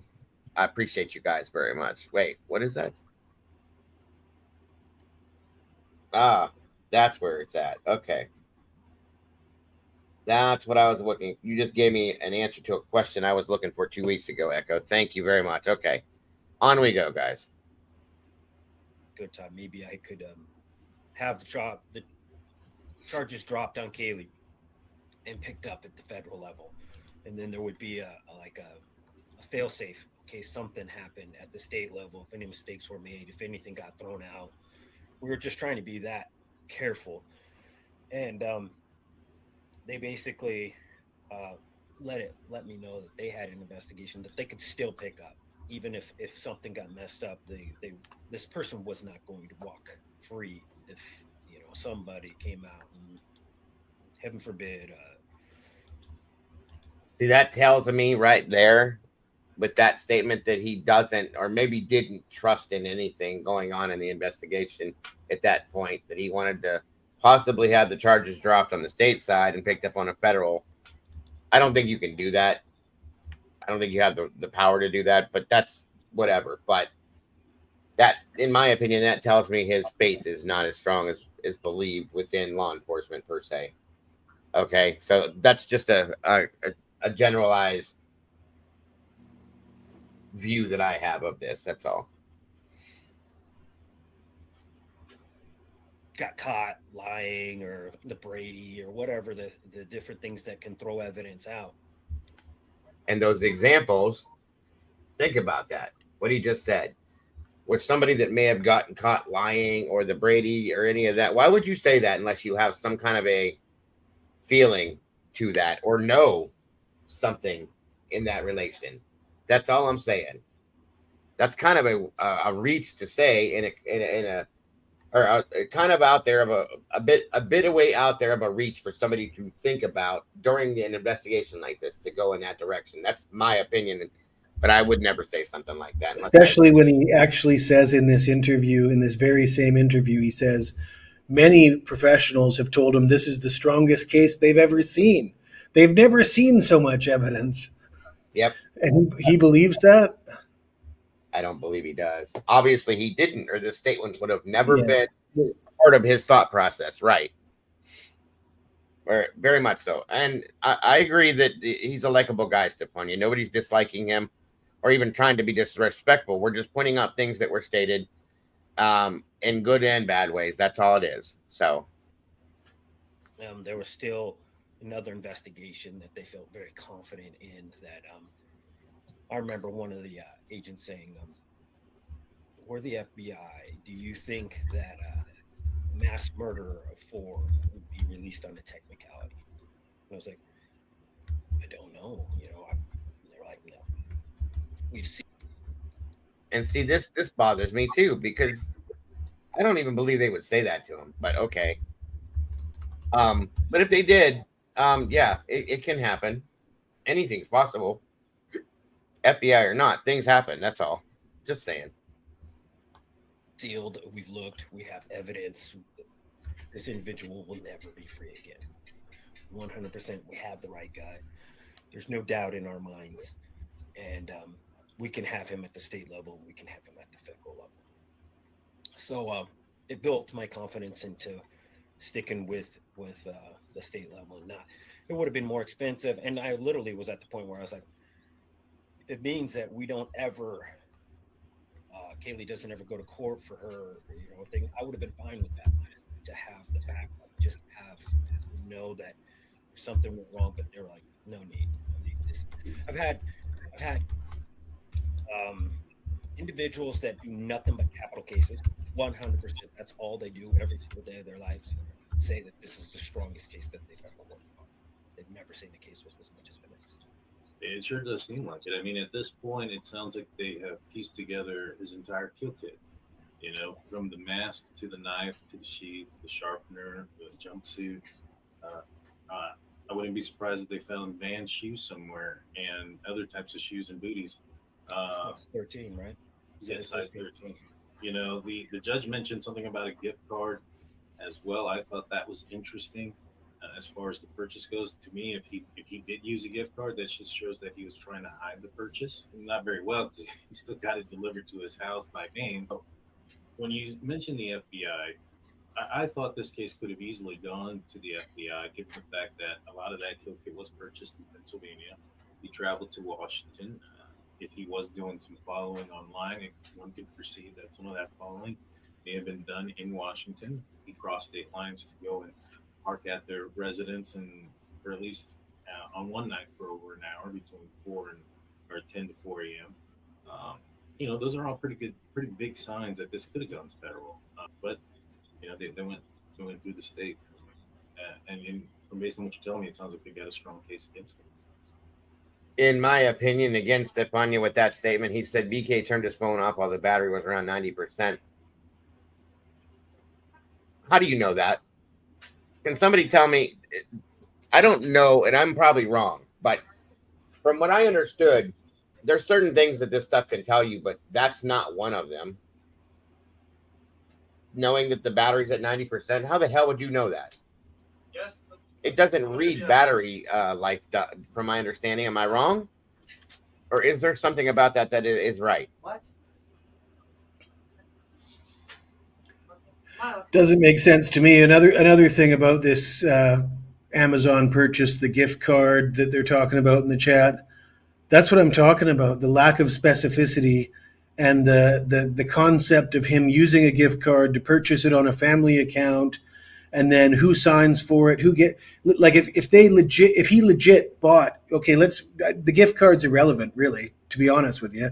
The fact that the gift card is even in there suggests that there's something shady going on, because if Brian bought the same model of knife and they have the receipt, just show us the damn receipt and him signing it, and he's got it. And if they don't have, if they've got all this, the more convoluted it becomes, and it is on a family account, and we have yet to see any indication that they're actually going to ask the family members to testify. They've sort of threatened. It would appear to me, anyways, they only threatened to keep them out of the courtroom, and they've actually not, because they haven't deposed any of them. And you know, rule number one for an attorney is you don't ask questions that you don't know the answer to. So that's why you depose people before you bring them into a trial. And if they haven't deposed them, then they don't have any intention of calling them. And therefore, what's this story about the sheath and the Amazon and the clicks, to me, sounds very convoluted. It sounds a lot like the car and the DNA and everything else. Mm-hmm. Agreed. Yes, sir. And again, I went through and read what the data, that phone data we're talking about. It never says anything about battery life in it. It says everything but that. So I don't believe they were able to tell when he turned his phone off that it was 90% on his phone. If I'm wrong, then I'm wrong. But what we read about when we looked into that data transfer, or that transfer data, whatever it was, it does not give that. Okay, that's the one thing it didn't read in there. And again, we don't know that he turned his phone off. Once again, it could have died. That's a fact coming from the mouth of the prosecution. Well, here's the thing. If they knew that he turned his phone off, then that tells me that they had that data. So you can't have it one way or the other. It's one or the other. That's almost an oxymoron. A fact coming from the mouth of the prosecution? You mean the same people that wrote the PCA? Yeah. Right. Yeah. The same exact people. Thank you. So I'm just going to leave that there with that until we find out more info. But it does not say that data provides the level of power that the phone's sitting at on the battery. It doesn't read that at all when we looked into it. So, let's see. Who are we talking about, KP? About the last hearing? Which part? Yeah, they did. You're missing what I'm saying, though. The data doesn't lie. That's fine, but it does not tell you what the percentage is. The charge, like the battery percentage is. Well, the data does lie, apparently, because I watched a trial this morning where the data certainly is lying. They can't come to a conclusion about when a Google search was made and what the cell phone step data and flights data actually means. They're arguing over whether or not you can go upstairs by driving up a hill in a car, and all this convoluted crap that would suggest that all the cell phone data that they use in trials is meaningless if you can get an expert to come in and say that's not what it means. And that's what you have. You have two experts in that other case, in the Karen Reed case, that are testifying to absolutely opposite things. I would suggest that the defense's experts are more highly qualified, but still, you're not getting a definitive. It's not considered fact. It's very up for debate, apparently. Agreed. Hey, Sarge, welcome. Good to see you, sir. So yeah, that data, when I read through that whole thing and I showed looking for the 7 days, all that bullshit, there's nothing in there about the battery life on the phone. Nothing. Everything else is in there, but not that. So that is not a factual statement. Just saying. Whether it lies or doesn't lie, doesn't matter to me. It's not part of it, so it doesn't exist. Good to see you again, Sarge. Thanks for joining us. The link is pinned, Sarge. If you're into joining us, you're welcome to jump up here. It's 5:45 in the morning and the sun's come out, so I'm looking forward to Sarge replacing me on the panel. Relieve me of my duties. Case is yeah, you put your big one out there, which is quite interesting. I appreciate you being here too. I'd love to have you both up here together, but I know it's getting late for you, sir. So I understand completely. And welcome, Mr. Friday. How are you? I'm doing pretty good. I didn't know Jesse was girly like when it came to the hour of the day, but you learn something new every day. I was just about to go to bed when I got the notification that they were going live, and your hair coolers will work any time of the day or night. Oh, he's in a completely different country. That's probably why. I know where he is. I know he's a little bit away, but in about 15 minutes, my kids are going to be getting ready to go to school. Oh, well, that matters. I should probably hit the bunk before they do that, but you can take over for me, Sarge. You can't get 15 minutes of sleep. He's not going I'm going to sleep when they go to school. That's the perfect time to sleep. I get it. I'm sorry. See, I don't understand much anymore. Back to bed it is. Yes, sir. I'm getting old. I can't help it. All right. Well, I'm going to make a point to say goodbye to the chat because the chat had mentioned that they appreciate that when Willie does it. So I'll certainly oblige and say good night, chat, and thank you, Diego, for having me on, and thank you, Eddie, and good to see you again, Sarge. I'm sure you're going to have far more intelligent things to say than I did. Yeah, I doubt it. It was nice to meet you too, Jesse. I doubt it, unless I keep quiet, right? Sorry, Don, I didn't mention you. I forgot your name and you haven't said anything in so long. I forgot you were there. But good night. Listen, just make a goodbye out of this, not a story, would you, Jess? Okay, bye. Take care, Jesse. Appreciate you, buddy. And good night, Jesse. Welcome. All right, so let me double check some things in here. Evening, Mark and Betty. Cheers. Good to see you, my friend. I saw a dead body on my way by. I'm starting to make a song. And it's going to be, I saw a dead body on my way by. And I came up the stairs and ran for a knife. Right. I'm an innocent person. This is why I'm glad you brought that up. And I had a feeling you and I were going to we were going to be talking about that part of this too.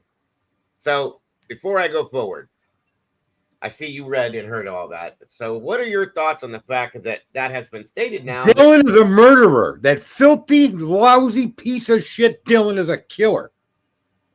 Okay. So I have the opinion of. It's just my personal observation. Eddie was waiting for somebody to come up here that was going to be in that mode. So there you go, Eddie. That murderous bitch. Easy with the weed. Oh, sorry. It's a PG channel on an X-rated outlet. Hi, Eddie. Hey. How you doing, Sergeant? No, I here's my thing with that before we go forward with the rest of the interview is the moment that I heard and read that he ran upstairs into the kitchen to grab a knife to protect himself from somebody that was passed out. What are you talking about? I never can get past that point right there. And I'm disgusted with the parent that's always in the news. What a filthy, dirty, rotten human being he's turned out to be. Well, you put a video out directed at him after some of I'm going to put one out tonight, and it's going to be is a lot more blunt and a lot more aggressive because that guy, he needs to be put over old Sarge's knee and being shown a fucking slap or two. I understand. What he's doing is horrific. What his kid and those other kids must have been involved with must be unmentionable. And the idea that your first act to get into that house is to go into the kitchen to find a knife. Yeah. You're going to go retrieve before you go check on your unknown dead friends. I don't know. What do you think? Well, that's the thing, and they're saying that they're passed out in the 911 call. But why do you need a knife to go look into that? Wow, because of the spirits of the unconscious. What do you think, Eddie? Dago, help me out. I'm very cautious as what I say in a reaction to this interview. No, we're not even talking about the interview at this point. We're talking about the fact that that Hunter went upstairs to help them check on the body that was supposedly passed out and grabbed the knife for protection right away. That was a whole new thing for me the other day. But yeah, that's all he was talking about. Yeah, they knew more than it was a passed out drunk. Obviously. They knew the truth at that point. Mm-hmm. Absolutely. They knew it before he went in that house. He knew it before he came over. They all knew it. There's no way those people didn't know that those young adults were dead in that house. And I think as soon as she come out of that room and ran downstairs, I think she's seen the dead bodies on the floor or something. I agree. She admitted that she saw Zaina laying with her head towards the wall and her feet towards the door.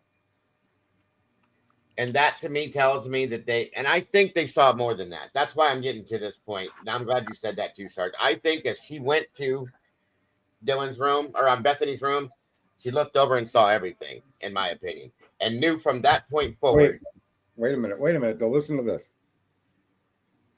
This woman told us that she was so drunk and wildly crazed and and all she saw was a glimpse of a man that looked right at her from 3 feet away. Yet she could dash to the basement and on her way by make that clear observation of that poor young woman laying on the floor dead. Wow, this woman is so involved. She has so much information and or direct participation that for anybody to discount that or refuse to accept that, you need your head removed, send it to me, P.O. Box. I can't say that word because it's Dago's channel. And I will then ship the head back to you, cleaned out of all the ignorance stuffed inside of it. There you go. But yeah, how could this girl not be involved, Eddie?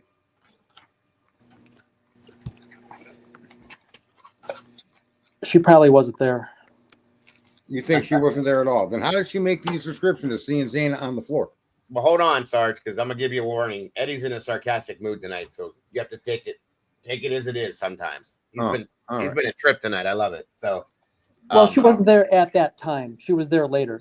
So, and that's not sarcasm. That's just probably. No. I was just warning him for other things, possibly. Yeah, they said I've heard that too, Eddie, where they said there was videos of Dylan actually coming home around 6:30, 6:45, almost 7. Where did you find that at? No, it was a while back. There was I don't know how true it was or anything, but they said that I forgot who put it up there. It was somebody, but I don't know if it was true or not. Well, that would go along with what Tomboy has thought. That earlier on, somebody else put out that they believed that her and or Bethany may not have been there. That they may have been. How do you explain all of her testimony though that puts her in that house? Well, all her statements, all the affidavits. That would contradict it. No, I'm asking Eddie. If you say she wasn't home, how do you explain all of these statements? That have been interviews and. So, give me a couple of the statements that you're thinking about. Her description of the perpetrator. Now, her admitting that she saw Zaina laying on the floor when she went downstairs. Her description of the perpetrator came as a result. That wasn't until she was shown a mask. She never brought up a mask until she was a couple, 3 interviews into this thing. Days and days later, shown a mask. The text messages that say that confirmed that she was texting the people in the house as well as and Bethany's the only one that answered. If she wasn't in the house, then she was out in the truck or something waiting. Well, yeah, and there's another theory that they were down the road at 3 miles down the road at the hotel or something, but I don't know that that's true. But yeah, or at the neighbor that they ran over to, or that they called over. They could have actually went over there. Who knows? But I'm just saying, you could text back and forth, not being in the house, or there's a bunch of these theories out there about this stuff now too. But it's possible. It is possible. But no matter what you do with Dylan, you can't separate her from having involvement in this crime. As far as not anymore. Not anymore. No. I agree with that. What do you think about that, Eddie? And just to keep everything straight, she'll testify to what she's already testified to, that she was in the house. Don't get me wrong. I understand that. But I'm talking about reality, what actually happened for real. Well, how is it that you place her outside of the home? Well, that's how it all makes sense. The gap time, Sarge. Wouldn't you think that gap from like 4:30 to 7:30? But she left the house, and they're saying there was no phone activity during those hours. I can't buy that. I have to agree at this point with Sarge. Welcome, love. Thank you for having me, Dago. Thank you everyone for being here. Thank you for listening to me ramble in the chat, guys. You're okay. I just had makes your head epiphany, spin but more. yeah, Sarge, I think that we just don't want to believe the girls could actually be in the home while that was going on. But with the more and more that comes out, the less I feel the hotel thing was the night after they got them a hotel. Yeah, that's what I thought. That's clearly been established that all of those and people we just that were don't at want the to scene believe they stayed at a could. hotel room. The police allowed them to do that. That's true. Yeah, the hotel. I think they were there, and I'm sorry, I don't care who you are. Who doesn't have to get up for a glass of water in the middle of the night after a day like Dylan's drinking? Or pee at least. Or all that drinking and nobody's urinating. Well, there was a bathroom on every floor, so remember that. So the bathroom for Dylan was only down by Zana's room. There was no other bathroom on that floor. On that floor, yeah, that's correct. To get to the bathroom upstairs, you'd had to go by an open door to the victims. Well, no matter where Dylan went pee, she'd have had to go by a dead body. I believe there's a bathroom on the bottom floor near Bethany's room as well, but that would be after the fact, if you know that she got down. Yeah. Even so, we all know now that DM saw Xana that late evening, early morning on the ground.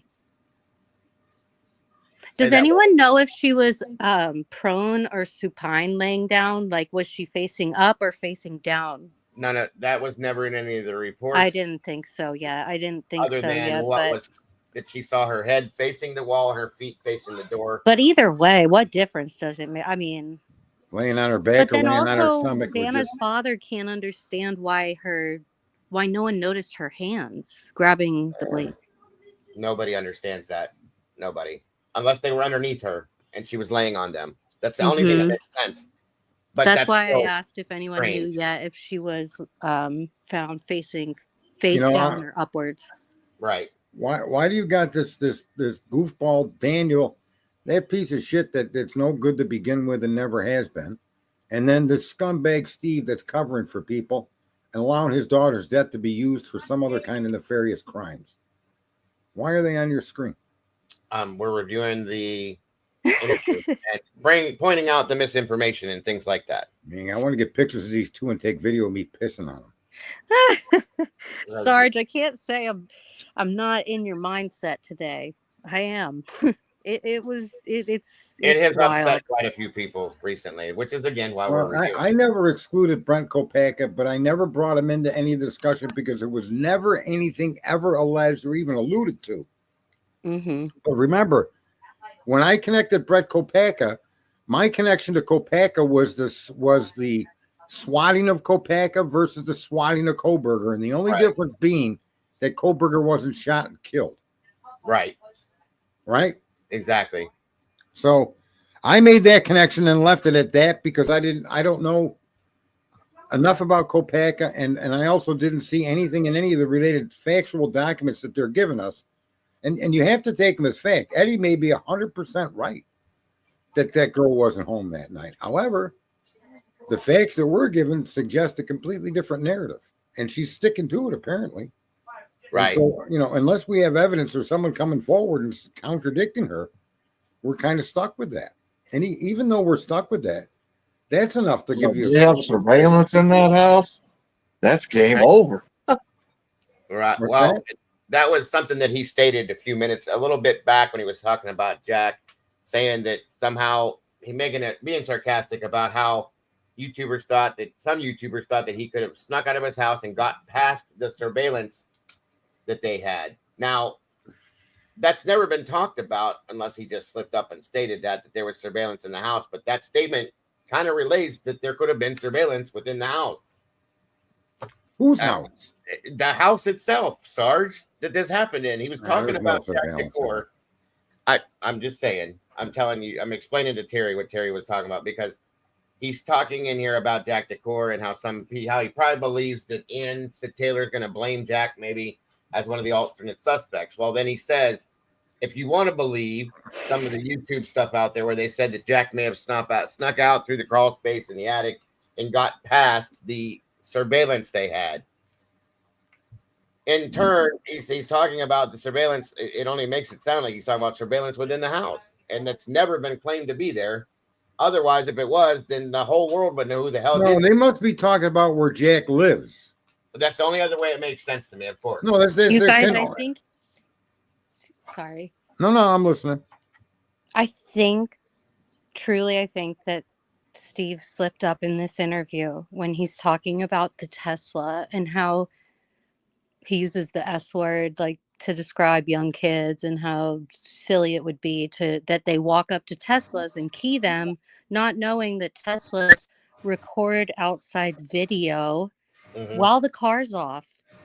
And I truly think, and I know people are going to fight this in the chat, that I can't even see the chat, so don't bother fighting with me. Someone said that Kaylee's Range Rover wasn't brand new, but I would like to know the year, make, and model on that baby. It was 2016. Yeah, it was a 2016. Do we know the specs for the outdoor cameras on that, and if they run while it's off? I have no idea. I've never looked into that, but it could be. I think that could be his big surveillance video. Well, and if he has BK walking in there, then he does. But like at this point, we're not. I mean, that's to assume that Brian Koberger walked in the bottom floor.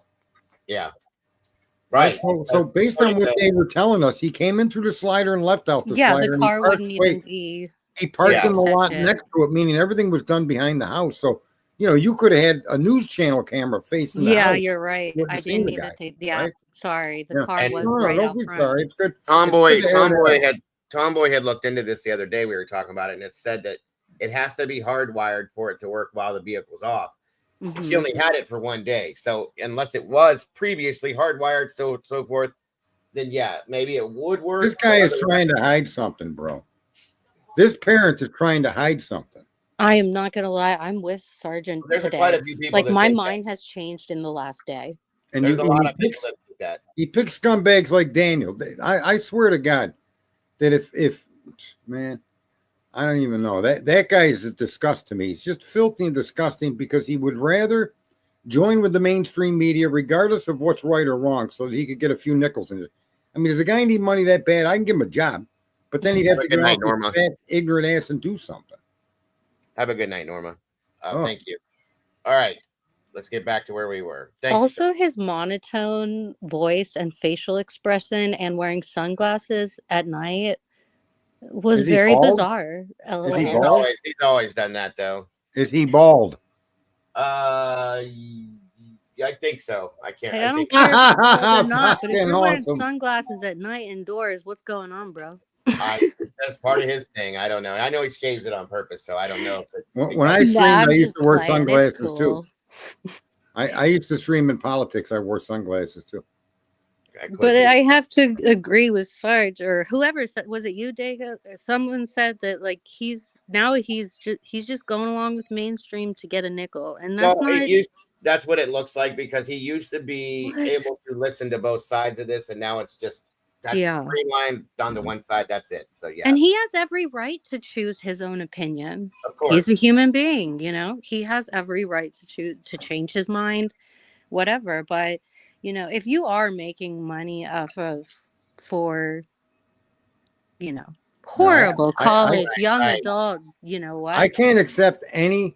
Let me just say this: when it comes to, at least do it for a good reason. When it comes to Dylan, when it comes to Bethany, when it comes to Steve and his wife, There is no normal humane reason that I could give them any compassion anymore. It's over. No, I can't do it. For me, they've done everything opposite of what somebody that I would consider a fair-minded, honest person. I don't have a problem with them thinking Brian did it. But this guy goes to an extreme extent and has brought all of these lies to the community. All of them have been rebuffed by the people that he claims are helping him. That's very true. They rebuffed their own stuff. And this guy still stands behind it. What is he trying to hide? I don't know, Sarge. I don't know if his family and him were threatened and told to stop, because when this all started, they were like, gung-ho. The sister was digging deep. You know, she knew all the social medias, everything.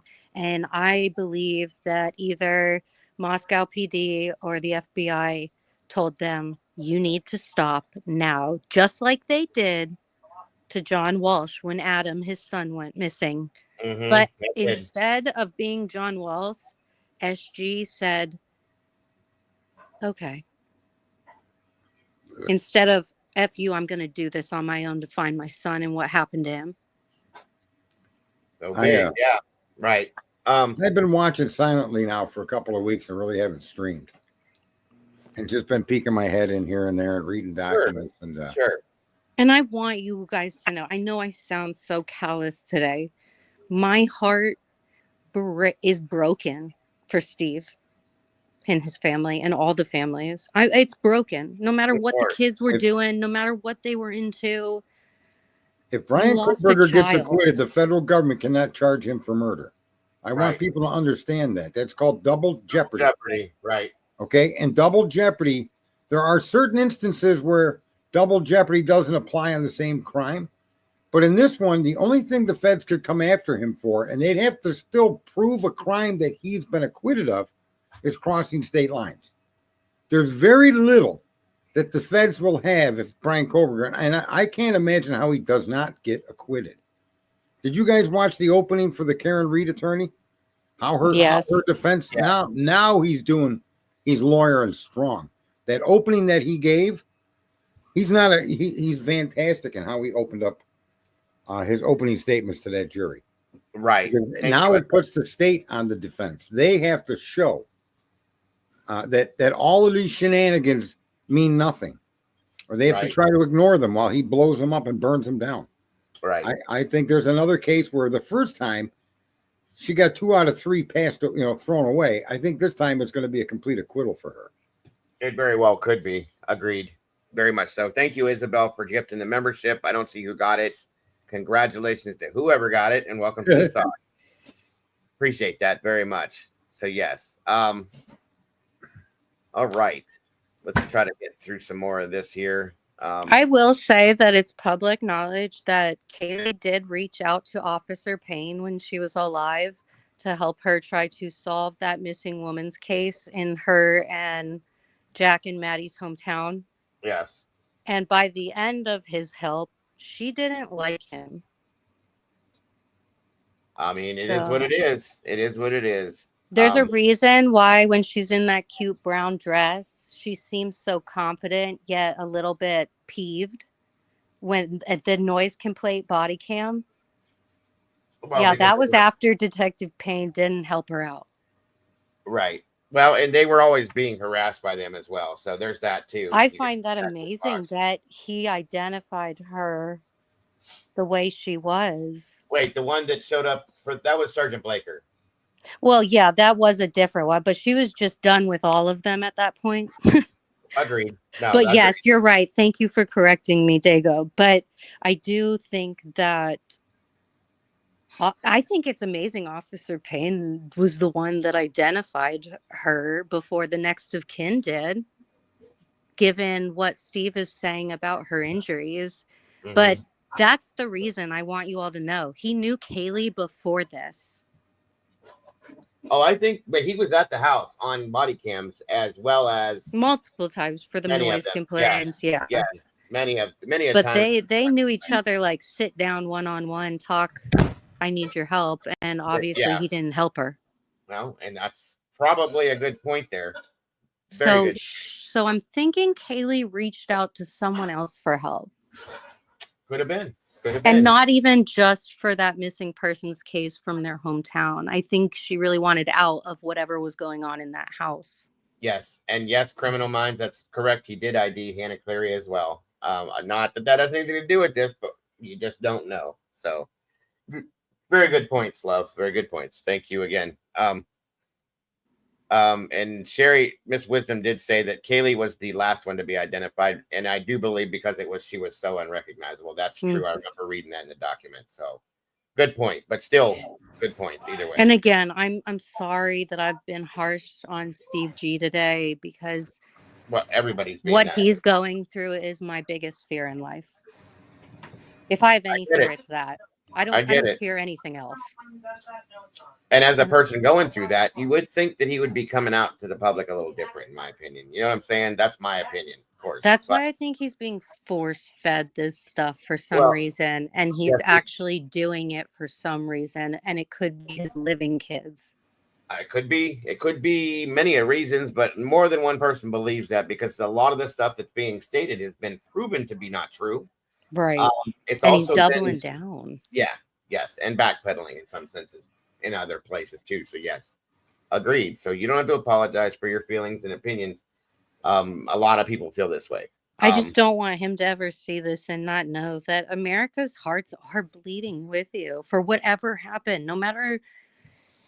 It doesn't matter the reason, of course. Everybody wants anybody to have to go through this, but at least you're going to come out to the world, be honest about what the truth is, and don't portray it as something other than it is. That's a fact. So, all right, let's get forward with some more of this here real quick because we've been in here 3.5 so far, and we've gotten through not even half yet. I'm going to have to jump forward a little bit too. Is if you conspired, if you're sitting there and you're doing things online, I think I'd have to go back and review the actual provision, but it talks about if you're committing a crime and you're using a computer to do the crime. That audio on the video today goes a little low. Okay, hold on. I have it turned up all the way, so you guys might have to either turn headphones on or up. Not all the way. It's all right. It's all right. He talks kind of low anyway, so that's as loud as I can get it, guys. I'm sorry. It means that he's got premeditation and he started planning it back there and then went and committed it in another state and then or relocated to another state from the origins of the crime and then jumped over to Idaho.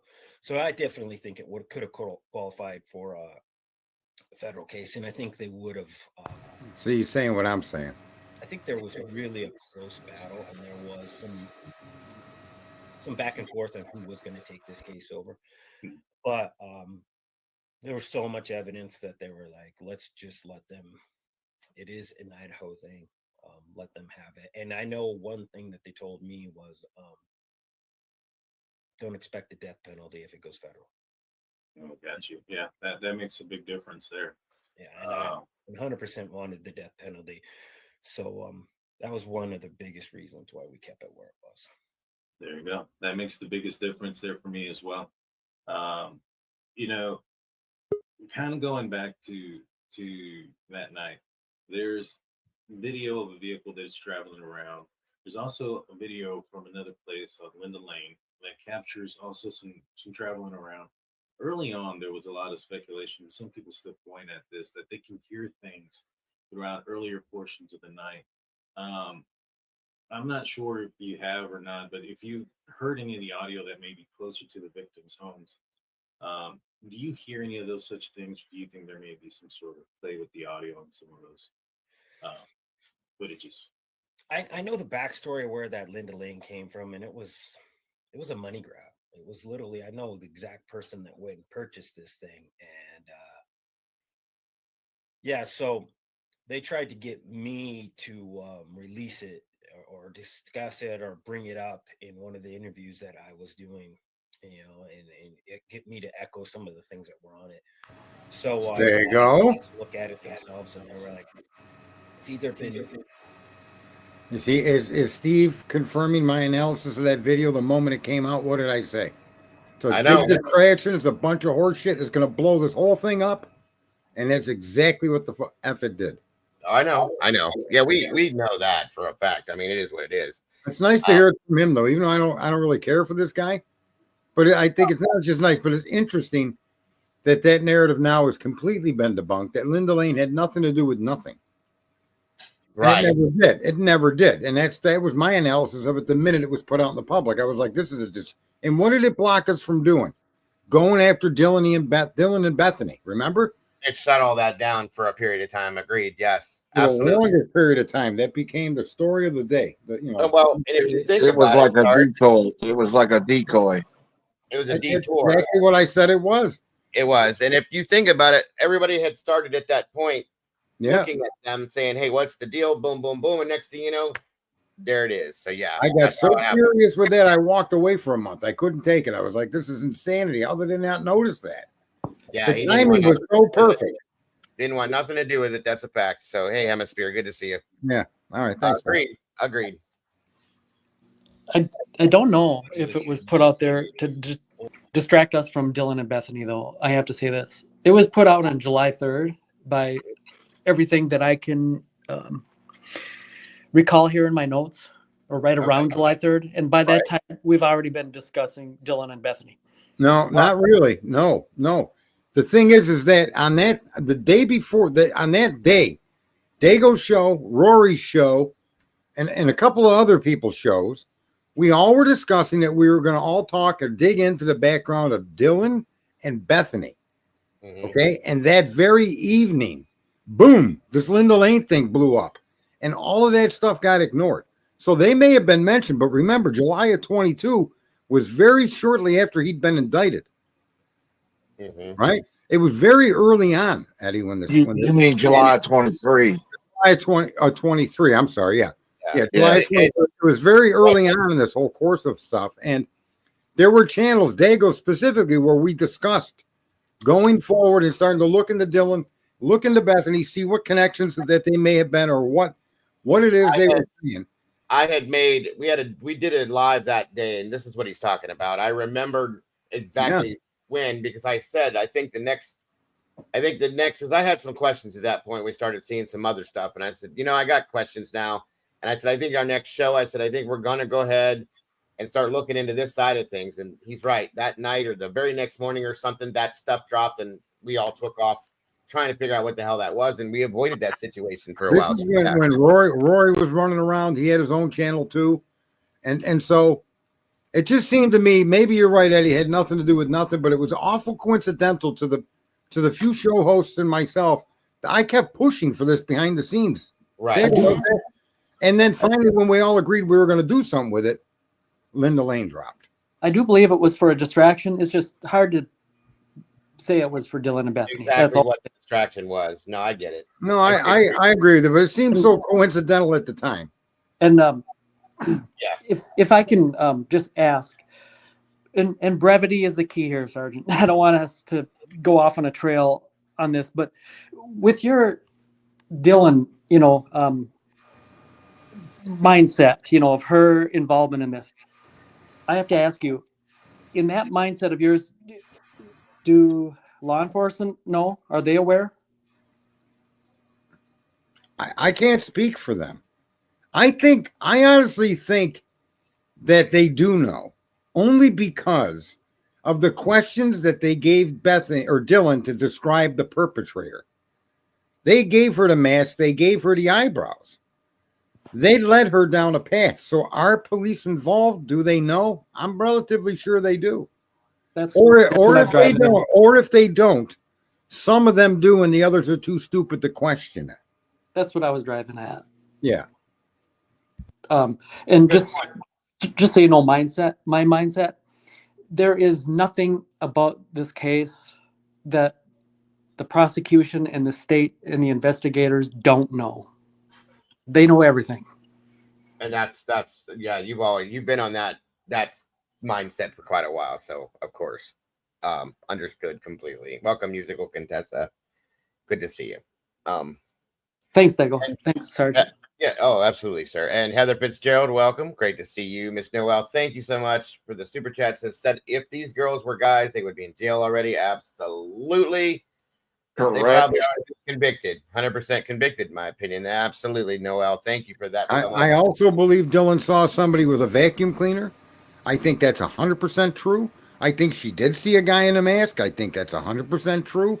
And I think she knew who were in those clothings doing what they were doing. Very much could be, Sarge, 100%.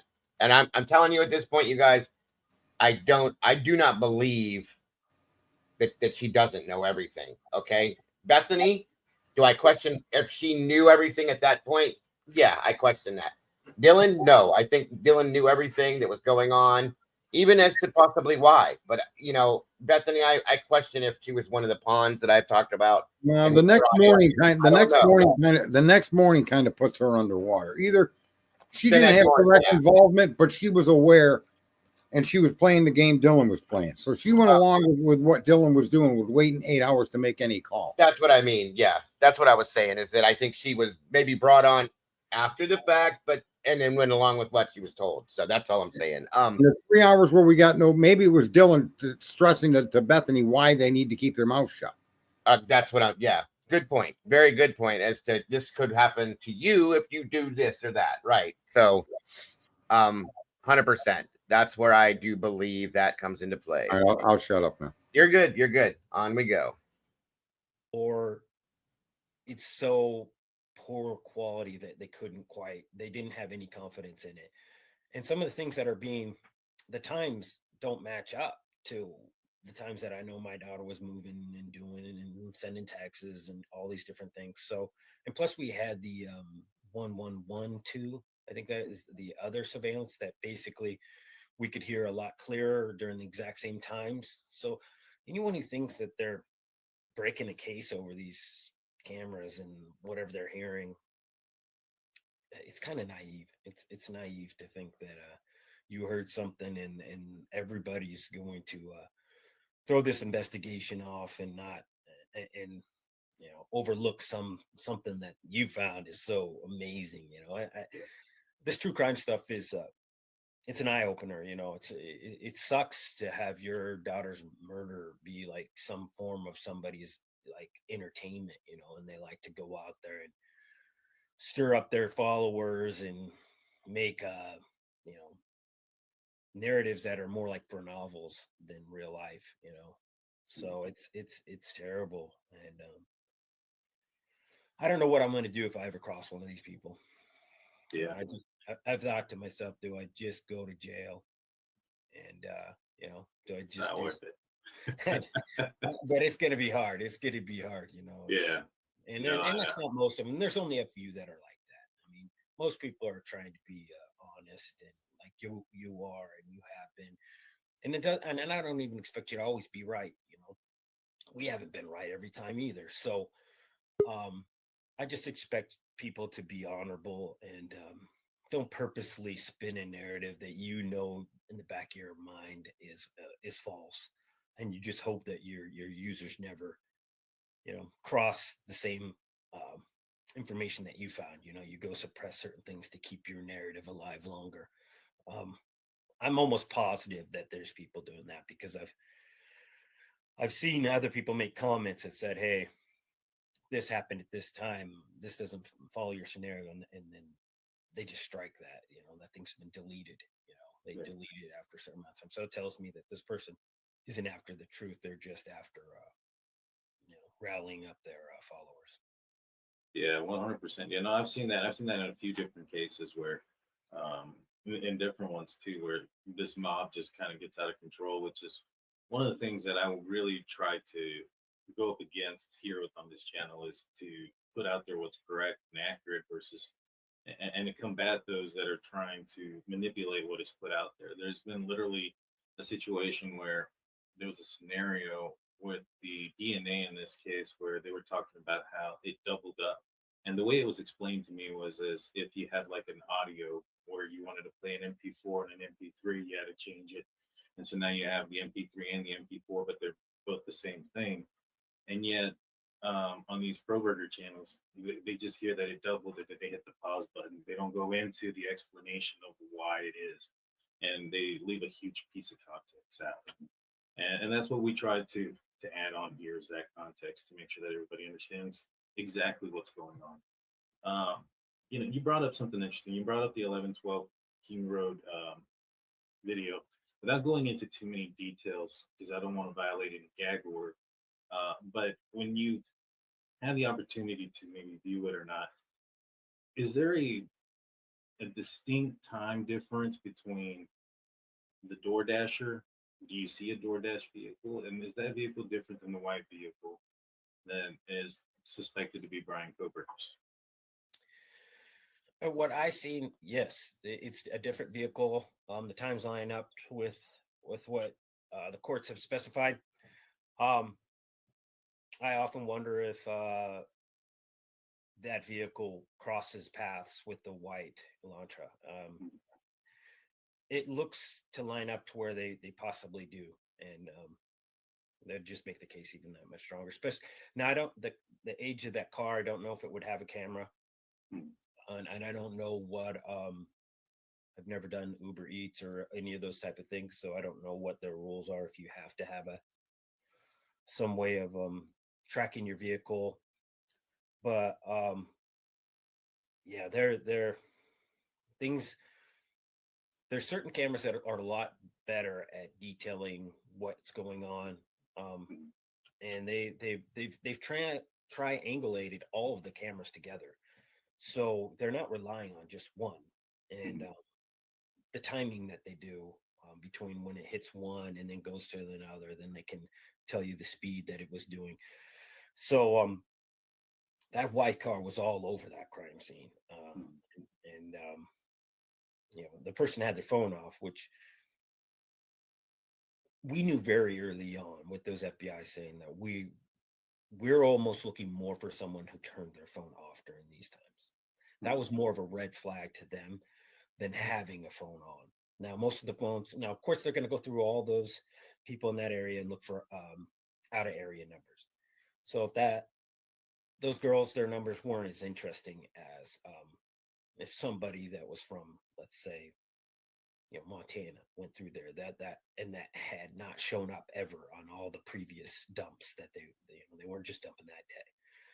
They were putting together all the things. So they were looking for outsiders, and they were also looking for somebody who had turned their phone off. Because what do college students never do? They never turn their phones off. Right. They never turn them off.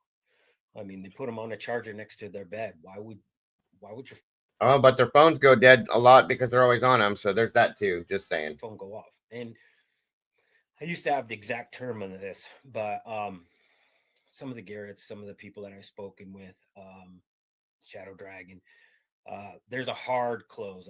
Don't quote me if that's the exact word it is. I'd have to go look at my records, but there's a way that they can identify when a phone's been turned off and how it's been turned off. And they can even tell you if the battery life, what it is. So when this moron turned off his phone, hard turned it off with 90 some plus battery life, and he's sitting in his car driving around. People, you're fools if you think that this is just all. Can you hold there for a second, Dago? And yet, not a single bit of evidence has been supplied in discovery that would track to this argument he's making. Not even out. They don't know if he turned it off. And there's no argument to eliminate against any of the witnesses that would say such a thing as fact. There was no motion to suppress for any of that. There was nothing. And here's the saddest part of all. This is what kind of got my hair up. Is everything that was suppressed is all of the bullshit that we should have known years ago.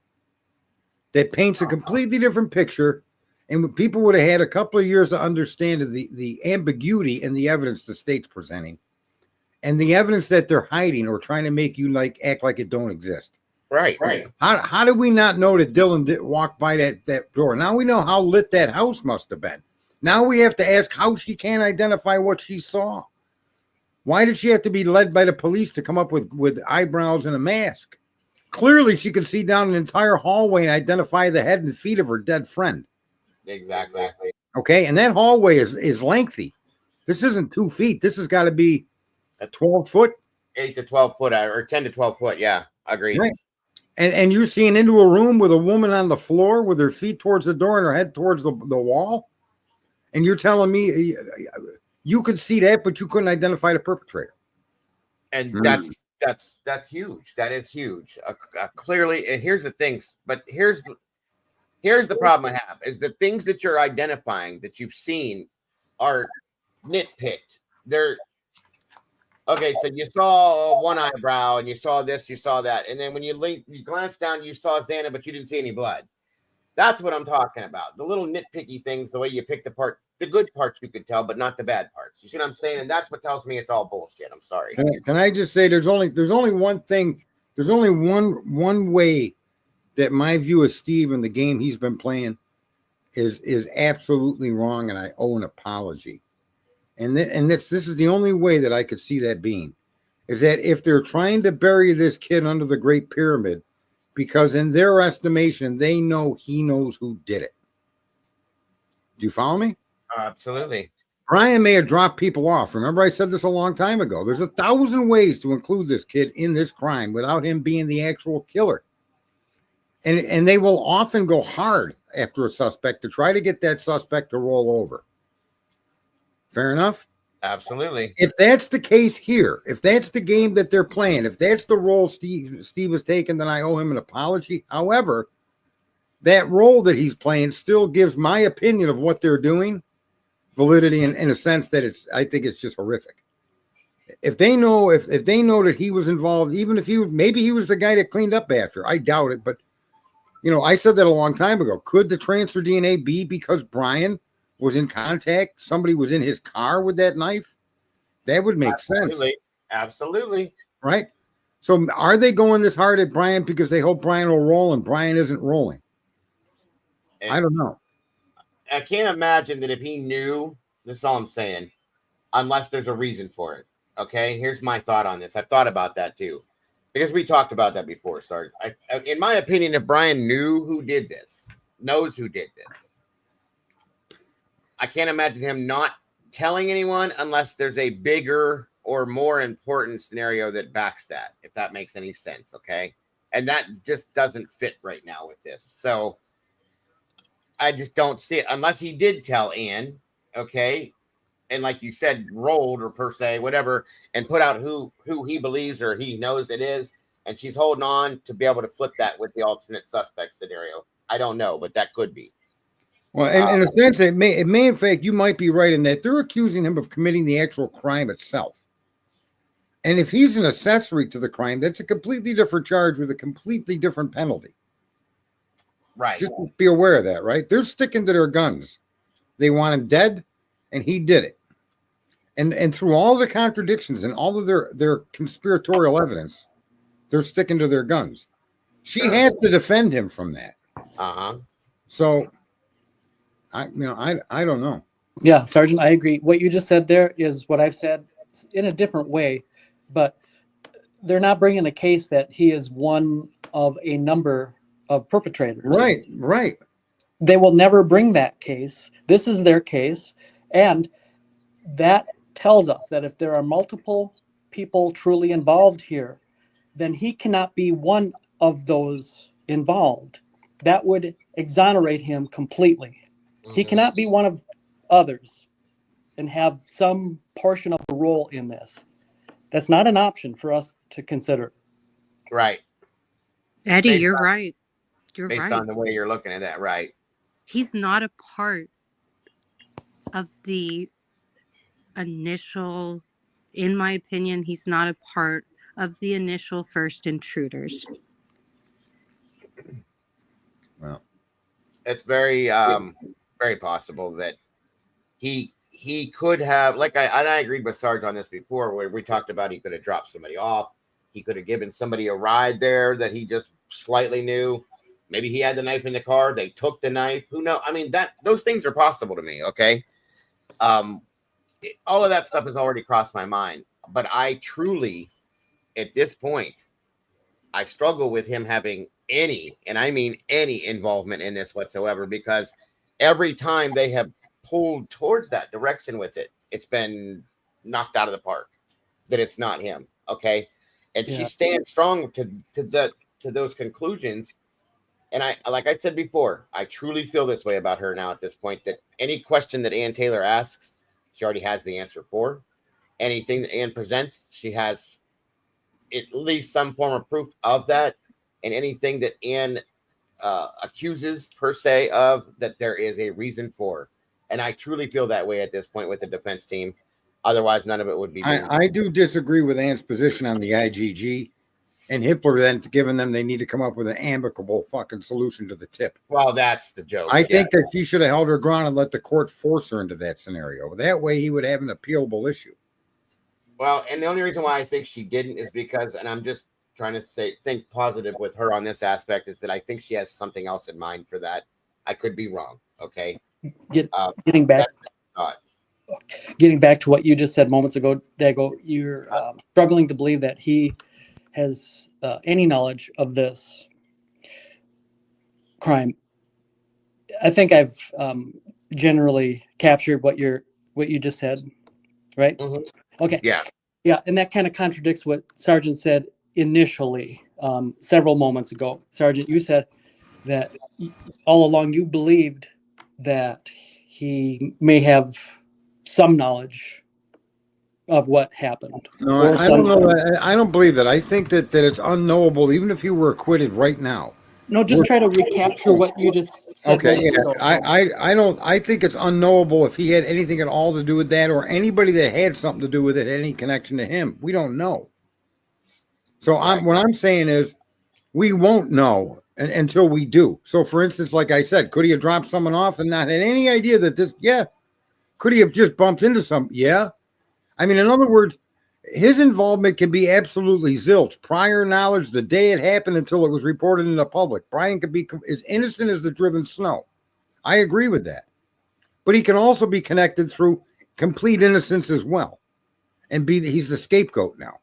That would be the only connection I think he would have, if there is one, in my opinion. You tell me, Eddie? So they are framing Not this. really. I honestly don't. I'd have to re-listen to what you said earlier, but my point being is he cannot have any involvement or any knowledge whatsoever about any of this crime that he's being charged with. That's the only way this works for the state. He does have knowledge of something, and that is why they're trying to bury him under the pyramid, but it's a different something. He knows something that he shouldn't know, but it's not about this quadruple homicide. Well, that makes sense too. That's another option. That kicks it off. That kicks it off is what I get that too. I think he knows about whatever rugs and whatever dealings and whatever storage was going on in that house. If there's any connection besides another connection, I have a strong feeling about BK with. That was the connection. Well, and what you're saying, love, we just proved. There's two parallel investigations that are going on that the DEA and the FBI are involved in before these murders take place. Right. I heard that, yes. That has a very strong pull as far as that supports Eddie's position here, that Brian may know something completely unrelated to this crime. Right. Okay. And that's why they picked that rabbit out of their hat. Okay. Sure. Yeah, even like back in PA, you mean? Like, yeah. No, it could be anywhere. It could be PA, but I think it's here in Idaho. Yeah, I don't think it started till he came. Yeah, why would Idaho be hiding so hard for PA? Yeah. What Steve just said too, and this really bothers me that this guy's still sticking with Koberger's phone being off and they could track it. Mm-hmm. There is not a single piece of evidence offered by the state that indicates the location of Brian and his phone, except for times totally unrelated to the crime. Right. There is no, unless it's in a sealed document somewhere, but it seems to me everything they've been sealing has been protecting their narrative. And now that it's coming forward, that's it. Their narrative doesn't look as strong anymore. That's why they started resealing things, because the narrative started to fall apart. The prosecution is dissolving, folks. If you haven't noticed that's what started to happen here. And all of a sudden, they were unsealing everything. We're not sealing shit no more. That's not going to happen. And then, boom, they start stealing shit again all of a sudden when this starts to drop. And that's what my feeling is on this. And that's what I think they're doing. They have to protect the narrative. Like Sarge just said, they have to keep this solid, because if not, what do they have when this trial starts? Nothing. Okay. Right. And that's my feeling on it. Nothing but a ton of white Elantras driving around. A whole bunch of them, 20,000 to be precise. Literally. Yeah. And Steve can't say that white car was all over the place. For all he knows, that's different cars. And we know that there's different cars. We know that they identified an 11 to 13. We know that. Yep. And I heard that the students don't even believe that, and they know the roads the best of anyone there. The students don't believe that they don't even know about time advance data, blah, blah, blah.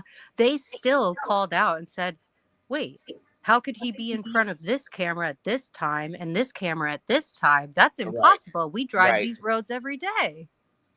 And not to mention, there's how many people that own this same car. Okay. We found out recently that Jack Showalter's brother owns one that's almost identical to Brian's. Okay. And he drove it all the time, driving his friends around in it. There's another girl that owns one that looks almost identical. Kim, a lot of people don't like her, but some of the shit she says has been proven true now. Stated that when her daughter, Peyton, had a weekend together with some friends, that there was one left parked at their house over the weekend because they all rode in a different car, and it's the same damn car, and he wasn't even questioned. So again. Yeah, neither was the neighbor who had a white Elantra. Right. You point out to me, because I still think the car that we see flipping around doing this and doing that was the DoorDash driver getting lost, because when you put that GPS in for that address, it takes you to Queen Road, not King. And he was confused, or she was confused possibly, and got lost. That's what I think that car is that we see. I don't think it has anything to do with that, because I do not think that the person that committed these murders was in a car. I think they were either dropped off or they walked there and walked out. That's my opinion. I'm just saying. So, and they had to be familiar with the area and the home. Right. Right. Very good point. And again, going back to 3 years ago almost. And they had to listen. They also had to have wanted every occupant in that home that was there. Oh, of course. You don't go into a parking lot. You don't go to a house with 5 cars parked out front, drive by them 4 times and still see the same 5 cars, and then go in the house and kill everybody. Unless you want to. That's the part that's going to nail Dylan, because how would they know Kaylee was there? And why did Dylan go bring Kaylee back? That's another thing. And that's what's going to nail her to the wall. All right. I'm going to jump down, but I'll be back up at 9 on that crazy channel there. Your ass hurts. And I'm going to send everybody your way too, Sarge, because we'll be out of here by then, and I'm going to want to join you over there tonight. All right, cool. All right. Thanks again, Sarge. So yes, right, take care, everybody. Take care, bud. Again, very, very true in my opinion, because again, all of those things have to be known for this to work the way it did. Okay. Once again, that's what I was trying to say there. Those are facts as far as I'm concerned. I am dead serious on the feeling that I think that the car circling is DoorDash. I don't think that is Brian nor his car. I don't even, because Brian wasn't there. That's a whole different vehicle. And again, all these other cars, and they have the one with the person. It's not even there in the state at that time, folks. So, okay. Dago, to back you up even further, believe it or not, when I was 19 and 20 years old, I was a Chinese food delivery driver in a major city with lots of apartments. And guess what? I would be running around those apartment complexes in my car back and forth trying to find the number of the apartment complex and the number, and the GPS never takes you to the right one when delivering to an apartment complex. Well, I don't know if you know this though, love. You're right, but here's another fact. We went in a long time ago because the way that house is built, okay, the address, if you put in GPS, it takes you behind that house to Queen Road, and it takes you to a complete different house. We did it like 25 Is that times. because I think I heard that last night. Did they rename the road? And the property the house was an addition. It was built on, and it was turned around, I believe, the way it was built before, so on and so forth. And I believe that they stated at some point that long time ago that the entrance to the house was completely different. So again, all of that definitely a lot of additions, definitely a lot of dead spaces in the house. It's all changed around, right? Yes. So there is that too. So that's why I have always felt, and I'm even more in tune with it now than I was before, that could very well be that DoorDash driver got lost. And you look at the area, it's confusing to begin with. You pull up in those apartments, you can't really understand. You're going past it, maybe looking for the address. It doesn't match up. So you swing around, you come back by, it's still not matching up. Oh, shit, now what? You turn around, you go back around again. I still can't find it. And then finally, you pinpoint it, boom. And it took that time. And there you are. That's all I'm saying. So it's something. It's something to me. That makes really more is. sense than what's been released to us by our law enforcement agencies, the courts, anything. Right. And it's literally all of your opinions are more plausible. Well, you've got to make this make sense sometimes, love. And we've tried for 3 years. I know. And at this point, now that some of this stuff is finally being released, it's time for it to make some sense, is all I'm saying. You're right, Diego, because SG's interview, I believe it was put out there to literally tell us who's who and where we stand and who's going to win. Agreed. And then you got to read between the lines throughout this too, folks. There's so many things that came through this that I was really, really shocked by. Me too. So, in fact, I do got to let this play some more. I want to try to get through a little bit more of this tonight, guys. This is a long interview and I've stopped it so much. It's my fault, but there's so much to talk about with it. And that's why we've done it. And I really do appreciate you guys with your patience. Of course, Sarge, Jesse, Donald, Eddie, and Love for being here with us tonight. I really appreciate all of you guys with this and your opinions. Thanks for allowing me to be here, Dago. Oh, thank you, Dago. It's an honor. That's what we do. That's what we do. And I appreciate your guys' feelings and how the way you're speaking on it. And everybody in the chat, that goes for you guys as well. All right. And welcome, Tanny. It's good to see you here. Here's another coincidence that they're going to be checking on. So how many stargazing apps do you got on that phone? How many you got on there? The audio is muted. I don't got any. And believe it's as loud as it can go. I'm sorry. That's all the louder I just thought it was muted. I didn't hear it there for a second. Oh, okay. Believe it or not, those are actually pretty popular apps. I was shocked. So the amount of detail that these investigators have done, it's impressive. I mean, these are great, hardworking men. They shouldn't be attacked. They shouldn't be pulled into these conspiracies and all this stuff. I mean, a little bit goes with the job, but this case, I feel like it's taken it to another level. And I just don't think it's fair. I think it's foolish to think that you got Moscow in on some kind of conspiracy, and then you got Washington State, and then you got Idaho State, and then you got the federal. They're all working together.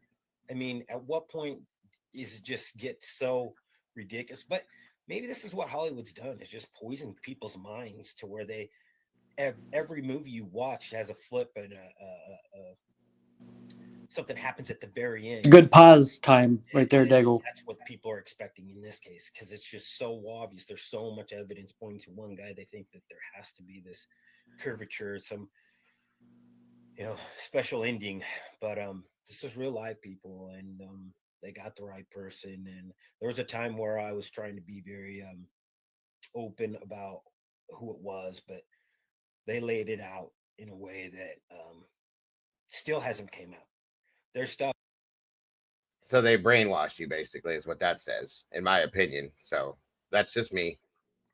That is going to literally blow people's mind. Like, this jury is going to be like the first one, an hour and a half, and go get him, indict him. He's done. Oh, yeah. So yeah, people who think that these guys are going to be like sitting for hours stressing out on what argument Anne had. Anne is so desperate right now. It's a joke. She's so desperate that she's using the work that me and my family put together to get all those clues. We did those interviews. I don't know how he can say that at this point, because I don't see that whatsoever. Yeah, like unless you deleted the LinkedIn. I'm so sorry to cut you off, Dago, but you're okay. Saying? Did you delete the LinkedIn? Well, he claimed earlier that the FBI did it, and that they're because of the parallel investigations going on. I know. They're all blaming each other for that one. Right.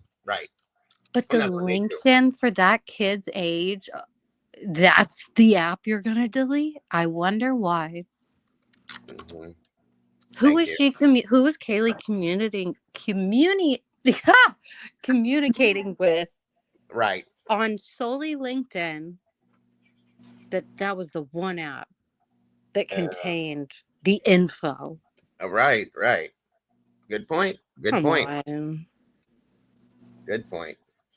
Interviews, so all these people would call, and if you see something, say something, and that led to a massive amount of tips. And she's going through all that stuff, trying to find out somebody that can fit the profile of somebody she can say is an alternative suspect. But thank God Idaho has rules. So that they see that reads different to me. I'm sorry, but because they've claimed multiple alternate suspects, and he's saying, thank God Idaho has rules, meaning thank God that she can't put certain people out there. That's how that reads to me, and I'm sorry to say that, but that's how that sounds. Okay, it truly does. Because you have to have foundation to present these people and reason and all that kind of stuff. I truly believe she's going to have it for as many as she wants. Okay, or she wouldn't have put that out there, in my opinion. Not to mention the two suspects with two weapons that she's claiming that she believes that she found. God, I can't wait for May 16th. That's all I got to say. But anyway, this is crazy to say stuff like this, in my opinion. It's just off. It's so off. So there's that again. Otherwise, we'd probably be 4 weeks of her just rambling off just nonsense and just trying to overwhelm the jury with just waste of time. And I still suspect that, but we won't be playing a part of that. And we're a different kind of family. She can say something in court, and then I'll get out of that courtroom and I'll rebut it. Mm-hmm. So I'm not here to help her have an easier case. Once that jury's secured in that room, there's nothing I can say on the camera that could ever reach to them. At that point, I'm letting it all out. Everything's coming out, and it'll be interesting. April, I said that before. If you guys remember, I stated that when prosecution handed the discovery over to her and the tips, everything they've given to her, she said was an absolute disorganized disaster mess.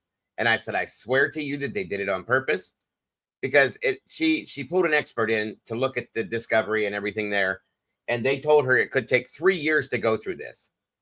Okay, so you tell me that wasn't done on purpose, because there is the possibility of not getting to something and missing something of importance, and they absolutely did that on purpose. As far as I'm concerned, you can't tell me any different. I'm sorry. 100%. 500 and what was it? 512 or 521 terabytes of data they gave to her and said, "Here you go." Absolutely. And I can tell you, I pay Apple iCloud for 1 TB of data, $10 a month, and I have over 60,000 photos on my phone. Yeah, and I have not even come close to filling up that 1 TB. 100%, you guys. That's a lot of data. Think about that. She wasn't lying when she said at least 3 months. That's for a professional to go through it. No, hon. She said 3 years. Oh, 3 years. Yeah, that sounds more like it, even with a professional. It was I'm sorry, it was 58 terabytes. That's right. 58? Okay? Yes, but still think about what's involved in 1 terabyte as compared to, it's crazy. Okay. So 3 years to sit down and go through digital evidence is insane to me. And they're going to get it done in some form or fashion, depending on how many people she's got to go through this. But I believe that they're anticipating something being missed. Okay. Therefore, it's going to falter to the defense. And I'm sorry, but that shouldn't be allowed. And I know nobody needs this to be extended any further on either side. They don't want it. The families deserve to have this handled now. The victims themselves deserve the dignity of this happening. It's been 3 years now. It needs to happen. Okay. But this is what I believe is the whole reasoning why it was handed over the way it was. It was handed over in spurts. Here's a bunch of here, and here's this here. She had to fight to get it. and it was all screwed up, and there's things that are missing from it. It's just a disaster, and I will swear to you, it was done purposely. That's all I can say. So I 100% agree. Dago, I just have to. No way not. I'm going to agree with something that Fizzy Cake said. Hitler said, "Can't you just have more clerks come in and help go through it?" Right. He wouldn't suggest such a thing unless the state already had extra help behind the scenes already. Yeah, I know that she's on top and of it's it. not the defense's burden. They shouldn't have to do it, right? But it is in this case. It all is. It's all for Anne to prove and debunk. It's kind of after like they made insincere. up so much misinformation. To me, it's like an insincere gesture. Like, thank you. Oh, it's totally a slap in the like. It's totally that. Yeah. They're like catty little middle school girls. Yeah, I see what you're saying. I can agree. If you think the state doesn't have everything cataloged or crazy, right, but they didn't give it to her that way. That's a fact. That is a fact. They absolutely did it on purpose. And that's half these records are probably already on their way to the CIA to be stored there, so no one can ever get them. And there's a bunch of shit that's missing. I promise you that. And I don't mean missing as in they don't have it. They don't have all of it. There's pieces of things that are here and there is what I'm saying. And that's the problem with this. It's very sad. Are you saying, Dago, they're purposely leaving out pertinent information? Well, that's been stated already by Cy Ray per se. Okay. This thing has purposely been omitted to cover up a much bigger picture. So if he's saying it within just the data situation, you don't think it's happening? There we go. Yes, 100%. That's what I wanted you to say out loud. That's all I gotta say. If that is able to happen there, I promise you it's happened in other aspects of this as well. And people can argue, that's fine, guys. I'll stick to what I believe because there's nothing else. As far as I'm concerned, there's no other way to look at it. So at the end of the day, we're all humans. Let's be respectful to each other no matter what our opinions, guys. No, of course. And that's what we pride ourselves on in here is everybody has different opinions about certain things. And we can all talk about this. We're all grown adults and have differing opinions and not flip out on each other and respect each other's feelings and opinions on this. That's what this community is based on. And that's why we continue to do it that way and can have these conversations without fail. And I appreciate everybody for doing that. So love my meatball family. We appreciate you too. We love you too. All right, guys. So what time were we at? 4:20. Okay. Because there's no holds bars at that point. We can once that jury's been selected, picked, and put into a chamber where they're not going to be watching the media, then I mean, there's also concern that just making up stories like we wore. I never wore anything. None of the G's ever wore any of that. That's why we went back and said, go find it, find the proof. And of course they backed off of that because they went and checked the cameras. There was no. Yeah. But when I leave that courtroom, I'll put on anything I want, and my family will put on anything they want, and they're not going to control that. So, like I said, we're going to be a family that makes this individual look back and think, if there was one big mistake I made was going after a G, because those guys didn't stop. They just kept coming. And how much easier would have my life been if I didn't have to turn on the TV to only see that guy, pointing out what I did. 100%. As an IT guy, apparently he puts his phone in a VPN when he turns it on at 4:48. What does that tell you? What is a VPN for those that don't know? And what is somebody trying to accomplish with that? VPN protects some of your identifiers. And normally on a PC, it's just mainly your IP. They're not nearly what people think they are. So what you could do is okay, to answer the question, a VPN protects your IP address so that nobody can take your shit. A lot of people that it scans it, like jumps it to other locations. It protects it from people doing that. So, like for instance, people that have Fire Sticks and they side load them or they jailbreak them, whatever you call. Most people that have those, they put them on a VPN so that nobody can see what you're doing and try to block or scramble that or come after you because you're doing illegal things per se. So the VPN is to protect that. people put their computers on VPN, so on and so forth, so that you can protect what you have going on in your system, and nobody can come in and try to take things or attack or things like that. Oh, you're downloading stuff. Right, because it seems like he's going to talk around this whole thing, and it's going to take forever. But that's the truth as to what a VPN is, folks. You're really tough. It's really hard to do this with a cell phone, because a cell phone, here's the problem with the cell phone is the towers won't communicate with you until you prove that you have a contract to use their services. So what that means is when your phone comes up, goes through boot order, and it goes out and says, "Hey, untrue. This is my unique identifiers. I'm this person. I'm on AT&T. I'm on Sprint. Whatever it is. I got a vile contract, and this it's a certificate on that device says I want to use your tower, and it works. And then you put on a VPN, but that's already told the tower that you're there. Whereas a computer, you can have a VPN start before your internet starts. And then you can go out your internet and totally remain hidden. And so you look like you look like your ISP's number at that point. And you don't look like they can't take his commissary money.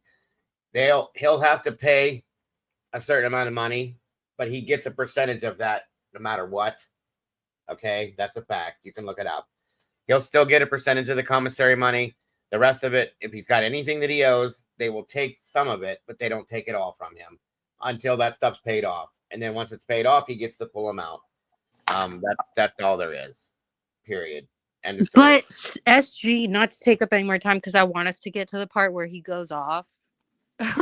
But SG literally he's telling us he was promised by whoever, apparently the FBI, that, whether the state fails, which SG wants to go with state first because he wants BK to get the DP so bad. He admitted that. He stated that. And they told him if it goes federal, he probably will not. So that's why they went state first. Oh, he won't, right. But oh gosh, Dago, I got so caught up in that. What did he just say before that? Which part? About the what he just ended say. Oh, the commissary money. He literally in this tells the FBI promised him he will never see any commissary money. I understand. He thinks that that's a part of the Son of Sam law, and it's not. It's just that BK can't make money off of books he writes in there about his crime. Right. That's it. And they're telling SG that it's like, no, he'll get nothing ever. Not even what his mama and daddy put on commissary. That's so untrue, you guys. Absolutely, completely, totally untrue. So once again, more misinformation. Very sad, but it is misinformation. A lot of it. And he's being fed this stuff. And I feel bad in a sense. And he's believing it. And I feel horrible. You can't believe, what I can't believe is that they're doing this and feeding him a lot of this stuff, knowing that it's untrue, and that some people, that when he says this, it's going to be proven that it's not true. By the way, and I have to add this too, because otherwise we'll get too far ahead, but not too far back, he mentioned about the inappropriate, slogans on the T-shirt or whatever. Yeah. And he said, that's never happened. That's been looked into and debunked, right? Uh-huh. Well, it was August 18th, 2023, the 9-hour hearing. Yep. Now, I don't recall if we were able to see inside of the courtroom, but we certainly did while they were walking up the, paved the cement steps up to the courthouse. And and that's in my notes, but going by memory, I'm not saying it was the entire family. Okay. But it was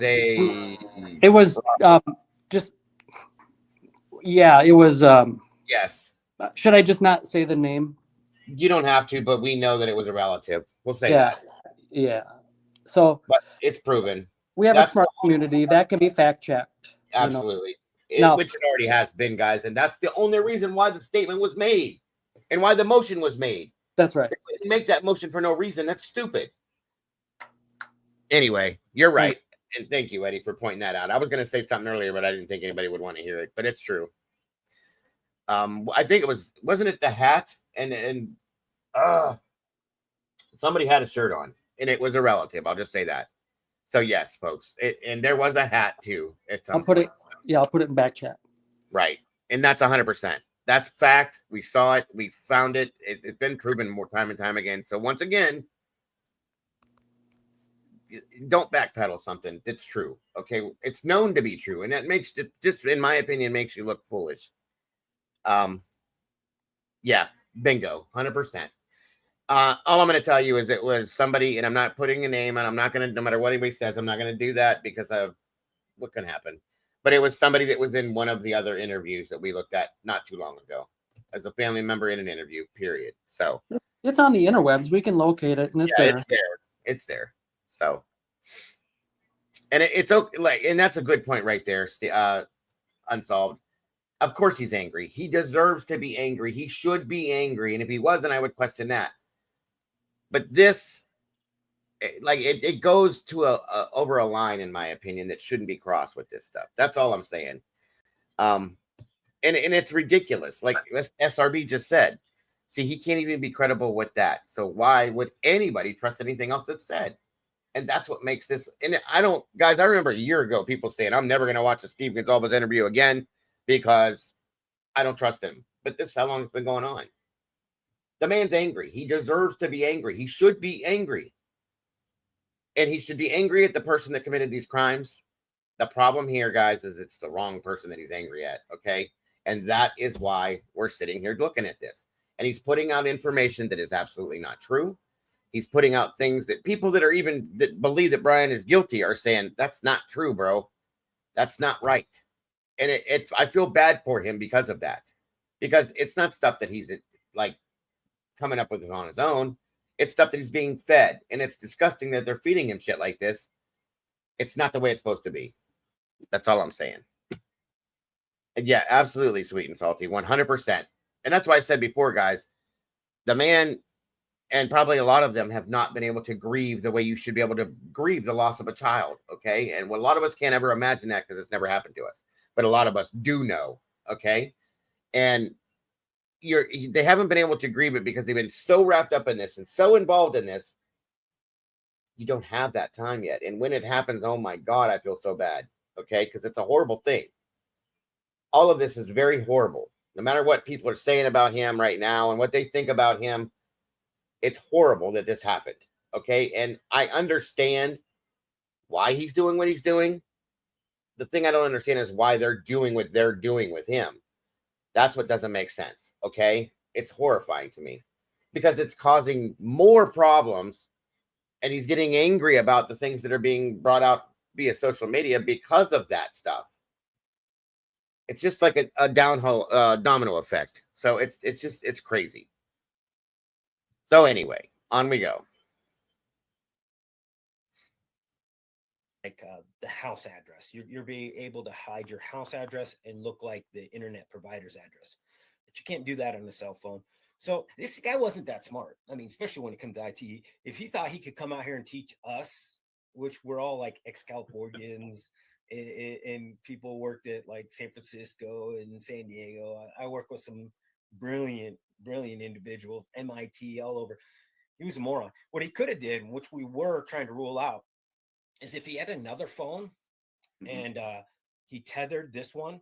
So if he would have shared his Wi-Fi here and put VPN on there and then took this phone and then tethered it to that phone, he would have made it very, very difficult for them to track down. And the sad thing is because of what Brian has gone to school for, he knows that and probably would have done something like that if he was involved in this. So there's another point to think about. Okay. Think about that. He probably would have done something like that if he was involved because he knows those things. That's what he goes to school for. Once again. On this phone that doesn't have a cellular provider, doesn't have any contracts, took pictures, did all this stuff on that. We had to rule that out. Yeah. And that was a scary moment to think that, you know, we could have had somebody that was truly a cloud forensic Expert. smart individual. This guy was just a stupid kid that you know, thought he could have his moment out here with what I think you were talking about, like these rural police officers. Rural, yeah. Yeah, like these guys don't know what's coming. I'm this new East Coast kid that understands all this stuff, and I'm gonna show them how to use all this stuff. Yeah. How many times are we going to contradict ourselves here? He's smart. He knows this. He's smart. He's smart. He's dumb. He's dumb. He's stupid. He's smart. He's dumb. Let's make up our minds. You know. Oh, just wait till he goes on the L word tangent. I know. Oh, I know. Yeah. The computer stuff is going to do him in just as much as that DNA is. Yeah, I agree. You know, early on, you had mentioned once that his phone may have touched the Wi-Fi. Is that accurate, or was that something that maybe? What did you mean by that? Because I haven't seen that in any document, and I'm curious about that. It's not true. I was reading a certain document where it was talking about, I believe it was IEME ID, and those are associated with Mac tables. And IEMIE that's your phone. That's your phone. Well, it can be a. Jesus, hold on a minute. Our phones have it, and so do our modems. Okay, so modems have IME. I always screw it up. IMIE.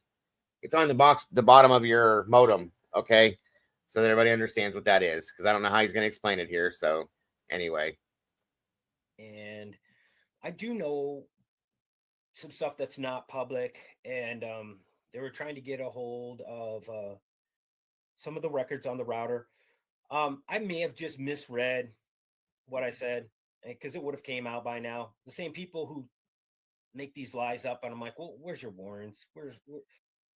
Okay, so bingo. He's basically just saying that was not true. That's wrong. He misinformed everybody. He may have just misread it.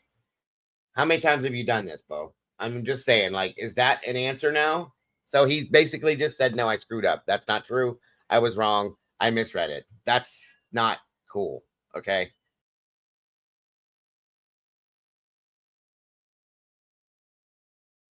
If some other person's involved, where are these warrants at? You know,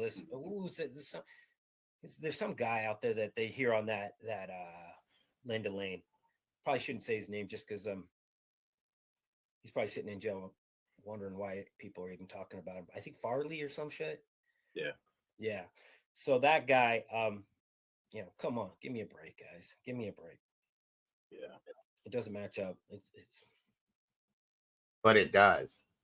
Have you looked into it? Because it can. Yeah, it's a waste of time. It sure is. It sure is. You know, overall, I think I'm gonna step down, Dago, because my tablet's about to die, so I'm at 5% battery. Thank you for Thanks a being lot, here, Dago. Thank you. I appreciate you, bud. Appreciate you all the time. Yeah, thanks, chap, for letting me on the panel. Thanks, Dago. Bye bye. Take care, buddy. Agreed, Terry. Agreed. At this point, their only argument is that the DNA is or the sheath was planted. I don't even think they're arguing the DNA isn't his. You know, in one of these recent documents, they reference how much DNA was found, and when I Google searched it, it's a large amount of DNA that was found on that knife on the knife sheet. I think it's going to do him in. I don't think he has very many arguments left. You know, I know right now he's throwing out autism and a bunch of other things. Some folks are thinking maybe he's trying to come up with something to push a plea deal. Have you heard of any type of plea deal? And do you think they would ask you first if they were going to go down that road? By law, they have to. Idaho law, not federal law. You know, we're building. Old Thompson, he was like a Santa Claus. I think Thompson's skin's gotten tougher, and I think he's gotten a little bit more fighter spirit. And I think good point, Heather. Good point. Battle with the, you know, going through all the things that we've gone out with. There's stuff that people don't know. People like vandalizing, people showing up at our house, people. Eddie, what was the exact amount one more time? I'm sure it's in your notes somewhere. The number. That I don't have in my notes. Maybe someone in chat can help us. Heather said 0.164 thousandths of an octillion or something like that. I'm in that range, folks. But octillion, think about how they basically said it's like the tip of a needle. And someone earlier was like, they found 20 skin cells. I mean, it's so small. It's not. It is so small. This is insane to even state. It's such a big amount. Come on. Let's be serious here, guys. We know it's not. It is what it is. Don't say things like that. That's ridiculous. If it was a big amount, Dago, wouldn't they send the whole sheath off and not a swab of the buckle? They should have sent the whole sheath off to begin with to be sure that that's where that came from. And now you're going to tell me, because you sent a buccal swab, that I don't believe anything at this point. You could have swabbed his asshole for all I know. Okay? Use the language. You don't know what was swabbed with that. That's the problem. Okay? I'm sorry to say this to you guys, but that's a fact. I mean, when I found that out, that is the problem right there. It's a minuscule, mini, tiny little, itsy bitsy little piece, guys. Sorry for that. In what case to go through all, what do they call it, Dago? And I know this too for my own job. I'm just blanking on the word.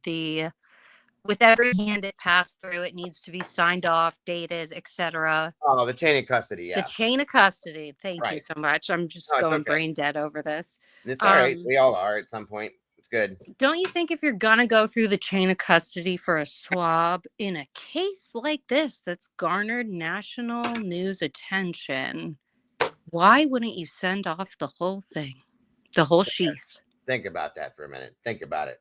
Because didn't SG say in someone said it was caked in DNA? Mm-hmm. And then there was none, only on the buckle snap.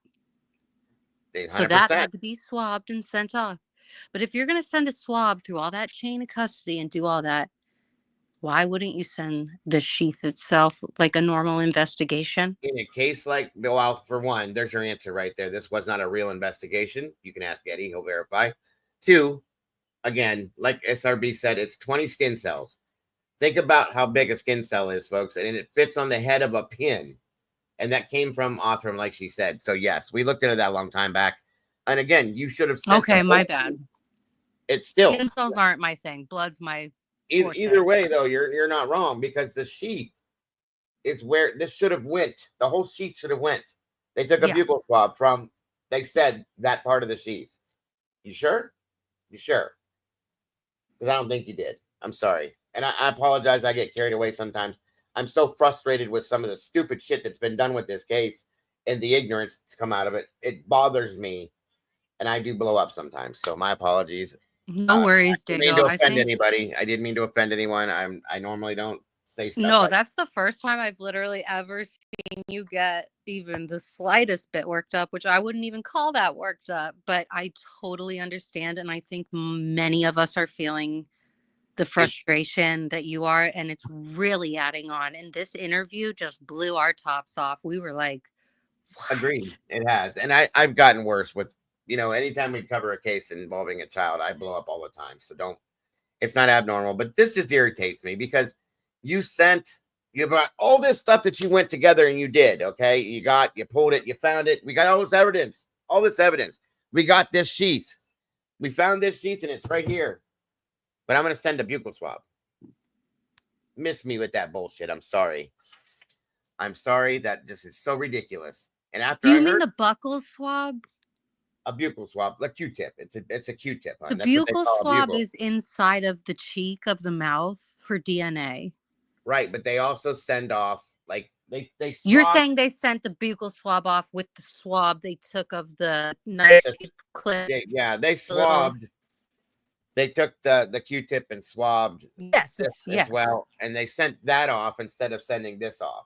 Oh, I must be just mishearing buccal and buccal swab, because when I think of buccal swab, that's inside of your cheek of your mouth. Your cheek, I know. I'm just saying a swab. I'm sorry, a swab. But you're probably, I know that they took his buccal swabs as well.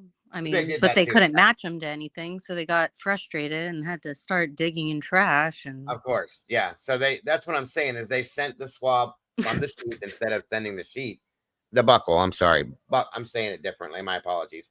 I'm used to Sarge who says buccal all the time. So no, buckle and buccal sounds the exact same. I just wanted to make sure I knew the facts and I wasn't getting them confused. No, you're good. You're good. You're totally right. Why send a swab through chain of custody and not the whole thing? Why would you not send the sheets? That's what I never have. I don't understand it at this point. Even again, just to prove that if it was under Maddie's DNA that's on it, wouldn't that help solidify the state's case? In some senses, but the way that it was explained is that it was under they her just have so much they don't need it. Under her comforter, under her. And there was other things on it besides that too. So they had to break that down. It's just a mess. It's a mess. The whole thing's a mess. Zakali, welcome. Sorry, I don't want to keep any more time from the video. No, you're okay. You're okay. Ask them to show evidence, or did you have another piece of something in here, dear, that I missed? To show evidence, and they timed me out. People treat Steve like he's untouchable or something, and can't even. No, and that's not the way it should be, Zakali. Don't worry about that happening here. I promise you. Everybody has the right to their feelings and their thoughts on this, and that's what it's all about. And if you can't express that without being attacked, that's just wrong. I'm sorry. And that's what we do here. So,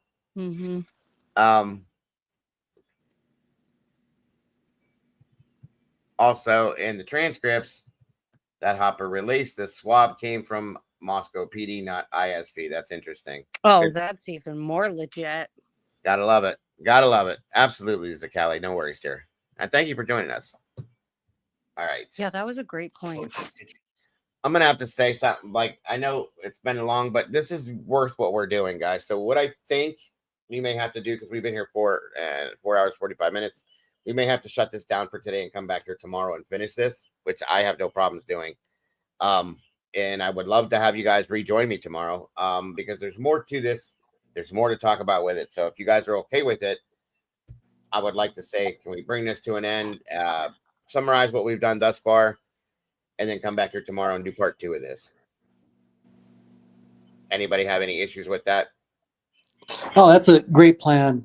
Thanks for having me up. Oh, absolutely, bro. Absolutely. Are you interested in possibly joining us again tomorrow, love? Can you hear me? Mom said it's okay. All right. If you guys are good with that, throw me a 1 in the chat real quick. And if not, make it a 2. Amen to that, Allison. And I'd love to have you all plus back tomorrow for it. Like I said, it's a long interview and we've been stopping and there's so much to talk about, to break down. So I think it's easier if we can throw this into 2 parts. That way we get through every bit of it and we can break it all down and discuss every bit of it without missing anything. And Sarge is going to be live in about a half an hour, and I'd love to see everybody pop over there to support him as well. Okay, I got a lot of 1, so that tells me that's good. Awesome, good. And I want every one of you guys to join us again tomorrow afternoon for this.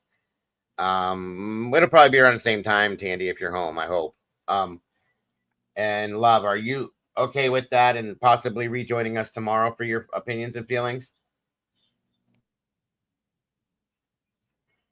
I think she may have stepped away, which is okay.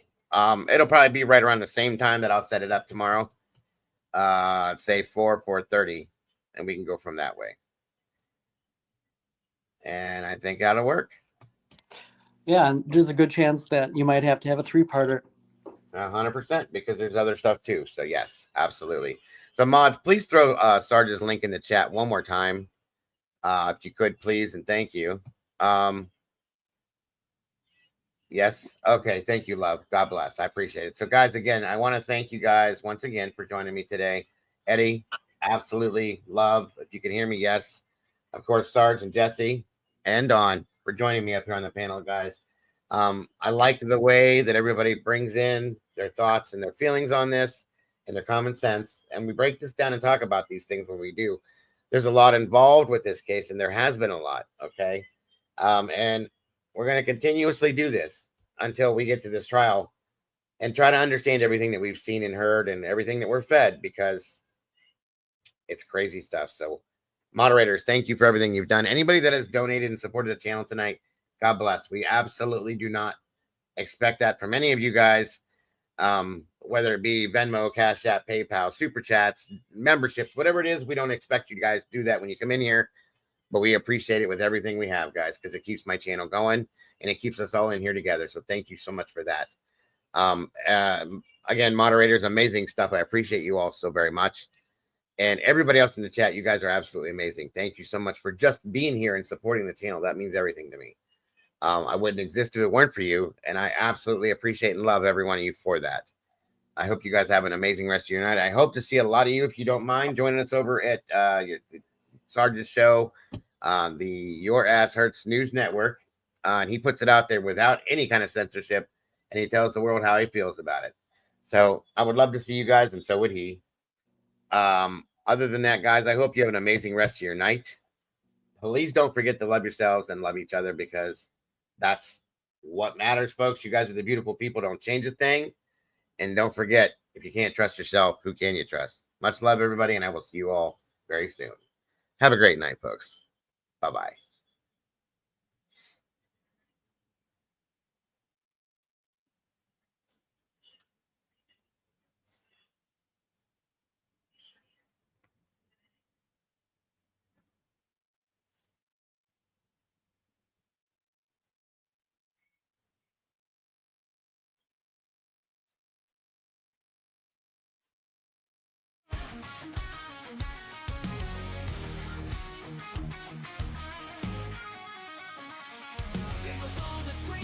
At the speed of light, hunting down the shadows, bringing wrongs to right, digging deep in the data, facts sharp as a knife.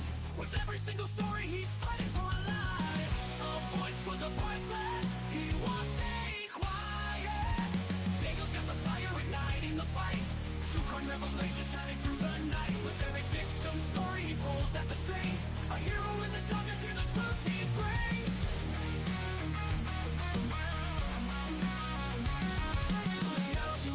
Streaming loud and clear, cracking cases, open hearts filled with fear. These channels are beacon in a world gone wrong. He guides us through the chaos, a soldier so strong. The clicks and the lights, they follow his lead. With every new case, he plants a new seed. Sharing their stories, giving hope where it fades. Daniel's a warrior through the trials he waits. In a world of silence, he shouts out their names. Daniel's got the fire igniting the fight. True crime revelation shining through the night. With every victim story, he pulls at the strings. A hero in the darkness, hear the truth he brings. From the shadows he rises, streaming loud and clear. True crime revelation shining through the night. With every victim story, he pulls at the strings. A hero in the darkness, hear the truth he brings.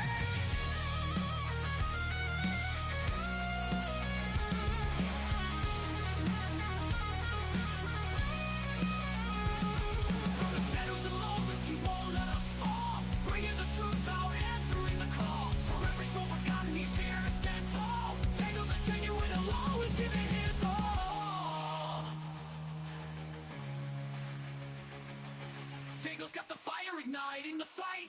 True crime revelation shining through the night. With every